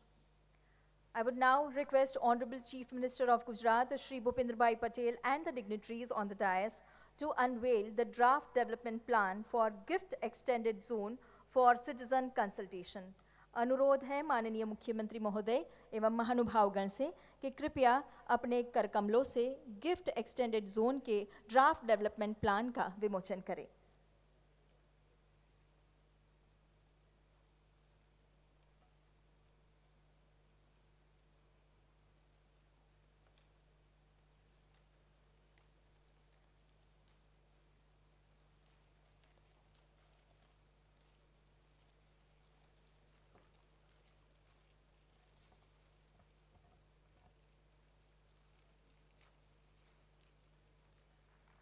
So this is the draft development plan for the gift extended zone for the public consultation. बहुत बहुत धन्यवाद माननीय मुख्यमंत्री जी एवं महानुभावगण का. Gift city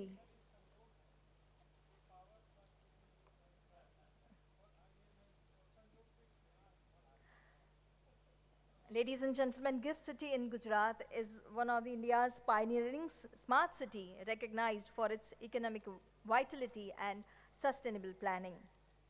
Ladies and gentlemen, let us explore the innovative future plans of the Gift City through this video.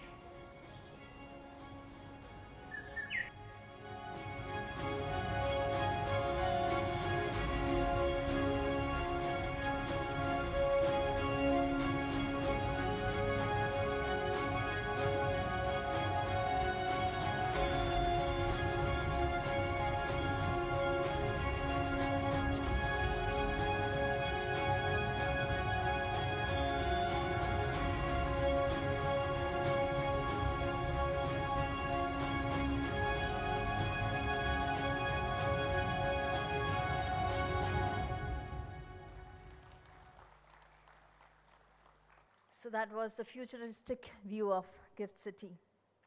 Ladies and gentlemen, under the mentorship and guidance of Honorable Chief Minister of Gujarat, Shri Bhupendrabhai Patel, the state has been achieving new frontiers in urban thinking, be it smart cities, affordable housing, transportation, infrastructure, or town planning. Under his able leadership, Gujarat has emerged as a role model of sustainable urban development in the country. We are honored to invite Honorable Chief Minister of Gujarat, Shri Bhupendrabhai Patel, to deliver the address. સવિનય આમંત્રિત કરીએ માનનીય મુખ્યમંત્રી શ્રી ભૂપેન્દ્રભાઈ પટેલને આપના માર્ગદર્શન માટે.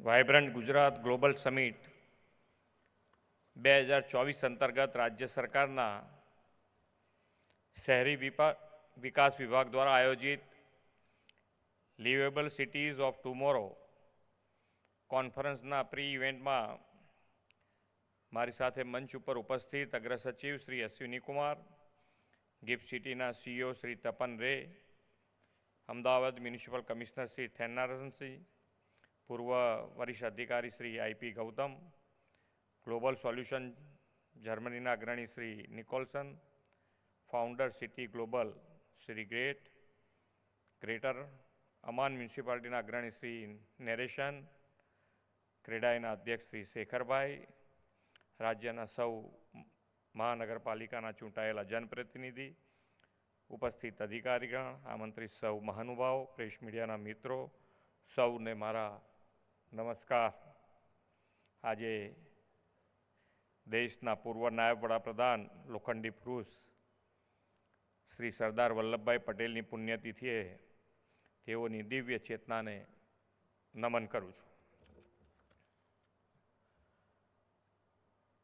વિશ્વના સૌથી લોકપ્રિય નેતા અને આપણા યશસ્વી વડાપ્રધાન શ્રી નરેન્દ્રભાઈ મોદી એવા વિઝનરી લીડર છે જેમણે હંમેશા સમય કરતાં આગળનું વિચાર્યું છે અને ફ્યુચરિસ્ટિક પ્લાનિંગ દ્વારા આવનારા વર્ષો જ નહીં દાયકાઓ સુધીની સુવિધાઓનું આયોજન પણ કર્યું છે.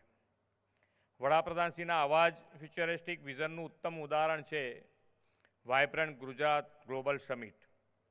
દેશ અને દુનિયામાં પરફેક્ટ પ્લેટફોર્મ ફોર પ્રોગ્રેસ તરીકે પ્રસિદ્ધ થયેલી વાઇબ્રન્ટ ગુજરાત સમિટની 10મી કડી ગેટવે ટુ ધ ફ્યુચરની થીમ સાથે યોજાવાની છે. આ સમિટના પ્રી ઇવેન્ટ રૂપે આજે લિવેબલ સિટીઝ ઓફ ટુમોરો કોન્ફરન્સનું આયોજન થયું છે. આદરણીય વડાપ્રધાન શ્રી અમૃતકાળમાં વિકસિત ભારત એટ 2047નો સંકલ્પ કર્યો છે. વિકસિત ભારત માટે આપણા શહેરો પણ સ્માર્ટ, વર્લ્ડ ક્લાસ અને બેસ્ટ ઇન્ફ્રાસ્ટ્રક્ચર દ્વારા લવેબલ અને લિવેબલ બને તે પણ એટલું જ જરૂરી છે. ગુજરાત વડાપ્રધાનશ્રીના દરેક સંકલ્પ, દરેક યોજનાઓ સાકાર કરવામાં હરહંમેશ અગ્રેસર રહ્યું છે. વાઇબ્રન્ટ 2024 પહેલાં યોજાઈ રહેલી આજની આ પ્રી વાઇબ્રન્ટ ઇવેન્ટ પણ એક કડીમાં વધુ એક નવું સોપાન બનશે એમ હું સમજું છું. એગ્રીકલ્ચર સેક્ટર, સોશિયલ સેક્ટર અને સર્વિસ સેક્ટર દરેક ક્ષેત્રમાં ભવિષ્યની દૂરંદેશિતાની સાથે આયોજન અને અત્યારથી જ અમલીકરણ એ વડાપ્રધાનશ્રીની આગવી સોચ છે. રાષ્ટ્ર અને રાજ્યના વધતા જતા વિકાસ સાથે શહેરીકરણ, અર્બનાઇઝેશન પણ સતત વધતું રહે તે સ્વાભાવિક છે. આ અર્બનાઇઝેશન ચેલેન્જ નહીં, ઓપોર્ચ્યુનિટી તરીકે અપનાવવાનું વિઝન વડાપ્રધાનશ્રીએ આપ્યું છે. ગુજરાતના મુખ્યમંત્રી તરીકે આદરણીય શ્રી નરેન્દ્રભાઈએ 2010માં ગુજરાતની સ્થાપનાનું સ્વર્ણિમ વર્ષ શહેરી વિકાસ વર્ષ તરીકે ઉજવીને સ્વર્ણિમ જયંતિ મુખ્યમંત્રી શહેરી વિકાસ યોજનાની શરૂઆત કરી હતી. આ યોજનાની સફળતાના પરિણામે જ આજે ગુજરાત શહેરના શહેરો વર્લ્ડ ક્લાસ સિટીઝ તરીકે વખણાય છે અને સતત વધતું અર્બનાઇઝેશન કેવી રીતે ઓપોર્ચ્યુનિટી બની શકે તેના જીવંત ઉદાહરણ બન્યા છે. શહેરના લોકોને આર્થિક વિકાસની તકો આપે છે, સાથે સાથે સામાજિક, સાંસ્કૃતિક અને આર્થિક કેન્દ્રો પણ બને છે.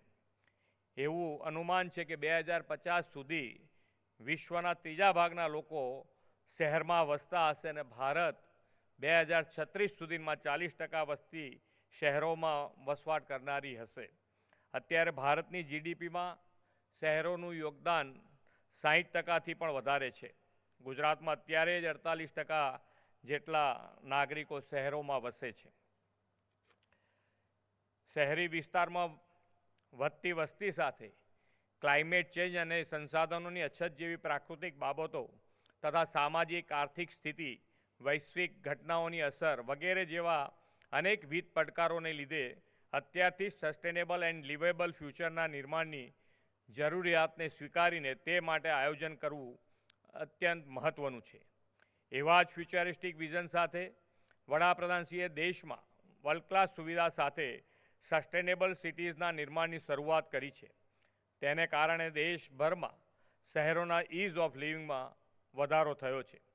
ભવિષ્યની જરૂરિયાતોને ધ્યાનમાં રાખીને લવેબલ એન્ડ લિવેબલ સિટીઝના નિર્માણનો પાયો વડાપ્રધાનશ્રીએ દેશભરમાં સ્માર્ટ સિટીઝની પહેલથી નાખ્યો હતો, જેના મીઠા ફળ આજે દેશના અનેક શહેરોને મળી રહ્યા છે. ગુજરાતના અમદાવાદ, સુરત, વડોદરા, રાજકોટ, ગાંધીનગર અને દાહોદને સ્માર્ટ સિટી તરીકે વિકસિત કરાયા છે અને અમદાવાદ, વડોદરા, સુરત તો ઇઝ ઓફ લિવિંગ તથા મ્યુનિસિપલ પરફોર્મન્સ ઇન્ડેક્સમાં દેશભરમાં અગ્રેસર રહ્યા છે. આવા સ્માર્ટ સિટીઝમાં સ્માર્ટ પાર્કિંગથી સ્માર્ટ ટ્રાફિક મેનેજમેન્ટ, સ્માર્ટ ડ્રેનેજથી સ્માર્ટ વોટર મેનેજમેન્ટ, સ્માર્ટ ચાર્જિંગથી સ્માર્ટ ઇલેક્ટ્રિક બસો જેવા અસંખ્ય સફળ આયામો શહેરીજનોના રોજિંદા જીવન પર સકારાત્મક અસર કરી રહ્યા છે. વડાપ્રધાનશ્રીએ ગુજરાતના શહેરોને સિટીઝન સેન્ટ્રિક સર્વિસ, નાગરિક સુવિધા કેન્દ્ર, ઓનલાઈન ડેવલપમેન્ટ પ્લાન પાસિંગ અને ઓનલાઈન બીયુ પરમિશન વગેરે જેવા અનેક પારદર્શી તથા ગતિશીલ પ્રોજેક્ટ્સ દ્વારા વર્લ્ડ ક્લાસ ઇન્ફ્રાસ્ટ્રક્ચરથી સજ્જ બનાવ્યા છે. હવે તો ગુજરાતના શહેરોમાં 70 માળની ઊંચી ગગનચુંબી ઇમારતો બનાવવા સરકારે માર્ગ મોકળો કરી આપ્યો છે. ગુજરાતના શહેરો land pooling, transit oriented development, heritage management અને સસ્ટેનેબલ વેસ્ટ મેનેજમેન્ટ વગેરે જેવી પહેલમાં પણ અગ્રેસર રહ્યું છે. ફ્યુચરિસ્ટિક એપ્રોચ રાખીને આપણે શહેરોને ગ્રીન સિટી, ક્લીન સિટી બનાવવા શહેરોમાં અર્બન ફોરેસ્ટનો કોન્સેપ્ટ અપનાવ્યો છે.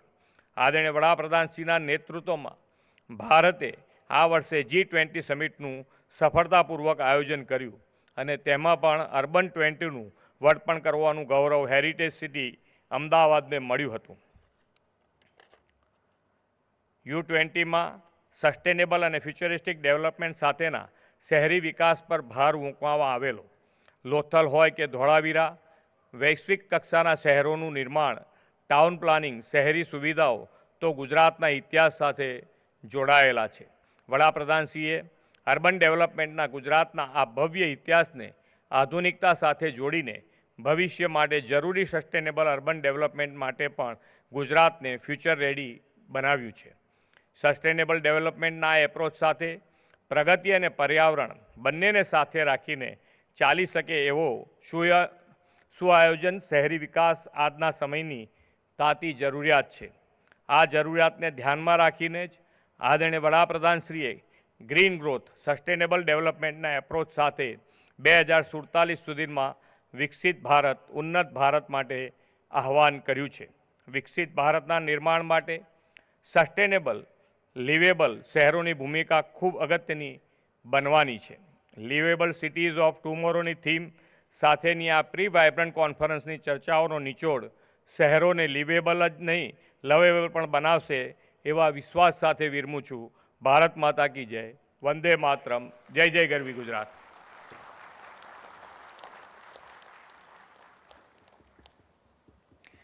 આપના પ્રેરણાદાયી સંબોધન માટે ખૂબ ખૂબ આભાર માનનીય મુખ્યમંત્રી શ્રી આપનો. Thank you, sir, for your inspiring words. And now I invite Mr. M. Thanarsan, Municipal Commissioner, Ahmedabad, for the vote of thanks or say a few words of thanks. Honorable Chief Minister, other dignitaries on the dais, distinguished guests, good afternoon to all. As Honorable Chief Minister spoke about livable city and emphasized on Developed India 2047, to achieve that actually livable city, sustainable city, inclusive city with digitized city infrastructure, that's mandatory and obligatory. This is what, in short, the Chief Minister has said.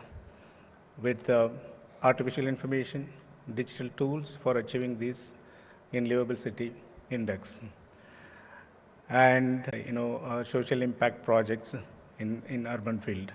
Sir, we thank you for taking time out of your busy schedule to grace this function, address the gathering on livable city as of tomorrow. Thank you, sir. Thank you very much.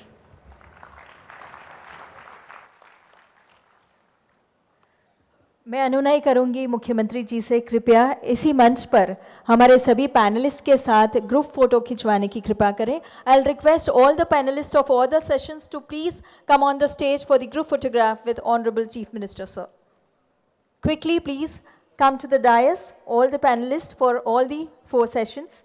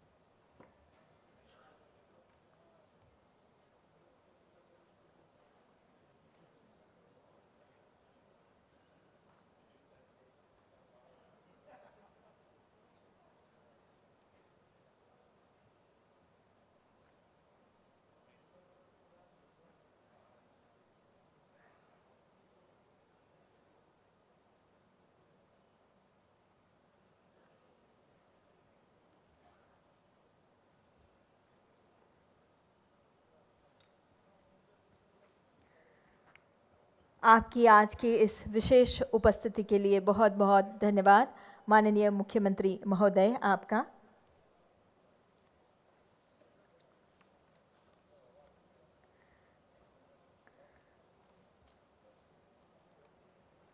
So as we conclude this special session, we once again thank Honorable Chief Minister of Gujarat, Shri Bhupendra Bhai Patel, and all the dignitaries on the dais in this special session.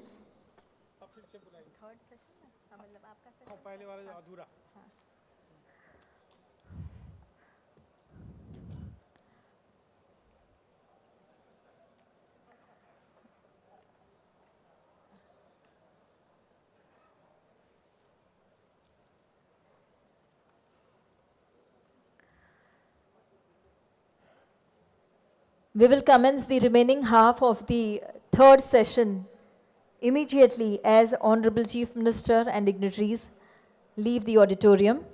I request all the participants of the third session to again take their seat on the dais.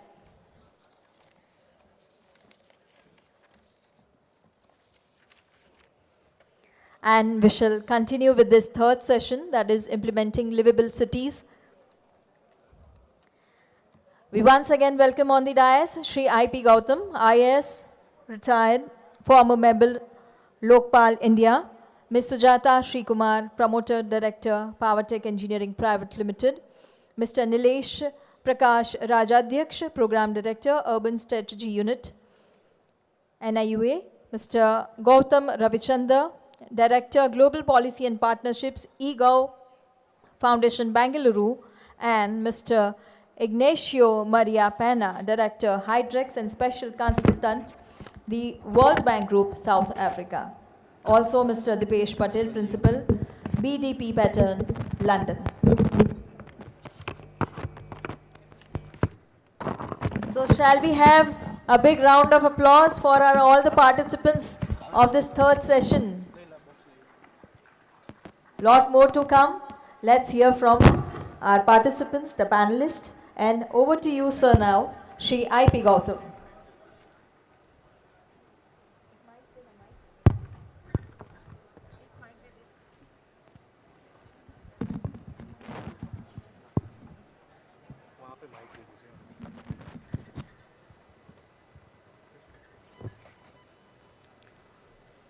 Good afternoon. Of course, due to this special session, we are delayed by almost 45 minutes. I invite now Mr. Gautam Ravichandra, Director of Global Policy and Partnership, E-Governance Foundation, Bengaluru, for his presentation. Please try to complete within 10 minutes. Thank you, sir. Thank you, colleagues.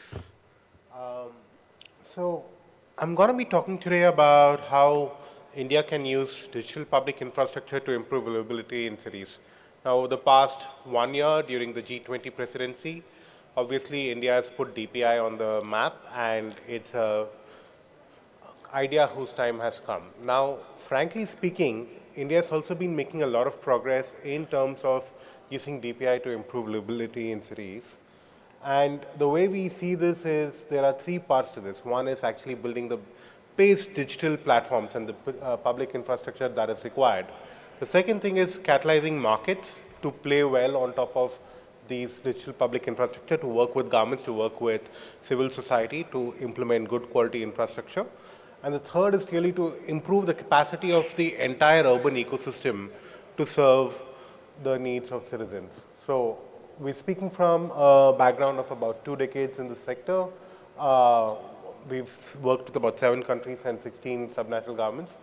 And basically, we served over 1 billion citizens in India. Now, first off, when we think of digitization, it's typically thought of as this very long drawn process. So most of the time we see projects that will start and take about 3 to 4, 5 years to complete. DPIs as a process actually allow you to go much faster. So there's an order of magnitude difference in terms of cost as well as time to digitization versus traditional experiences. Now, let's take an example in India. The state of Punjab between 2010 and 2017 had actually released 3 different RFPs, standard process, had taken about 7 years in this journey and had estimated a cost of about $22.5 million. Not one piece of software got implemented, not one piece of code got implemented, no services were delivered, 0 outcomes. In 2018, they actually took a DPI approach, which meant they signed a non-financial MOU. In 6 months, they went live across all 166 ULBs in 90 days.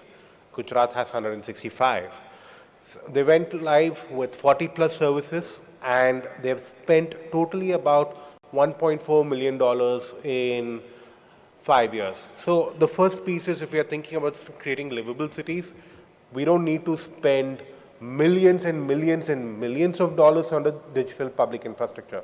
We need to take a small fraction of that for what is required for digitization and then give the rest to what is needed to make cities more livable. So invest right. 2022, this paid off for them as they won the national awards for e-governance. The second thing is, when you think of urban, urban is not a single sector, it's a space where there's a wide ecosystem of actors that come together. And now when you think of infrastructure thinking, you might start with thinking of, hey, I'm just going to deliver a few basic services, right, online. But taking an infrastructure approach means that over a period of time, you can start extending across more and more areas. So now what you're seeing on the screen here is an example from the state of Odisha. Odisha started their journey in 2020. They created a platform called Sujog, and this worked well for the basic Amrut reforms, the JNNURM reforms that we've all been trying to get cities to do. They got this done in 2 years, 3 years time. And then they started innovating. They started innovating by saying, let's take this to sanitation. They focused on fecal sludge management, but they also focused on sanitation workers' welfare. So they created a scheme called Garima, which has been adopted at the national level as ERSU. Again, they brought an ecosystem together. They use the same public infrastructure. So you can keep extending. Then they said in 2023 that they wanted to launch a scheme for urban employment and urban livelihoods. Same infrastructure, new set of ecosystem actors, it all came together. The Jaga mission, which is again well known as a place for slum services delivery and slum titles, they actually launched slum service assurance over there. Now what you will see is one infrastructure serves multiple needs, so you have all the data in one place. Now this becomes important because earlier we spoke about artificial intelligence. Half the time, the biggest challenge is finding out where your data resides. DPIs allow you to ensure all your data required to manage your city rests in one place, and you're able to use operational data, planning data, and do the analysis that is required to grow your cities well. Now, what are the lessons from the front lines? The lessons from the front lines are, we typically think of these digital transformation projects as being about what is the control we can give to the officers, to the bureaucracy, to everyone else. But we keep forgetting that cities are made by citizens and the employees on the front lines. So if you really want to transform your cities, you need to build for access on and agency and ease of use for citizens on the front line. So the first girl that you see over there, Lakshmi, is a very young girl in Andhra Pradesh who was working in a self-help group and lived in a low-income neighborhood. There was a problem of sanitation over there. Constant blockage of drains led to dengue. 2 people had died in the previous year that this situation was going on. So what Lakshmi did was a very simple thing. She was young, current generation, used a phone, clicked a photo of the problem, uploaded it on the app, and in 24 hours the commissioner himself called her and solved it on the ground. What you're also seeing is a municipal employee who spent about 20 years working in property taxes. Earlier, he used to take about 15-20 minutes to really solve for, do the manual assessment process for each property tax application. Now he's gone to 2 minutes. But what's not on the screen is also the fact that he says, you know, my cousins, my brothers have been taxi drivers. They have not actually been educated. I studied hard, I worked hard, I got my degrees, and I wasn't even digital till now. So there's an element of dignity that comes in with digital in the 21st century that is very easy to lose sight of. So think about that as well in terms of how do you enable the front lines and how do you make them more productive, more empowered, and then the data will flow to us. The last particular piece is to remind us of the fact that not everyone in India is digital or even literate. So we need to think of methods and modes where you're able to reach people where they are. So digital doesn't mean everybody needs to access this on a phone. They can still talk to someone in the neighborhood like a Lakshmi, they can talk to a volunteer working in a self-help group, and they can get their requests and file the requirements that they need from the cities. Make it easy for people to work. The data flows as a product of that. It's a byproduct because people use the systems and it works well. So that's the overall lesson that we've seen in terms of what makes digital work and not work. What we're talking about, by the way, makes exceeding financial sense. So earlier my colleagues were speaking about planning, they were speaking about municipal finance. What we've seen is investments in DPI pay for themselves. So not only do they drive improved service efficiencies, and they also drive revenue generation. So for example, if you look at the state of Andhra Pradesh, they started at about 555 crores across all ULBs in the state in 2016-2017, and they have consistently improved their collections. Today, actually, they are at about 2,000 crores on average, sustained collections across all ULBs in the state. What you've also seen is a reduction in service time. So on average, across all services, the service delivery time was 91 days in 2018. Today, in 21-22, it came down to 21 days, right? In 2017-2018, if you had a complaint in the state of Andhra Pradesh, it took 12 days for the corporation to close it for you. Now it's 5 days.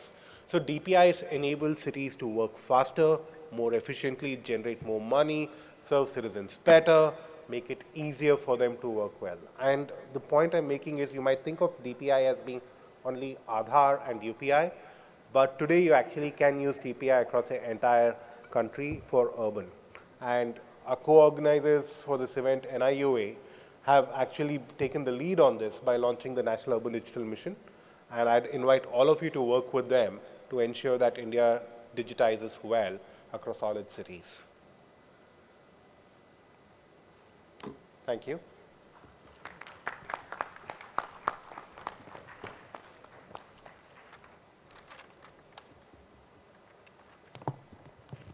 Now I invite Mr. Ignacio Maria Pena. How you change with the vote? So, yeah. Okay, perfect. Thank you. Good afternoon, everyone. First of all, I want to thank you for the authorities, the organizers.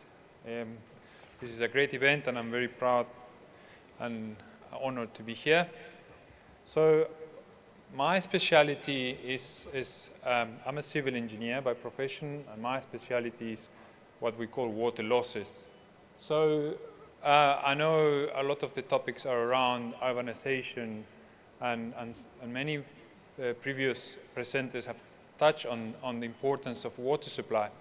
So I'm going to go slightly deeper on what we consider an optimum or supply system in a livable city, like is the topic of this forum. So the first thing I want to say is I only came to Ahmedabad a week ago, and everything has been overwhelming, and I'm extremely impressed by what's going on in the city. Because I didn't know much about the city, I immediately engaged with a friend of mine, a local person. His name is Vishal. And Vishal immediately started to explain to me certain things that happens in Ahmedabad. So he told me that 10 years ago he was a student And as a student, he had very limited income. He was living in a small apartment. He has a scooter. He has electricity he has to pay, Wi-Fi, groceries, some entertainment. He had an old cell phone, not a smartphone like we have now. And of course, he was paying for his water services. There was a number of, he just gave me an estimation of how much he was spending on all these different services, as you can see on the screen.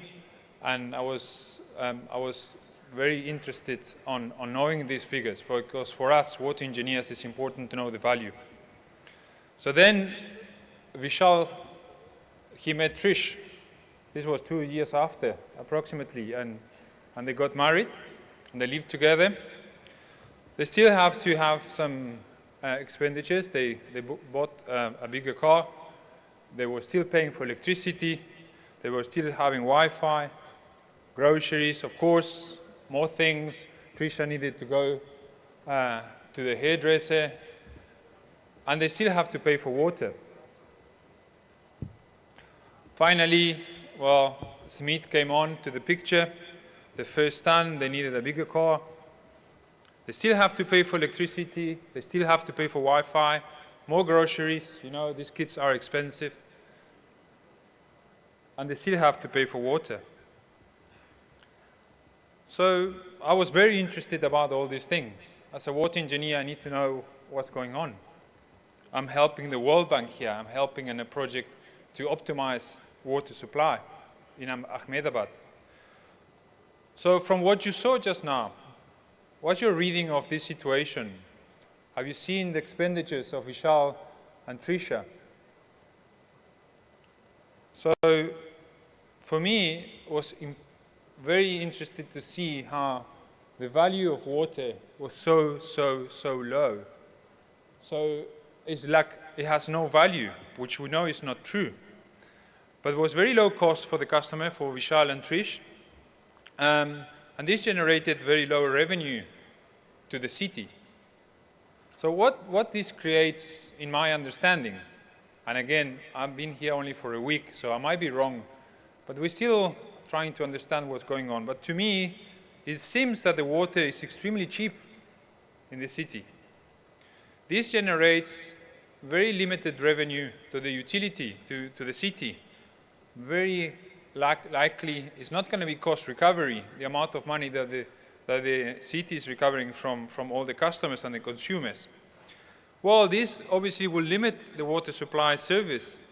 I mean, amount of hours, quality of the water, pressure in the network, repairs needs to be done and cannot be done.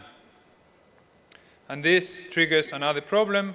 The public perception of water is very low, and the willingness to pay the services obviously is very low.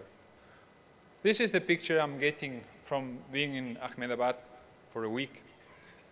But there's another side of the coin. The other side of the coin is what's the problem now from the city side. So the city side is seeing a lot of water losses. We call it non-revenue water. Non-revenue water is all the water that is put into a system but doesn't generate any revenue. So the city needs to invest in treatment works, in plants, in transport of water. They need to invest in reservoirs, pump stations, network, a number of things that we need to make sure that the water gets to the people, in this case, Vishal. And Vishal is a good customer. He pays for his water, a very low cost, because the tariff structure is a flat rate tariff. But there's a number of, a volume of water does not get to customers or get to illegal consumption, or it's like directly wasted into the network. So this is the concept of water losses. This is what we do. And we try to reduce this red part of the arrow. We try to reduce the non-revenue water. So to give you more examples about what's non-revenue water or water losses. So we can have meter inaccuracies. That means if we're measuring a consumption into a customer, if the meter is old, it's not going to give us an accurate figure for that volume.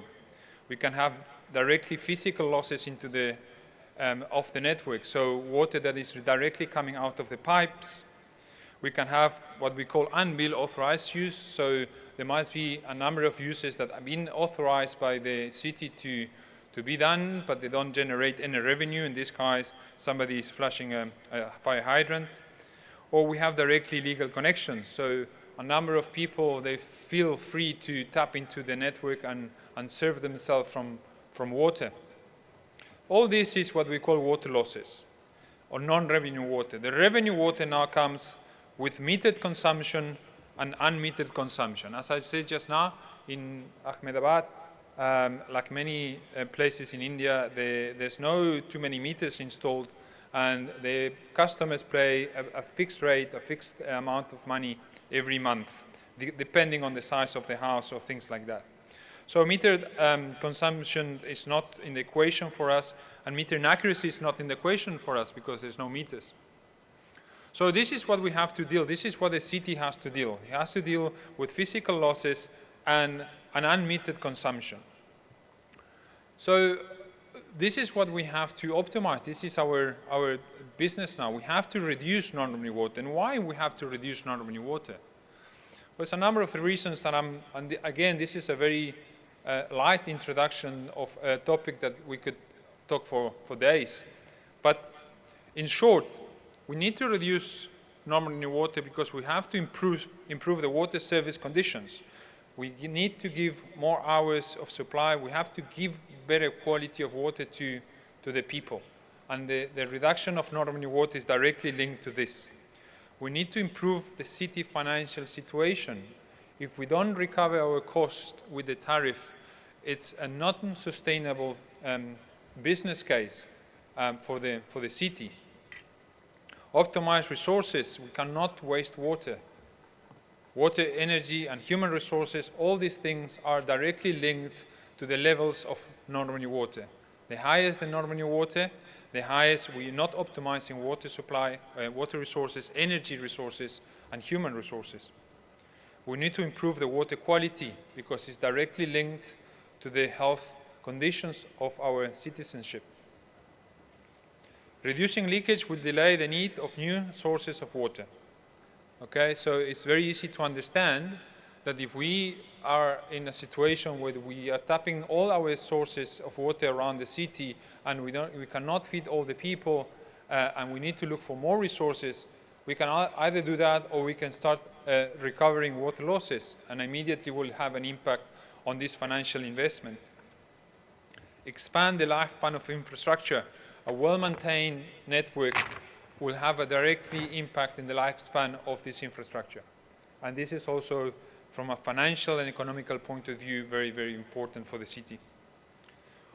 Attract business and industry in Ahmedabad. I mean, we've seen this video, which is completely amazing on all the things that are happening in the city.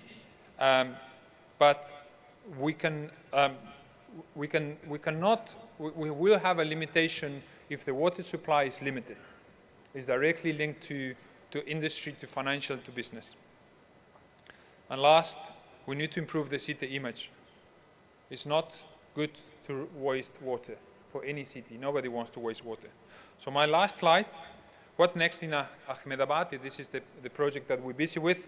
The World Bank is providing technical assistance to reduce water losses and improve service. It's a very lengthy and intensive process, but extremely important. The city has available resources, but maybe it's time to invest in water supply optimization. And finally, we are here to help the city and in other towns of Gujarat province. Thank you very much.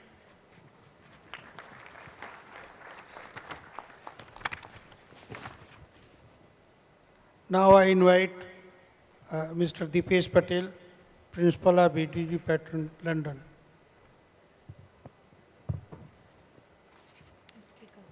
Oh yeah, thanks. Just going to put my timer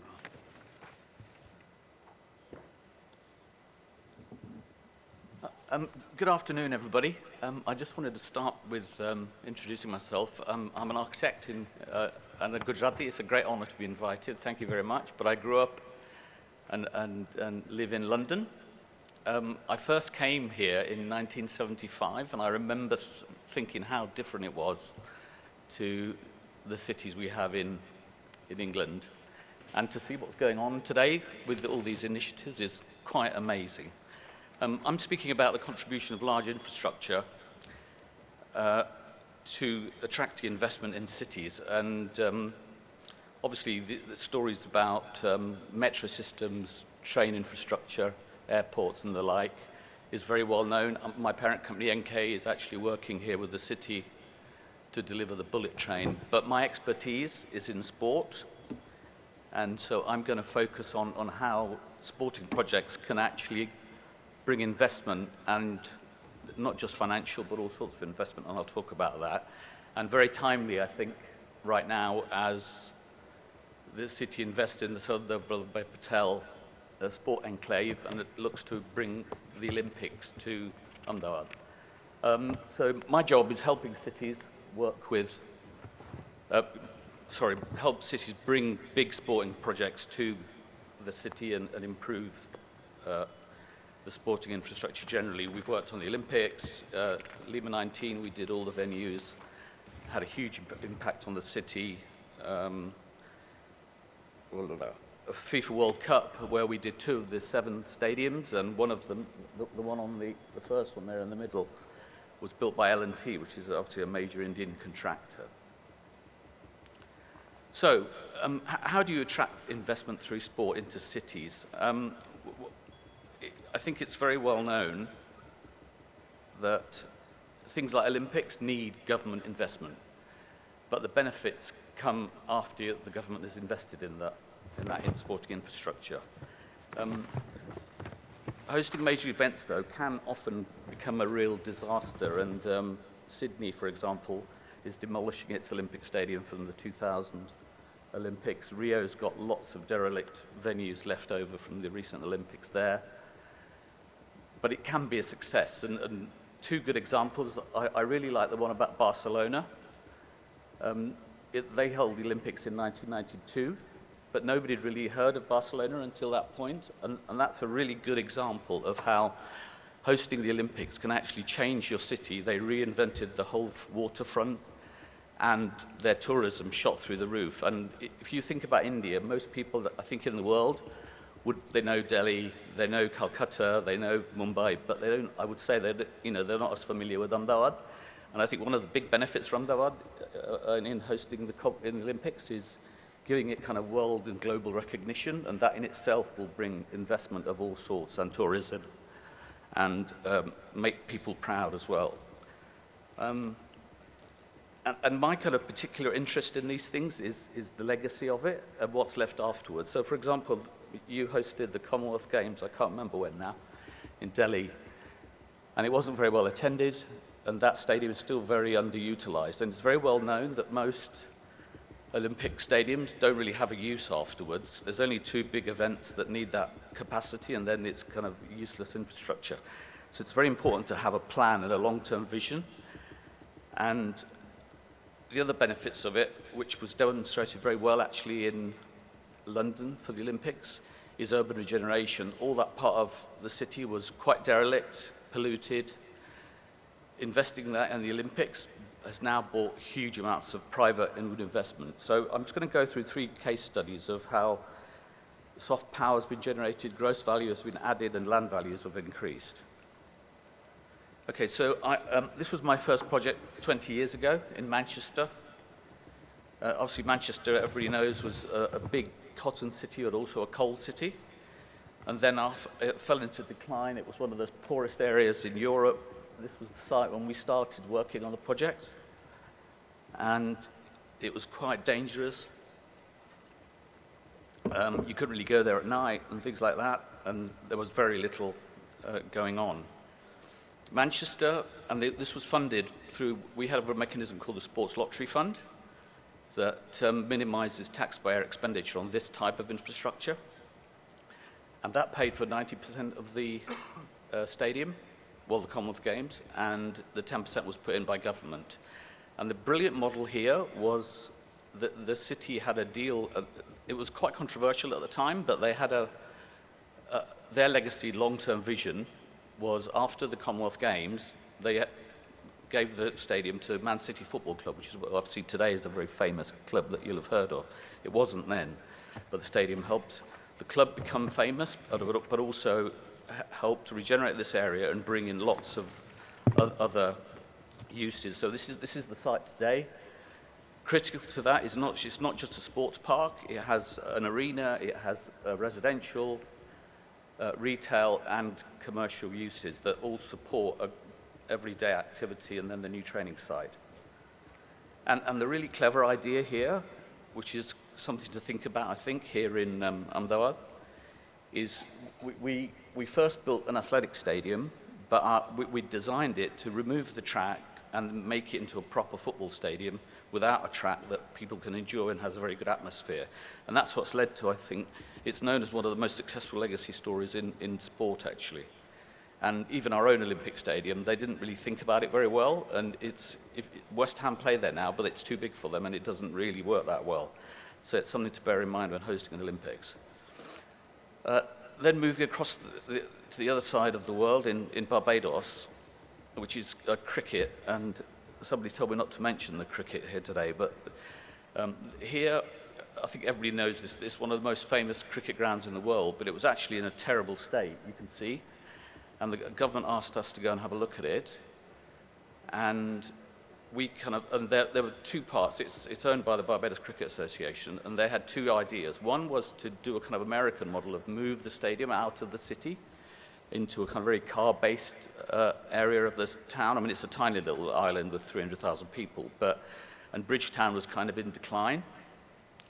And we sort of suggested that that was a really bad idea and that they should stay here, buy some extra land to actually make the boundaries of the ground to modern standards and help this project keep Bridgetown alive. And it was in 2007, so nearly 20 years on now.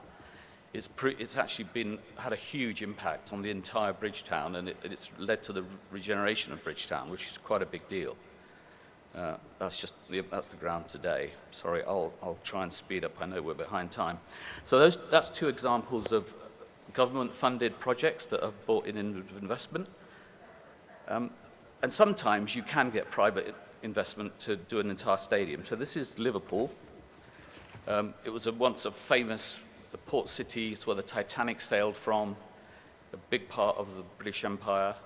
And then obviously it fell into disuse. There's a load of very important docks along the riverfront, and they've all been bought by a private company called Peel. And we are currently delivering Everton's, which is another one of our major football clubs, new stadium there. This is entirely privately funded, but it's a major part of regenerating that whole part of Liverpool, the dockfront, and it adds as a catalyst to bring people there and sort of reinvent the city. And already, it's not finished yet, it's opening next year, but already we've seen huge improvements in land values around, an increase in planning applications for commercial, hotel, residential and retail, and it will be a major part of the city. But it does take, these things can take, like I showed you at Manchester, it can be a 20-year project to see the full effects of that benefit. So just to finish, so major infrastructure projects generate urban regeneration. That's quite important. And I think here at the Patel Sports Enclave, you know, that it's ambitious, but it might benefit if it was more than just a sports enclave and it had a lot of mixed uses and generated an increase in land value for other plots to be sold to private developers to offset some of the cost of the stadium. Obviously, sports projects have a stardust effect. People like them. It makes this community feel happy. There's a lot of soft benefits, like I said, and it's called soft power, where it advertises the city to the whole world.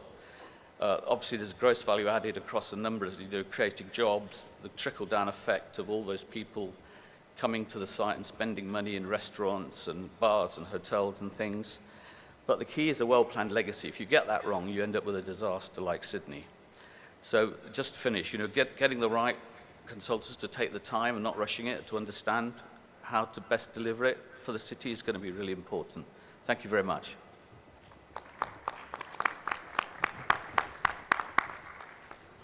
Thank you very much.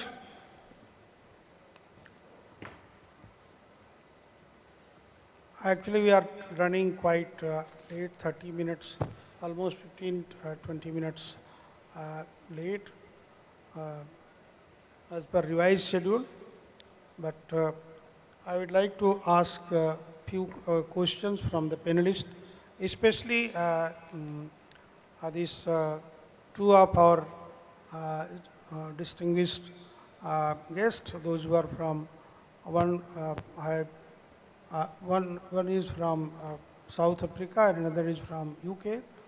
They have shared their experience, and especially in Gujarat when water management is coming. It's Surat, Ahmedabad, Baroda. They have some comfort due to dam like Ukai, Narmada, and Pratap Sagar and all that. But in Saurashtra, they are more or less every day they have to struggle to manage water supply from local dams like Bhadar, Machu, and Machu to Aji, and many more. And when I was municipal commissioner from 91 to 94, I was surprised that we are giving 20 minutes water to Rajkot city. Its population was 1 million plus, and people are happy. But today things are changed, and we have to have a more, because the people are having more and more demand, and you have to provide facilities if you want to make city livable. And water is one of the basic need. This T&D losses in water supply in our municipal corporation ULBs are quite sizable. The experience of South Africa is shared by Pena. Mr. Pena is quite useful for our participants, and investment of large infrastructure, especially sports infrastructures. The experience of Mr. Patel shared by him is also very valuable for making city livable. I was supposed to ask a few questions, but instead of asking 2 questions each, I am asking only 1 question each from each participant, each panelist. But before that, I would like to ask audience if you are having some question from or any of the panelists before I ask a question. Anyone would like to ask a question from Mr. Patel or Mr. Pena regarding their experience, or from Sujata or 2 other participants, those who have made presentation on a very critical issue of e-governance and how to make master plan, and what are the ingredients, what are the issues which could be covered while making a master plan to make city livable. You can ask any question. If you are not asking, then I have to ask few questions. Please ask. Please introduce yourself and ask.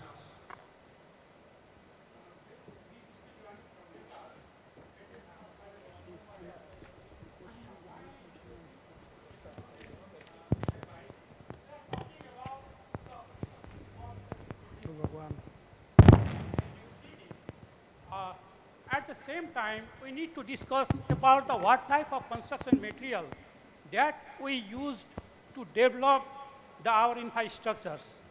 Construction materials will impact the carbon emissions and carbon sequestrations. Therefore, we need to think about the construction material that need to use that to preserve the carbon and reduce the carbon emission. So, can we use the forest-based product, that is wood, is the construction materials? If our infrastructures will be used woods as a construction material, then it has multiplier benefits. It conserves the carbon not in our land, but also our infrastructures and our housing projects. We need not to, get the additional benefit the use of the woods in our housing and infrastructure project. And we also need, we also... Kindly ask question. Your suggestions are taken, but please ask question if you have.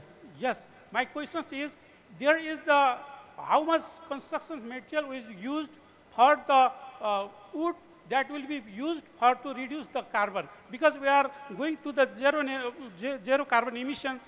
Therefore, what is the contributions of construction material for zero carbon emissions? Thank you. He's asking about use of wood for construction. How would it reduce carbon emissions? Wood instead of bricks and cement. Wood. Okay, sorry. I think you're asking about carbon emissions in the use of water, but I'm not... Wood. When we are developing the urban strategy, how the carbon emissions will be reduced by using the construction material? I'm not able to answer that question. No, Can I take that one? Nilesh Rajbadai. Yeah, I mean, I think it's a very good point you make. I mean, major infrastructure projects use a lot of concrete. You know, there's a very interesting statistic that if concrete was a country, it would be the 4th largest emitter of CO2.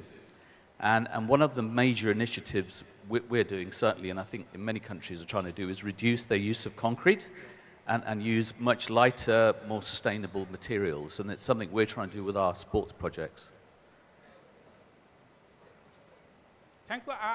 My suggestion is that please take one discussion or thought for discussion that if it is possible to use the wood product as the construction material, because wood is a versatile and renewable products that we can make our city livable, and it is a more climate resilient city. So think about this perspective.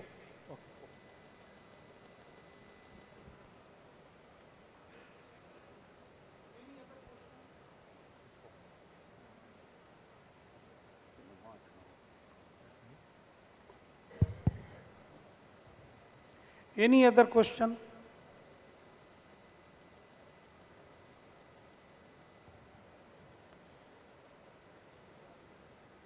Please ask a short question. It should be audible. Use mic slightly nearer to your... Hi, so since India is a very hot country, in order to build livable cities, why are we creating glass buildings or constructing buildings out of glass which absorb so much heat, require so much air conditioning? Not clear. Please speak loudly. So in a hot country like India, why are we creating buildings out of glass in order to create livable cities? Because I think glass absorbs a lot of heat and requires a lot of air conditioning to keep the temperatures normal.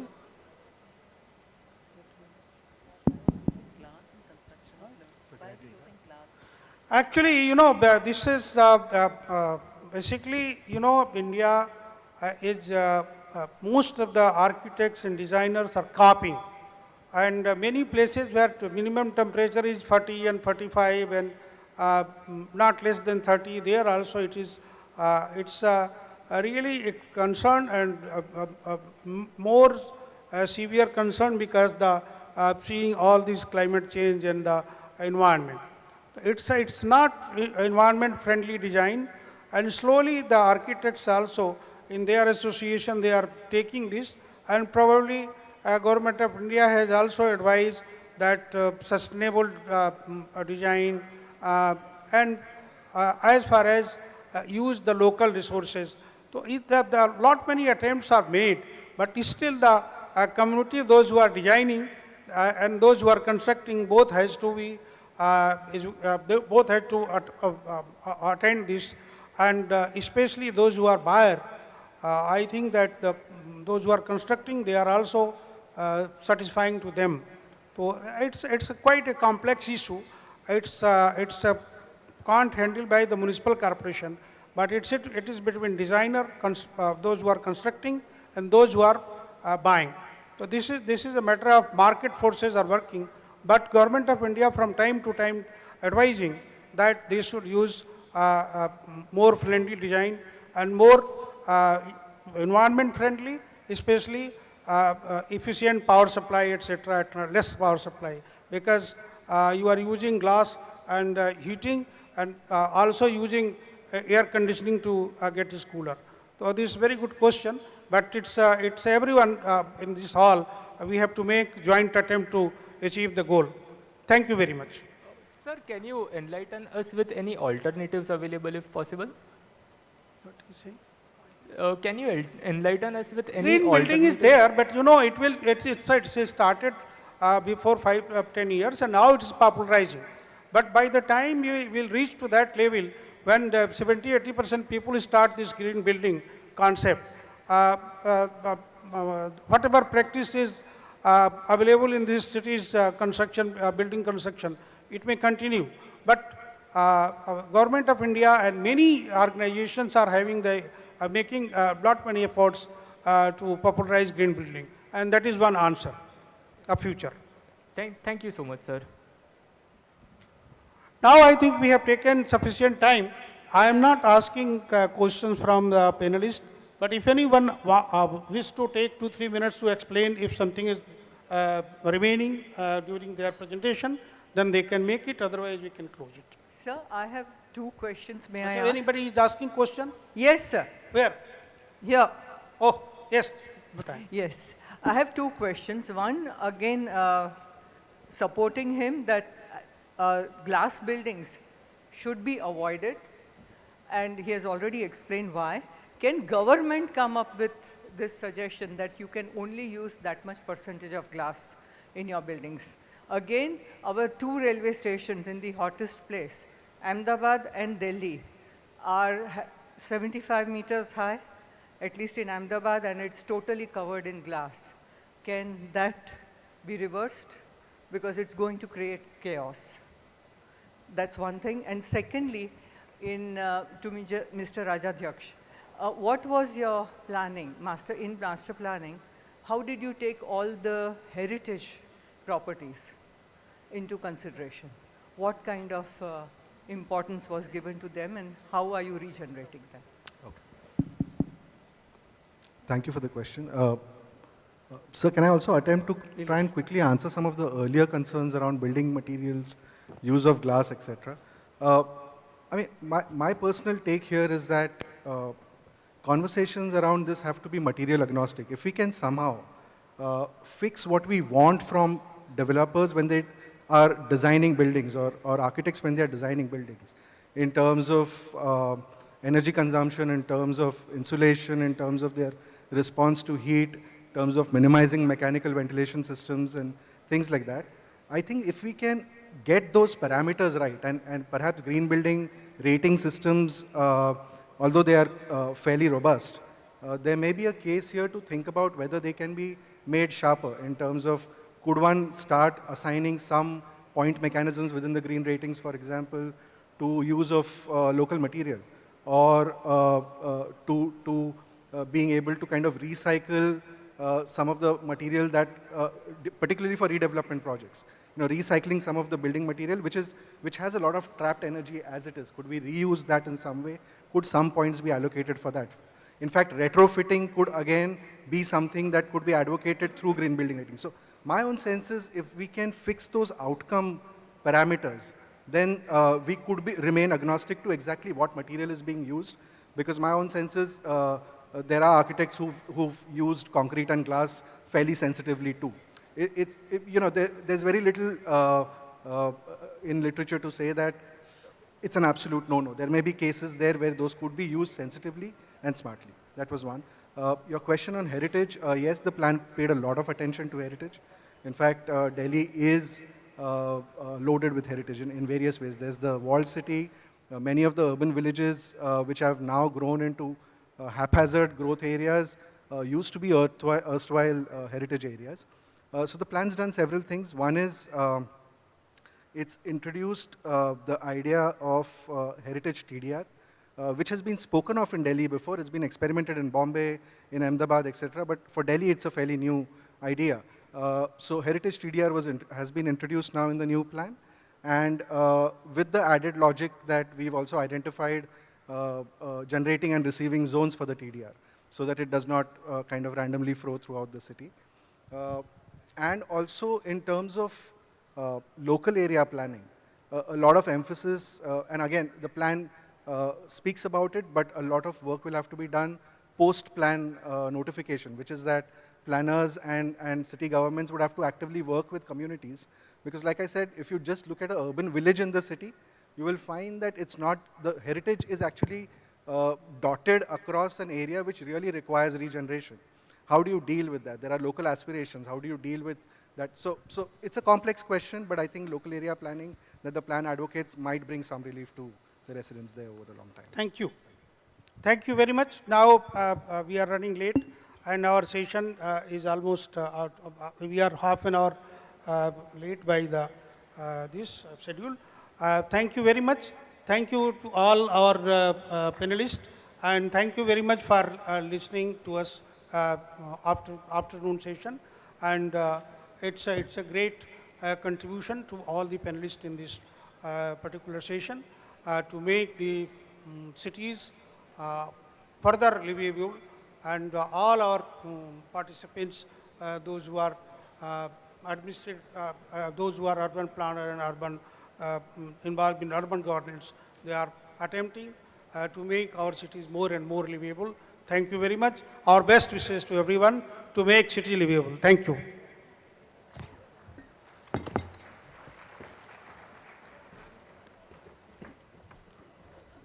Well, thank you all the participants. I would request you to please wait for the group photograph. That was an interesting session. We'll have a group photograph before we conclude this session.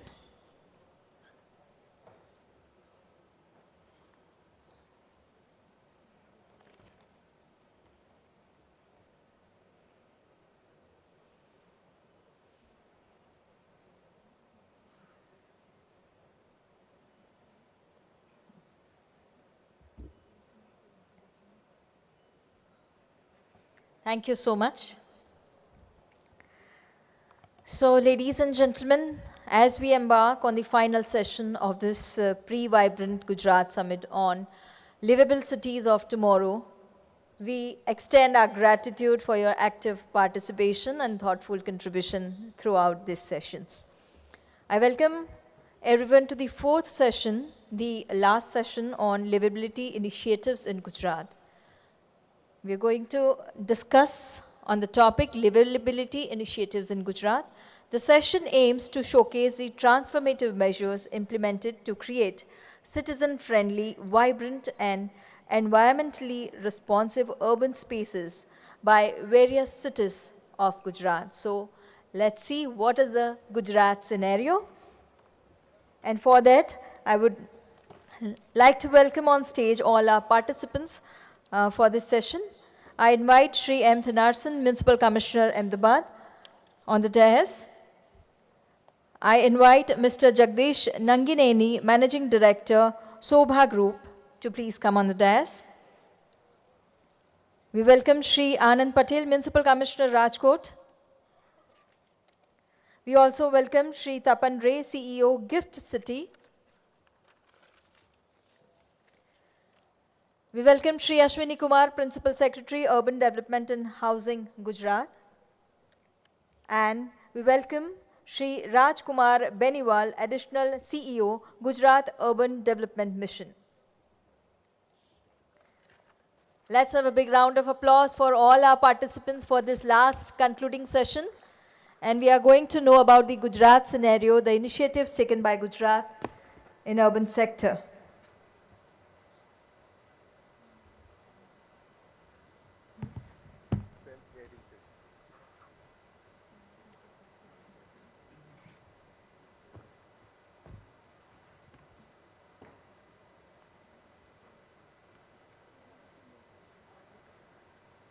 Okay, so once again, a very warm welcome to all our participants for this last concluding session. And firstly, I would like to invite Shri M. Thanarsan, Municipal Commissioner, Ahmedabad, to share with us some of the foremost initiatives by Ahmedabad to enhance its livability.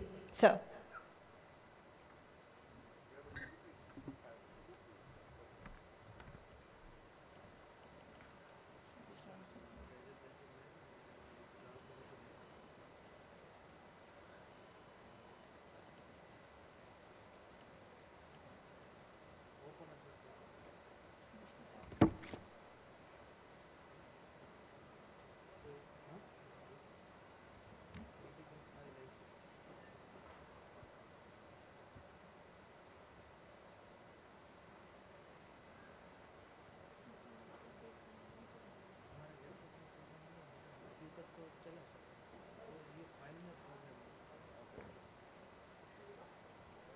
give us a minute.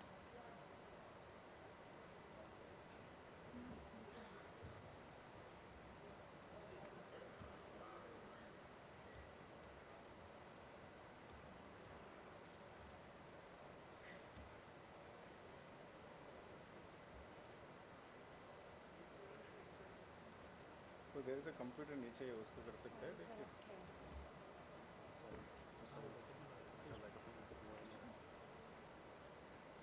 Pen drive में file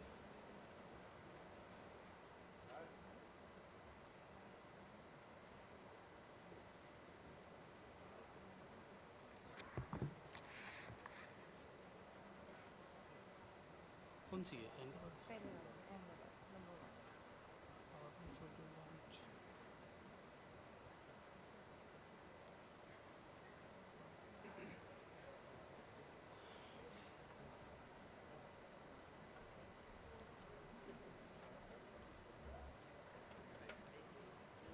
HDMI हमारे पास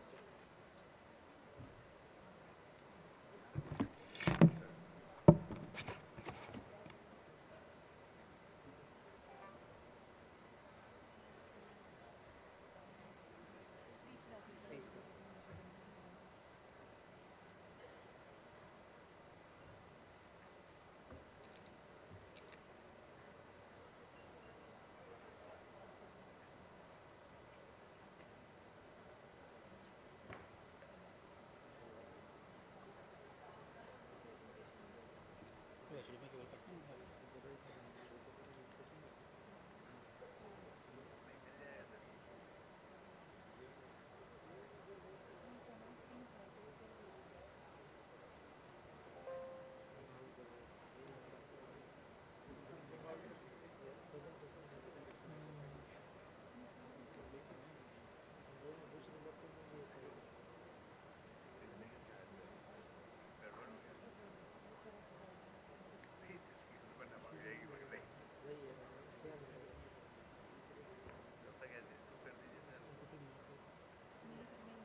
आप लोग check नहीं करते हैं भाई अभी इतना टाइम मिल रहा है सुबह से चेक करके रखना चाहिए ना ओपन कर रहा है नहीं कर रहा है क्या कर रहे हैं आप लोग सुबह से चल रहा है अभी आके आप लोग चेक कर रहे हैं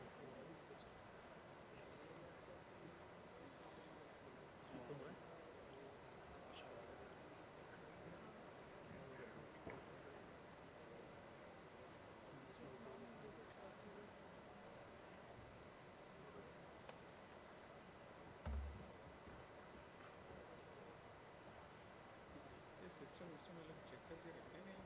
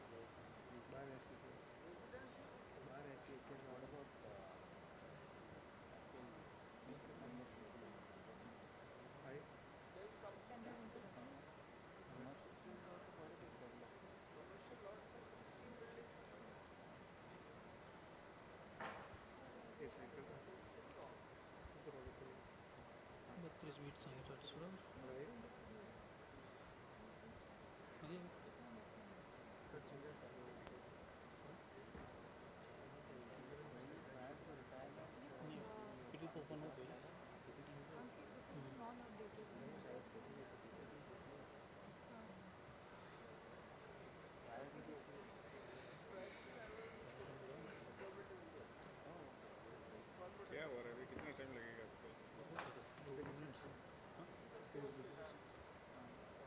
हाँ डुप्लीकेट चाहिए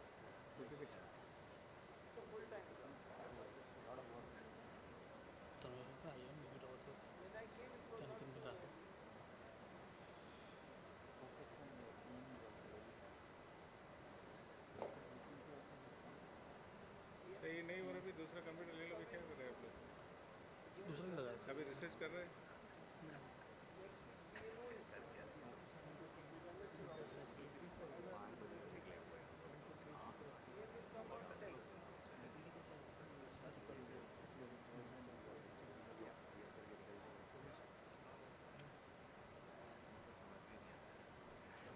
क्यों वेट कर रहे हो?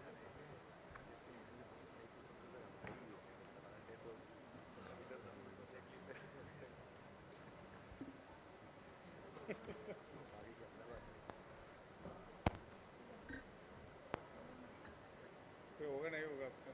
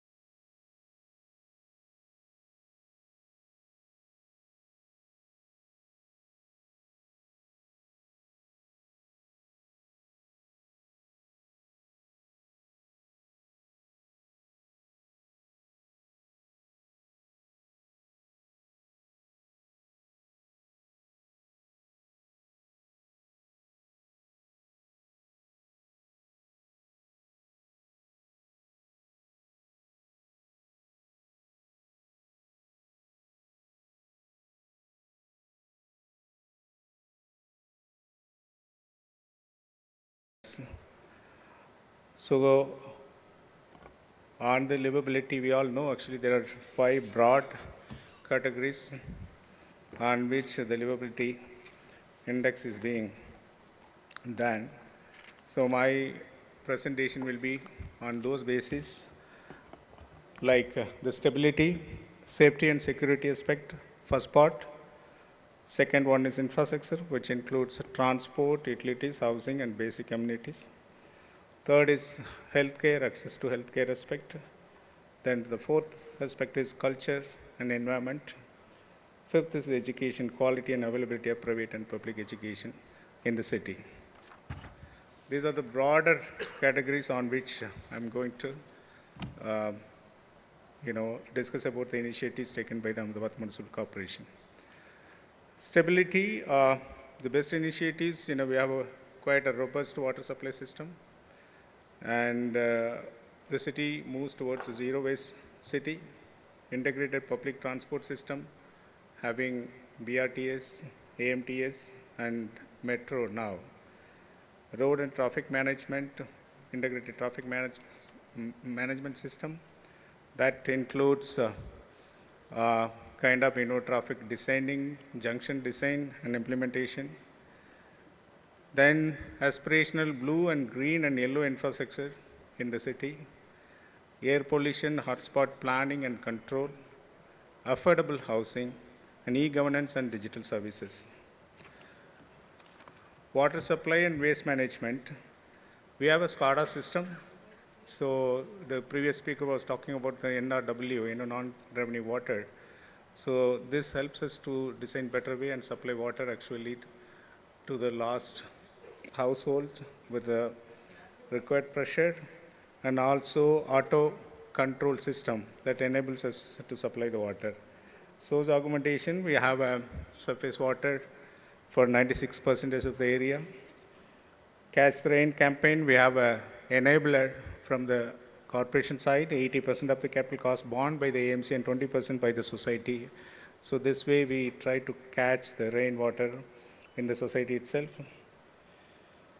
Gujarat, in the sense, resilient plan, under that about 30,000 million INR, Indian rupees, would be spent in upgrading wastewater management in the city with the help of World Bank. Wastewater treatment and reuse. 12% of the wastewater has been planned to reuse in industries by way of making tertiary treatment plants. Biogas bottling plant, 10,000 square meter cube biogas generation plant is there in Pirana. 100 TPD sludge hydrogenation cobalt 60 gamma radiation. Towards zero waste city, again we have a very robust system from the collection at the household to the refuse stations and to the dumping part and recycling part.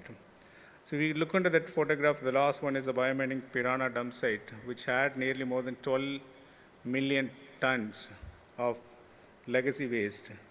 We have disposed nearly 90%, 95%, 5% need to be disposed. Probably will complete in another 15 to 20 days time. So in addition to that, we have a 2,000 TPD waste to energy plant, which will come up in shortly, and 500 TPD biological waste to bio CNG, which is under pipeline. 8 million ton empty legacy waste to be cleared. That's, as I said, we'll be doing it in 15-20 days time. Next.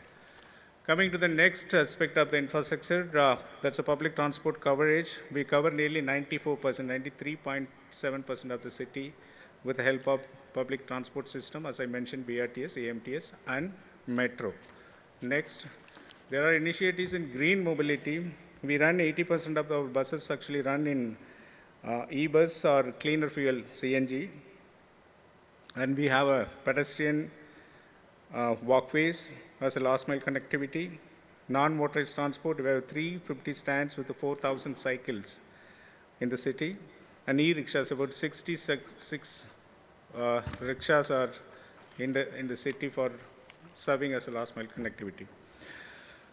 Road and traffic management, as I said, to the junctions and the left turn, and based on the studies with the help of institutes have been planned in many part of the cities. Already 47 in numbers have been redesigned and are being, implemented in the city. Next. This is the biggest, change. If you could look at the livability index in Ahmedabad, this is the best example probably for the world as well. So this is a city we actually have. In the previous photograph, I can show how was in the river and then how the transformation took place. So as of now, we have 11.5 kilometers on both the stretch as a riverfront, another 5 kilometers in the process. So the government is planning to do it roughly about 27 to 30 kilometer length of the river front project in this city, including the Gandhinagar part. What are the impact? So environmental improvement, network for the public open spaces, providing adequate public access to the river, rehabilitation of the slums, Gurjari Bazaar, rehabilitation dobbies, creating vibrant urban neighborhood. You could imagine about 10,000 houses situated on both the banks of the river have been rehabilitated with the livelihoods opportunities on both the sides of the city within the range about 5 kilometers. Similarly, each and every stakeholders in the project has been adequately compensated, and it's a win-win situation for everyone in this project. Now the turnaround, in the sense it's a success, is measured in terms of how people actually coming back to the river once it was neglected. Next. So you could see the first photograph, how was the situation. I think one of the panelists in the morning was showing a river in Netherlands, Amsterdam. So it is, probably equivalent to that part.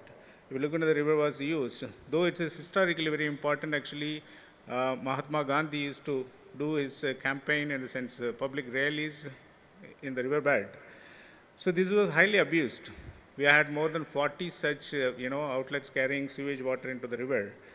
And as I said, actually more than 10,000 hutments on both the sides of the river. So with the vision of Honorable Prime Minister, so the process, started somewhere around 2004 to 5. And now we have the first phase completed, second phase in process. Now you can look into that, how the transformation is. The same river, actually you can see that just below the, photograph, there is Atal Bridge. It's an iconic bridge. It is attracting about more than 5 million, visitors every year. Next. Public space, as I said, actually, this is a space. This riverfront space, we have a lot of shows, flower show, riverfront parks are situated. More than 5 lakh trees are planted in these areas, and floating restaurant, and these things together attract more than 5 million visitors every year. So this is the greatest example of livable and livability index in the city. Next. Green cover, again, corporation spends more energy and effort to create more green cover within the city. We have more than 284 parks, 128 oxygen parks, 2 big biodiversity parks, 2 million trees are planted every year by AMC. So these activities, created kind of increase in 8% green cover since 2014. Next. Similarly, accessibility to the urban greens, actually about 84% of the people access to the parks here. Next. Another important aspect is actually air pollution and hotspot action planning. So we started in 2018, 19, and 20 onwards. So the major 3-4 pronged strategies actually create dust-free roads, create more green covers, and then construction activity. Apportionment studies shows that more than 35% of the air pollution is contributed by the construction activities. Then mist, sprays in construction site and solid waste management site. So you could show the graph, starting from 160 AQI, now we have come to around 110, and still we have a few spots where we are going to concentrate to bring much lower. Next. This is the best practice we initiated actually this year, and for kind of instructions, direction to the developers to follow. So green nets actually should be covered for the construction site, and the mist, spray, they have to follow it. And when the vehicle carrying the raw material, they should clean up the, the tires. And also, you could look into the amount of penalty we charged in the last 6 months, about 1.34 crore has been charged as a penalty for not following the direction of the AMC. Next. Affordable housing, the other sector actually more inclusive in nature. So we have developed about 32,724 units. Another 50,000 units are in progress. That includes in situ slum rehabilitation project as well through innovative TDR financing. Next. E-governance, we have a digital services, starting from CCTV, we have a quite robust system of actually command and control system, ITMS, water, street light, and other sensors and Wi-Fi in public places. Next, inclusive healthcare. Again, Ahmedabad Municipal Corporation is probably a few corporations having quite robust medical services, especially in tertiary care. We have 3 medical colleges, 1 dental college, and also 3 bigger medical colleges having more than 2,000 beds. Next. So you could see actually, in the city we have 6, big hospital, tertiary care hospital, medical colleges 6, dental college 1, physiotherapy college 1, infectious disease hospital, and then primary health centers, health and wellness centers, and private hospitals beds more than 200, 2,000. Next. So this leads to, giving nearly 100% access to the public, the health services. 99.75% of the city population has access to hospital. Out of 99.75, 94% access within a kilometer. Actually, they have access for the hospital services. And in the remaining, actually, the another 5% actually within 1 to 2 kilometer range. Next. Similarly, vulnerable population like those, the footpath squatters, and the slum dwellers and others also, nearly 80% have access to the healthcare services in the city within 1 kilometer range. Next. Other the main pillar is heritage. You all know actually Ahmedabad is UNESCO's first heritage city in India. So we have more than 2,692 properties declared as a heritage. And as the previous speaker was saying about actually we use innovative financing to repair and renovate heritage properties. So far 5,351 square meter TDR has been awarded to the cost of $1.6 million US. Next. The another pillar is cultural activities. We have the Gujarat is known for its festivities, and Ahmedabad Municipal Corporation has initiated many projects. One is Ahmedabad Flower Show. We are upscaling to the international standard this year actually. This attracts more than 1 million population every year as a part of the visiting. We have Concrete Carnival, which has been running more than 10-15 years actually. As one of the pioneers here actually, IP Gautam Saab. Then we planning this year with a food festival, and we'll have Vibrant Garba is done every year actually during the Garba.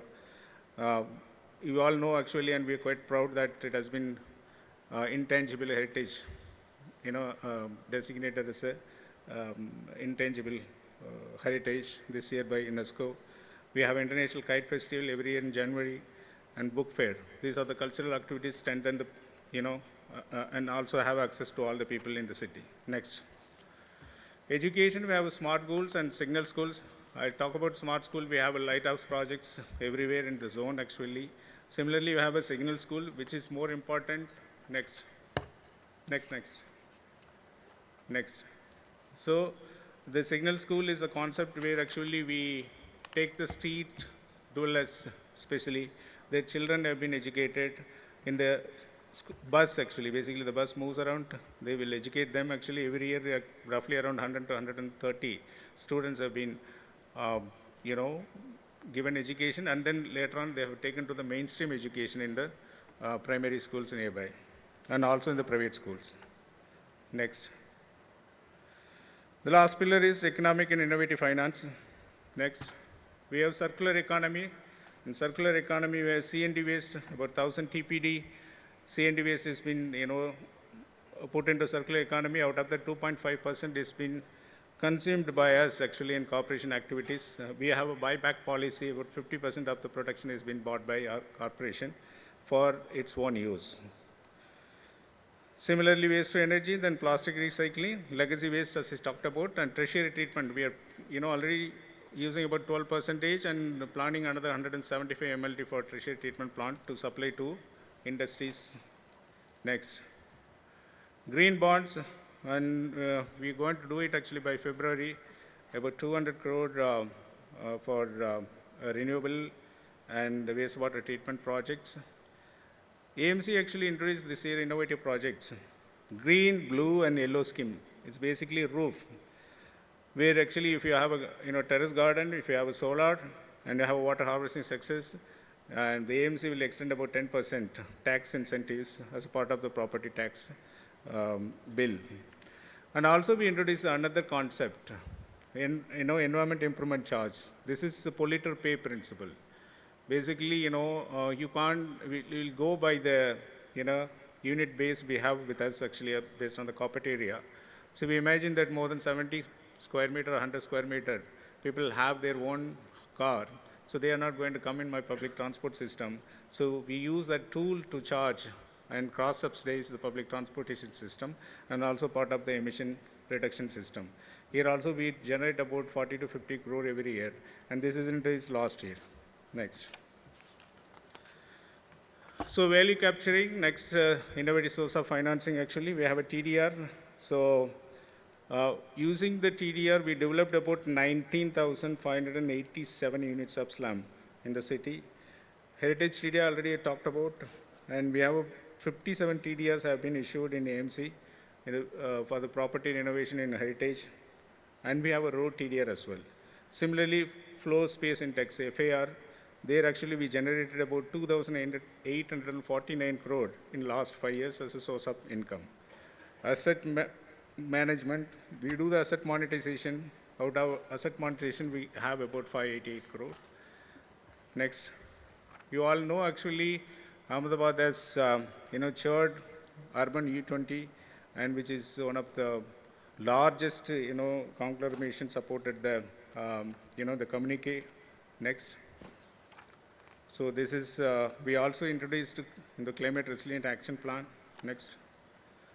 Energy savings, we do about 25% of the savings from the RV, renewable source of energy. And we try to progress upon those activities again. Next. Next. So overall, the city vision is to accommodate the global agenda of net zero and carbon reduction by 2070, zero waste city, and green mobility, and create more green infrastructure by innovative financing methodologies. Thank you very much.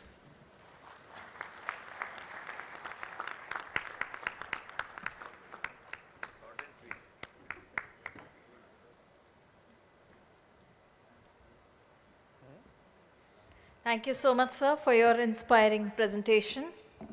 I would now request Mr. Jagdish Nangineni, Managing Director, Sobha Group, to share his perspective on developing projects that prioritize environmental and social sustainability to create resilient communities. So, Mr. Jagdish Nangineni.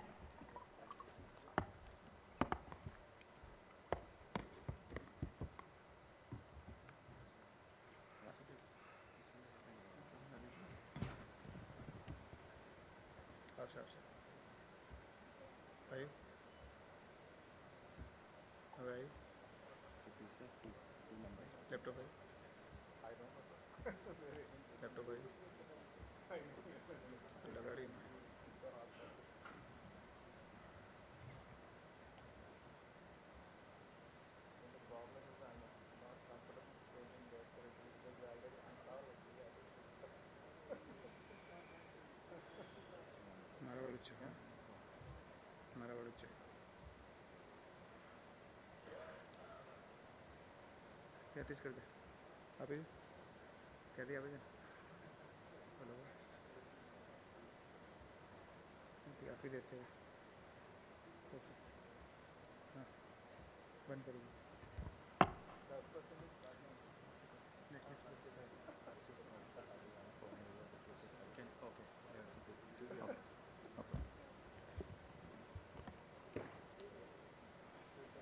Good evening, fellow panel members and esteemed audience. It's an honor to me to be here today in the Vibrant Gujarat Summit focusing on the livable cities of tomorrow. I thank the Government of Gujarat for organizing this vital platform. All the speakers and panelists in the summit have clearly articulated how important it is for us to focus on developing robust cities to aid our all-around economic development across the country. It is of utmost importance at this juncture of our history. As we grow in stature in the world economy, I feel the difference between us and the developed countries is the status of our cities and its livability of our citizens. It's been an exciting day for me listening to the various panelist speakers about their perspective of making livable cities happen in India, each from their own perspective. Next. Previous, please. Previous. Yeah. So here I would like to present my insights and our own few case studies on real estate's pivotal role in creating sustainable and livable communities and cities. Just to give a small brief, Shobha as a company, we have been in business for the past 28 years and evolved from being a single city developer to having developed in 24 cities across 14 states in the country with a total developable area of about 130 million square feet. So we have, in a way, how the urban landscape has been developed, and through that I would like to share a few points. in the last 2 decades, the real estate developer's role has significantly changed. Initially, it was a developer of spaces feeding into the infrastructure developed by the city. But now the role has changed to developing large-scale communities and making them self-sustainable and adding to the city infrastructure. It's a big change. This change in role and scope of work has expanded our thinking horizons. It is also presented to us as an opportunity to positively impact the social, economic, and environmental matters that concern us the most while satisfying the basic needs of dwellers of these spaces. Next. I'll touch upon a few aspects which have helped us enhance livability, which has multiplier effects. One is setting bold benchmarks and executing against them. 2, developments in growth corridors. 3, setting green in action. 4, large community development for social need satisfaction. 5th, inclusive development, caring for people who actually participate in the development process. And 6th, technology to reduce burden on the resource usage during and post development. Whenever and wherever we have done these with a long-term focus, it has yielded results which are exemplary for our teams to follow in other developments. Next. This project is in Thrissur, Kerala. It's about 55 acres with a man-made lake, apartments, villas, and a mall. It was way ahead of its time, visioned by our founder, Mr. P.N.C. Menon, conceptualized about 20 years ago, and with a vision for being a benchmark, not in just scale, but also in environment practices like self-sufficiency in water requirement. Such bold projects has set benchmark by meeting 100% freshwater requirements through rainwater, with no dependence on groundwater or any other alternate sources. It has become India's first and only net water positive platinum rated operational project. This project has really helped us in reimagining our own environmental practices and benchmarks in each project that we develop, apart from the norms that are set out by the various government agencies. Most of our projects now include, of course, the standard rainwater harvesting, enhanced water storage, STP, landscaping, regional, and flora and fauna. Next. Second is the developments in growth corridors. One of the biggest aspects of livability is mobility. To and fro from workplaces, schools, shopping areas, hospitals, and entertainment hubs, etc. We have worked in various kinds of locations, but the ones which improved livability the most, which is measured by the rate of occupancy once the development is completed, are the ones where the mobility issue is solved for. Our developments were in the locations where office spaces were getting developed. This is far more important, particularly because our current in-city transportation infrastructure growth is not in line with the growth of our cities. Another example where we have seen it really work is in Gujarat's own GIFT City. Full credit to the GIFT team for making the vision of an integrated city into a reality by bringing in the right partners. I'm proud to share that our project in GIFT City is the first residential project, and at 33 stories is the tallest structure in Gujarat. Next is setting green theme in action. Executing green initiatives where it is integrated into design, specifications that have lasting impact on energy consumption, habits developed by residents and users of the spaces.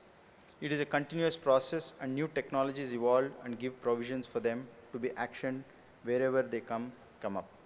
They need to be tailored to local climatic conditions and sometimes hyper-local settings. In the previous session, there were a few questions on usage of glass and other materials which can actually be avoided, or can be alternate materials were to be suggested. In fact, in some of our projects where we have where the climatic conditions are harsh, like in NCR or even in Gujarat in some places, where we have seen that usage of the same material, like let's say for example glass, but using a double glazed unit, enhances the environmental impact, improves the environmental impact by reducing the energy consumption. So such tailored solutions really have long-lasting impact in the energy consumption and setting the green theme in action. Next. Large community developments. Social needs in the urban cities are key component of livability. Majority of our population growth in the cities is through migration. People have moved from their roots. Hence, developments oriented towards enhancing social interaction in every possible manner for all age groups enhances quality of living. Large community developments precisely seem to do this. One such example for us is a project called Dream Acres, which is developed in 81 acres with about 7,000 apartments. It's the most dynamic and happy community that we see today. In fact, density of population is actually good when it comes to enhanced livability and enjoyment of life. Such large space projects provide abundant green spaces, promoting active engagement and skill development through diverse amenities, and provide secure haven for the residents. Next. Inclusive development. Inclusive development is a definition for different stakeholders. For us, one of the inclusive developments definition is also about the people who are contributing towards the development. In the developer ecosystem, residents or dwellers of the communities are not the only stakeholders, but also the workforce that develops these cities. Valuing every individual, starting with our workforce, encompasses the definition of livability in the cities. That's why we have placed special emphasis on our construction workforce camp developments and its maintenance. Their dignity, in fact, enhances our ability to create our vision into reality through improving their livability. Next. The last point is related to the technology to reduce the burden on resource usage during and post development. In addition to dedication to our communities and various stakeholders, we recognize that propelling the real estate industry forward through continuous innovation is a crucial step toward a brighter future. So we know that the development is a burden on the environment in general, and technology is a key aspect in reducing this dependence. One of the examples that we have done is to use precast in structures and reducing the wastage. We have built one of the largest precast on-site factories, which has reduced the resource wastage. Similar is the usage of aluminum shuttering, I'm sure, which is widely adopted in the industry. In the backward integration model that we have, our concrete products factory has crushers which use the concrete C&D waste that's generated in the city and uses it as raw material and develops concrete products. So such incremental technologies we are using to reduce the dependence on the natural resources that we have. Overall, next, building livable cities require a lot of collaborative effort from all the stakeholders, of course from the government, policymakers, architects, and citizens. Some forward thinking by these stakeholders by investing in infrastructure, promoting green spaces and water bodies, embracing innovation with wide adoption can surely get us there. We have just seen some of the measures that the Ahmedabad Municipal Corporation also has been using to make sure that the developers adopt some of these measures to enhance the focus on environment and also sustainability. Next. Lastly, what we believe is building livable cities is not a quick fix, but a continuous process. We have a unique opportunity to play a significant role in this process. We can create a future where Indian cities are not just places to live, but also to thrive. I wish the Gujarat team and this audience the best on this path. Thank you.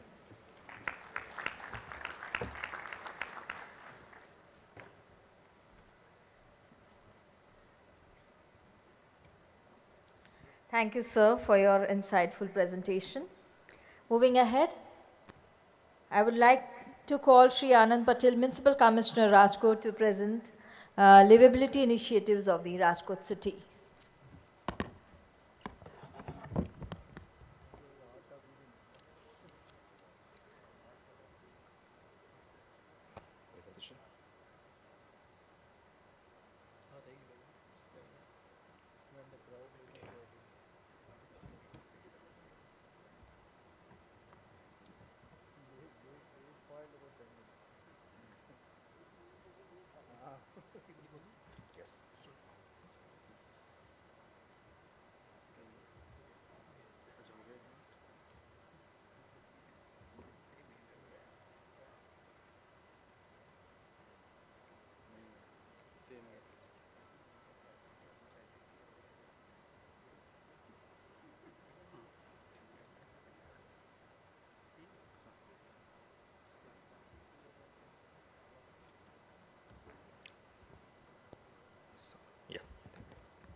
Good evening.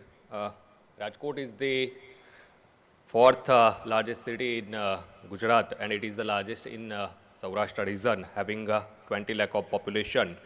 It is a automobile hub in Gujarat. Let me brief about the some important projects of Rajkot city. Rajkot is included in the Smart City Mission of Government of India, and under Rajkot Smart City mission, there are three major components. One is the robust infrastructure development, another is the Atal Sarovar lake development, and third is the IT-enabled systems. So, Rajkot is the only city who has opted greenfield development under the Smart City mission. We are going to make development in almost 930 acres of land. An inclusive master plan has been prepared, and it is followed by the dedicated town planning scheme under the Gujarat Town Planning Act. We are going to provide integrated, robust infrastructure like sewerage system, potable water, recycle water, ICT and power duct, integrated stormwater drain, BRTS system, and tertiary treatment plant under this robust infrastructure project. So, the road infrastructure is designed in a way to ensure zero water logging, as all water to be accumulated into 3 lakes. Atal Sarovar is another important project. It is a 50 acre of green landscaped area having 23 acres of almost 23 acres of water body. It will definitely serve as a spawn city to this entire 930 acres of robust infrastructure development. Atal Sarovar will become in near future. We are going to complete this entire project. So Atal Sarovar will become the area of attraction for the citizen of the Rajkot city, and our citizen will definitely have their good family time here in Atal Sarovar. The third component is the various integrated and integrated IT and digital modules, including adaptive traffic control system, smart bus stops, GIS mapping, integrated transit management system, integrated command and control center. In fact, integrated command and control system is acting as a nerve center for our municipal corporation service delivery. We have almost laid down more than 200 kilometers of OFC network under this Pan City project.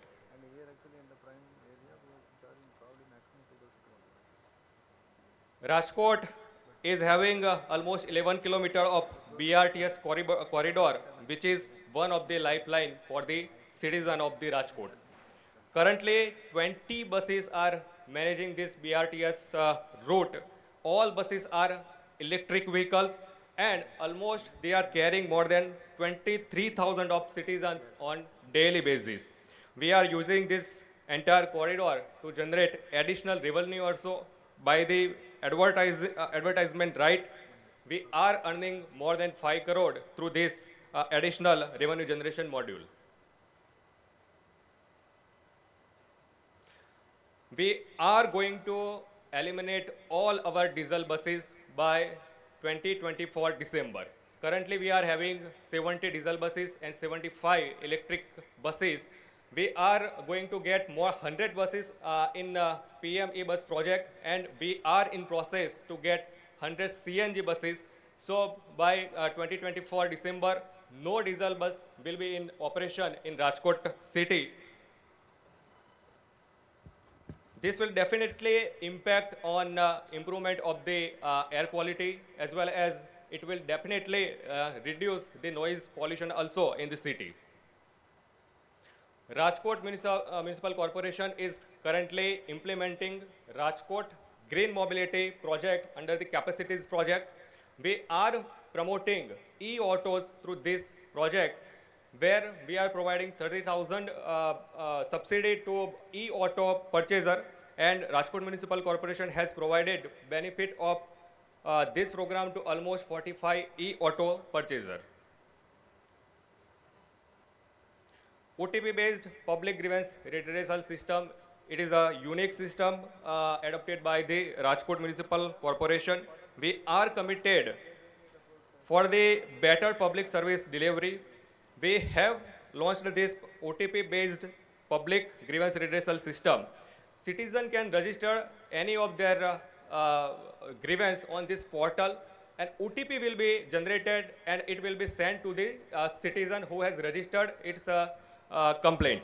So authorities are required to resolve the grievances and to inform citizen, and it is the citizen who will provide OTP to the authority after his satisfaction, and then only the grievance will be closed. More than 4.7 lakh citizens have taken benefit of this platform, and we have separate feedback mechanism also for the service deliveries. We have received almost more than 1 lakh positive response for the service delivery of Rajkot Municipal Corporation. I would like to mention here that we have received National E-Governance Award last year for this OTP-based grievance redressal system. OCEM is another a small but very important initiative led by the Rajkot Municipal Corporation. It is basically an online continuous effluent monitoring system. We are having 7 STPs having capacity of 331 MLDs.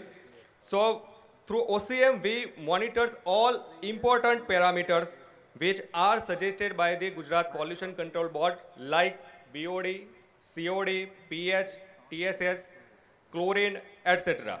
This is it's a sensor-based system which is being monitored 24/7 through web application, mobile application, and also through our integrated command and control center. System basically generates alarm whenever any desirable parameters are not maintained, and so immediately remedial actions are being taken and ensured by our team. We are currently working on integrated waste management plan, which includes 15 megawatt waste to energy power plant, which is currently under construction, and we are hoping by end of June 2024 it will be in operation. It will take care of our daily waste generation of 600 TPD. 3 waste to compost plant, each of the 5 TPD are under operation. 1 biomethanation plant of 5 TPD is also under operation, and we are going to process 250 TBD of bio-CNG plant likely by next June. This will be in operation. We are also working on C&D waste management also. So the plant of with a capacity of 50 TBD is under construction. We have under the waste management 10 lakh ton of legacy waste has been cleared till date. We are believing to provide clean air and green environment to our citizen, and so we are going to convert our dumping site in green zone. Almost 60 acre of land will be converted, which is currently our dumping site. We have cleared our legacy waste, and this entire dumping site will be covered in the converted in the into green zone. Almost 5 lakhs trees will be planted here under the Miyawaki forestation. Thank you.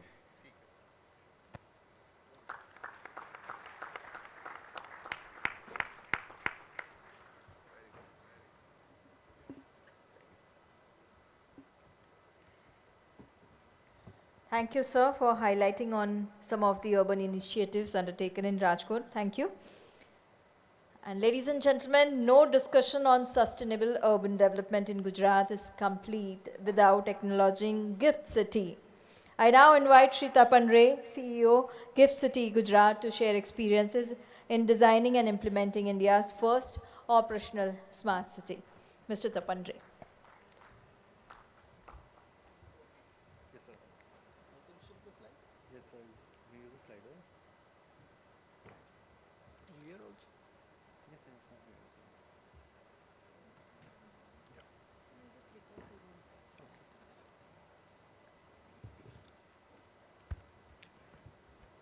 Good evening, ladies and gentlemen, my colleagues from Government of Gujarat, distinguished participants. I know it's a very awkward time to make a presentation because all of you must be tired listening to various speakers. But nevertheless, I'll try to cover the main elements of Gift City, which is India's first greenfield smart city. Now, what constitutes a livable city? I mean, a lot has been talked about livability. So, Gift City is an attempt to transform the ideas into action. And how are we achieving this? I'll just go through the next slides. Now, Gift City has the advantage as well as the disadvantage of being a greenfield smart city. Now, in the greenfield, you have the advantage of starting everything from scratch. So you build in the infrastructure, you do the way you want it, you implement all the good ideas and practices so that you get what is ideal. But on the downside, you have to put in the money for the infrastructure. And until you scale it up, you cannot get the returns. So it has both pluses and minuses, but nevertheless, I think on the whole, it is a plus. How are we achieving this? Now, a livable city has to have a vision, which is a balance between all the attributes of, accessibility, infrastructure, mix of users, resilience. So you need safe streets, you need accessibility from the other side of the state. You need a smart infrastructure, you have ease of doing business, plug and play infrastructure, and mix of users in terms of residential, commercial, social places to do your work. And resilience in terms of green spaces, climate, and disaster management. So we have taken all these concepts into our planning, and the attributes of a smart city concept would be, it should have a well-defined economic base. Fortunately, Gift City has that. We are the only international financial services center in India.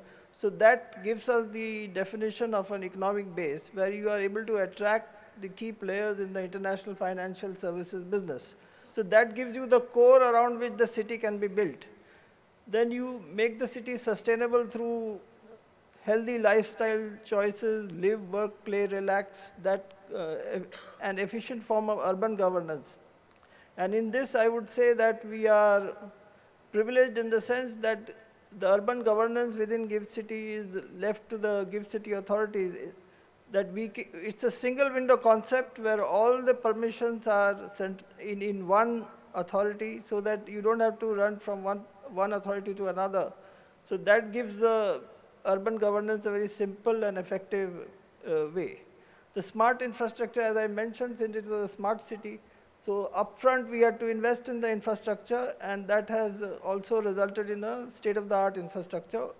We had put in the money upfront, we are able to attract better developers with seeing the infrastructure. Then energy efficient and renewable energy concepts have been taken care of, and it's a compact development all in all. So the vision of GIFT City was given by the Honorable Prime Minister, and I must be grateful that he has created this GIFT City and he has nurtured it continuously over a long period of time. So the Prime Minister's vision is to have a tri-city concept in which you will have Ahmedabad, Gandhinagar and GIFT City. What he has said is that Ahmedabad represents heritage, which is the past.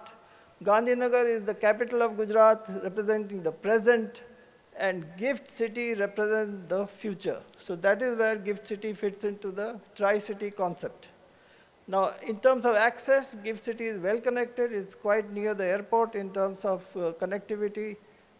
We have a 15 to 20-minute drive from the airport to GIFT City. It is on the Delhi-Bombay highway on the eastern side. You have Gandhinagar on the northwest side. You have Ahmedabad flanking it on the other sides. So you are accessible from all the 4 directions. And that way, GIFT City, having the advantage of the airport connectivity, would be connected to rest of India and rest of the world. That are essentially democratic space where I would call this a public good. A public good traditionally is a concept in which it should be non-rivalrous and non-exclusive. That means nobody can be excluded from it, and one's enjoyment of that right does not rival the next guy's. So in that sense, the ideal public good would be non-rivalrous and non-exclusive. To that extent, streets must be in that fashion. A person enjoying the benefit of a street should not be excluded, neither should his enjoyment cause suffering for the other. So in that sense, we have tried to make an impact by trying to reverse the pyramid, which is currently with the people at the bottom, but we want to reverse it by keeping people at the top. In fact, when GIFT City was originally conceived, it was conceived with the surface being only for pedestrians and the vehicular movement would be below the surface. But that would have entailed huge costs. So we had a compromise in that by keeping people on top without going into the excessive cost of it. So we have created spaces both for people and vehicles in a manner which is efficient for both. Then we have the local connectivity, as I mentioned. So we will soon have the metro connectivity. We have multi-level car parking. So parking is a classic problem within every city. And once we can handle the car parking problem, we would have solved many of the problems. So in GIFT City, what we have done is every block will have its own block-level, multi-level car park, so that there is no spillover onto the roads, and the roads can be enjoyed by the pedestrians. So we have already started work on block-level parking and advertised the RFPs for that. Soon, as you see those dots on the screen, those will be the positions of every block-level parking, which will also be financed through the use of commercial space above the parking. So it will be win-win for both. The developer gets his space for commercial development. We get the parking slots, which we'll give to the building occupants. Then in terms of safe street character, these are the actual photographs of GIFT City. So we have activity nodes connecting between blocks and buildings, active street frontage, pleasant walking experience, vistas, and barrier-free accessibility. So if you notice, the streetscape has a 22-meter wide distance, so it gives you a good feeling of walking and enjoying the city as such. Then in terms of transit-oriented development, a lot has been said, and GIFT City is taking into account the future development with the metro coming in, so that the transit-oriented development as is envisaged in planning is fully implemented. So you will have the multimodal transit, parking management, public spaces, connected active frontage, complete streets, and taking care of the high density.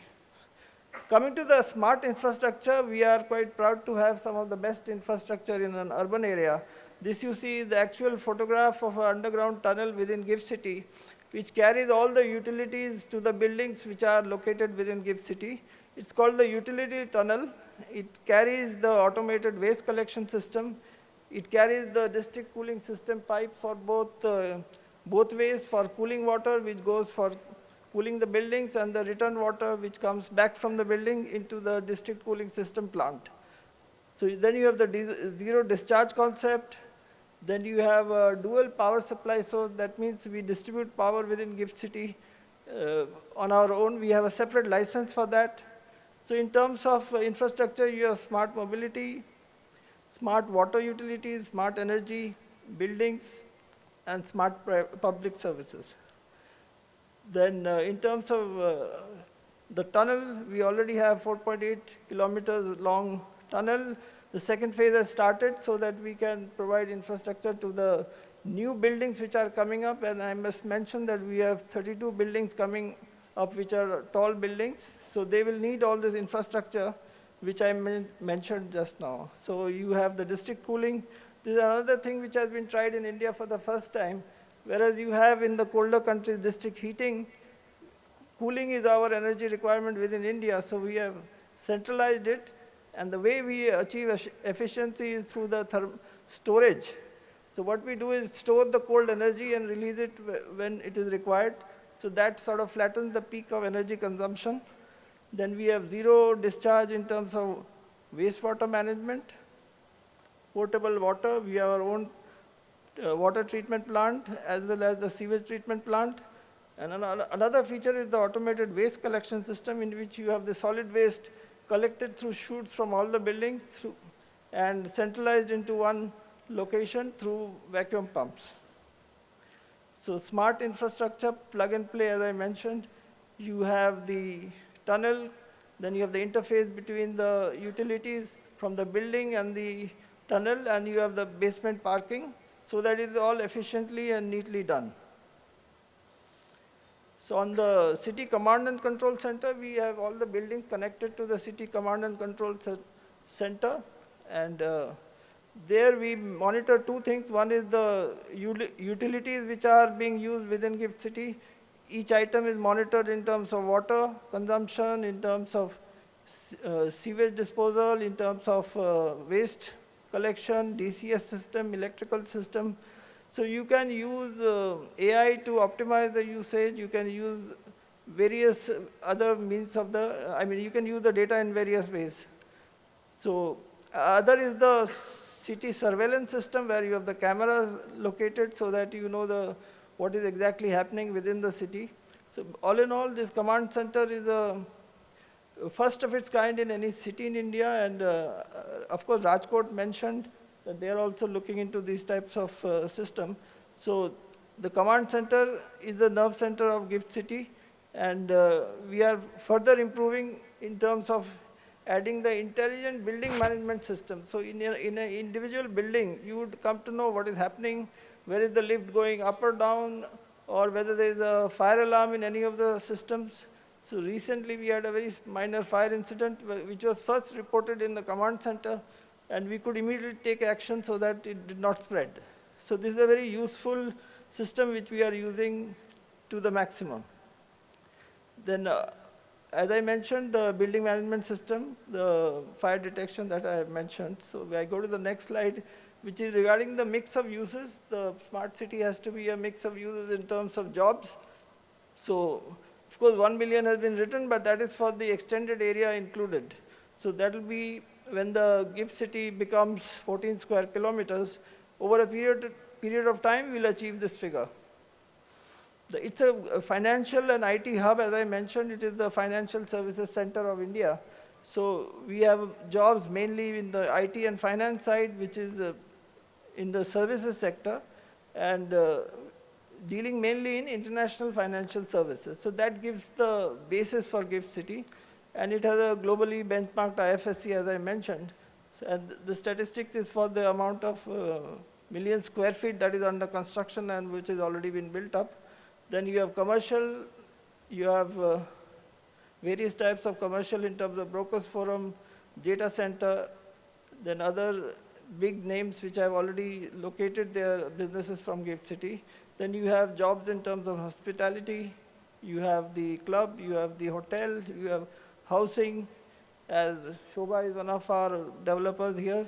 So it's all about vertical development so that space is optimally utilized.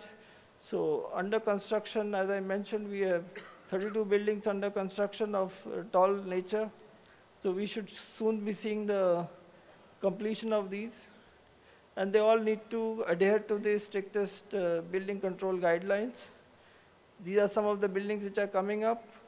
Then mix of users, also education and health. There's a school which of highest standards in India, Jamnabai Narsi.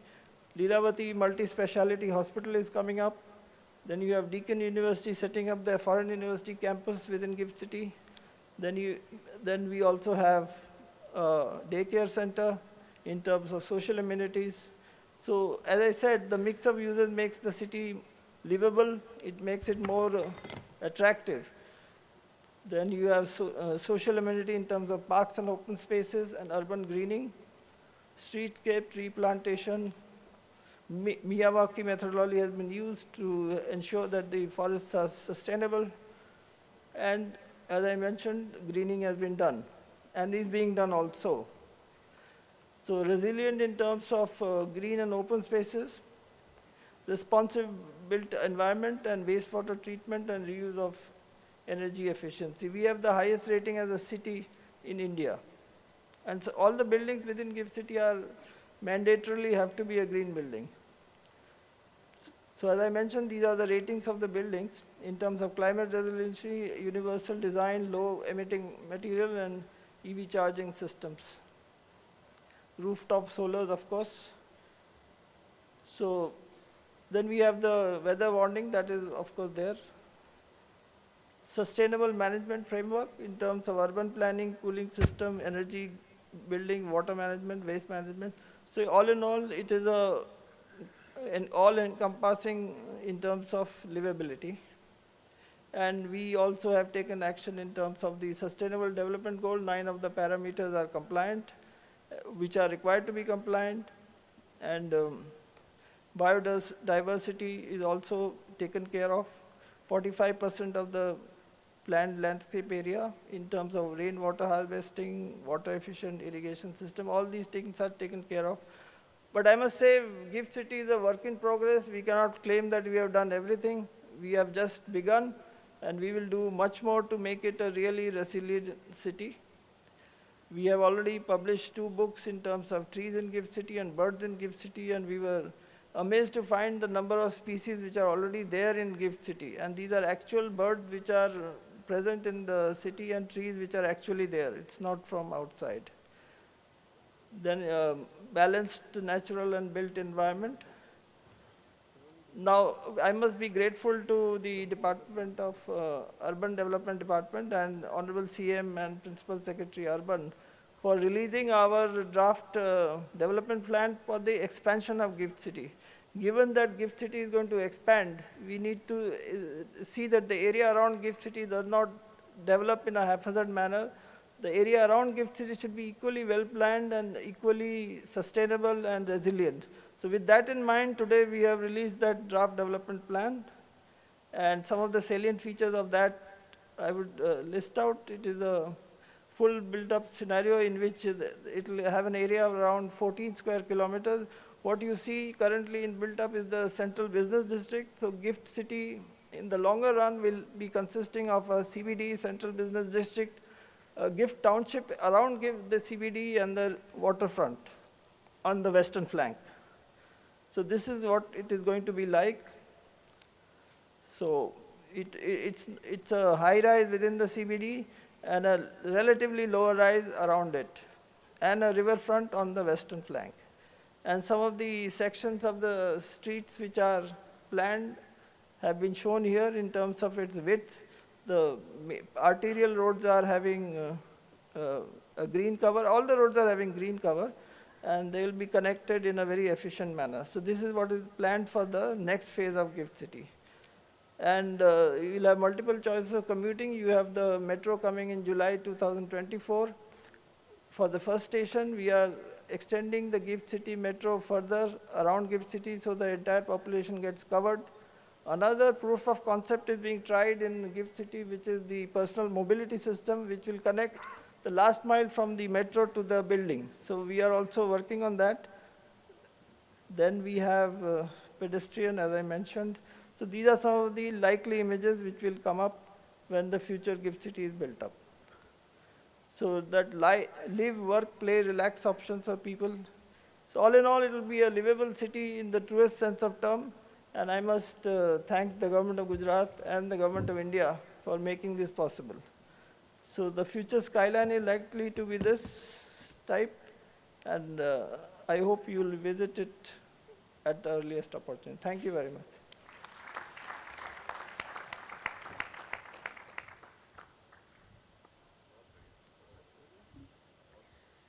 Thank you, sir, for sharing your valuable insight.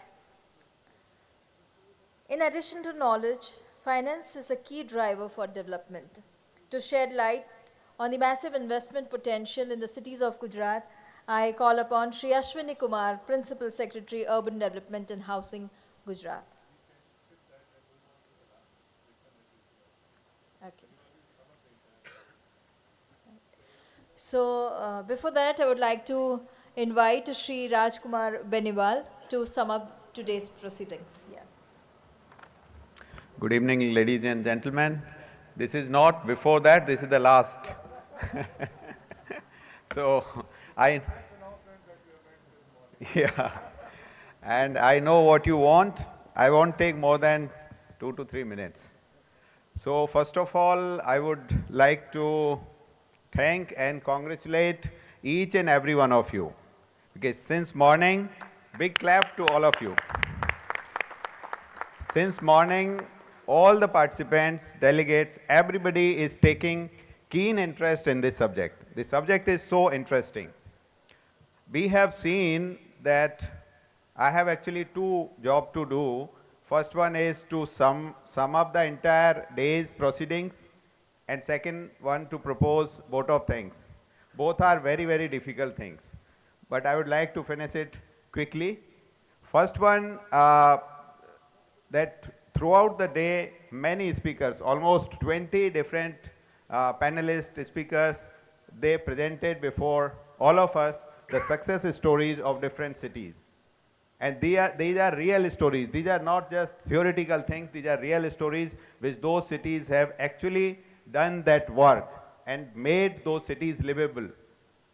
Now, as a city administrator, after going through all these 50 success stories, and when I go back to my city and start thinking, which one of these stories should I adopt? Which one of this story will be useful to me? Then things become little complex, little hazy for me. So what I have thought out of these 50 or 60 success stories is that whenever as a city administrator I see what should I adopt, there are 2 things. First is basic principles of livable city, which I can apply for the growing area of the city, which is new area of the city. For example, today the live example of that is the development plan of Gift City. Today, when new city is coming up, there are certain principles which we should adopt and we should know before planning the area of the upcoming area of the city. Second point is the existing city. How can I make my existing city livable or more beautiful? It all depends from city to city. There is no ready-made plan for that. And it depends on the problem, the issues which a particular city is facing at present or today. And we have to find out those problems. We have to find out local solutions for them. There may be some solutions from other cities which we can adopt for our present cities, but the real challenge for city administrators for today is to find out the problems and find out local solutions for them. Now I come up to my second job. My heartiest welcome on behalf of the government of Gujarat to all of you. As the nation is advancing towards the realization of its vision of Amrit Kal and Viksit Bharat by 2047, Gujarat, one of India's most industrialized and urbanized state, has made remarkable progress in cultivating and thriving economy over past 2 to 3 decades. Before I begin, I wish to take this profound opportunity to thank our Honorable Prime Minister, Sri Narendra Modi, from the bottom of my heart for his visionary approach as Vibrant Gujarat Global Summit, for which today we are celebrating, was conceptualized by him in 2003. We are equally grateful for the constant support of Honorable Chief Minister of Gujarat, Sri Bhupen Patel, who is our minister also. His resolute leadership has been the driving force behind Gujarat progress in urban development and continuing the legacy of Vibrant Gujarat Global Summit. This event was kick-started in a grand fashion in the presence of eminent dignitaries, including Honorable Chief Minister, Minister of State for Housing and Urban Affairs, Government of India, Sri Kausal Kisorji, Honorable Chief Secretary, all the mayors, deputy mayors, chairmen, standing committee members, municipal commissioners, Pramukh chief officers, and representatives from other government organizations, international partners, including Mr. Nicholas, a fellow Global Solutions Institute, Ms. Hyun Hee Van, Chief Social Policy, UNICEF, India. Many thanks, all of you, for being part of this event. The event witnessed launch of the Gujarat Fire Safety Compliance Portal, unveiling of GIFT City Extended Area Development Plan, and remarkable collaboration with a cumulative project investment of rupees 4,000 crores in high-rise buildings. The collaborative efforts of partner organizations including NIUA, ICLAI, South Asia, C40 cities, UNICEF, CII, CREDI, etc., GIFT, SAPT University have been instrumental in making this summit successful. Finally, I extend my thanks to all the moderators, panelists, delegates, participants, partner organizations, Urban Development and Urban Housing Department, municipal corporations, municipalities, large number of participants for making this pre-Vibrant Summit a great success. It is heartwarming to experience such enthusiasm in all the participants, ranging from knowledge experts, researchers, and practitioners to change makers and government officials deliberating on innovative ideas and best practices for elevating the livability standards of our cities and of our people. Once again, thank you so much. Thank you. Well, thank you, sir. Shri Rajkumar Benival. He is additional CEO, Gujarat Urban Development Mission. Thank you, sir, for eloquently concluding today's discussions. We thank all the participants of this session. Yes, I would like to request all of you to please come forward for the group photograph. Yes.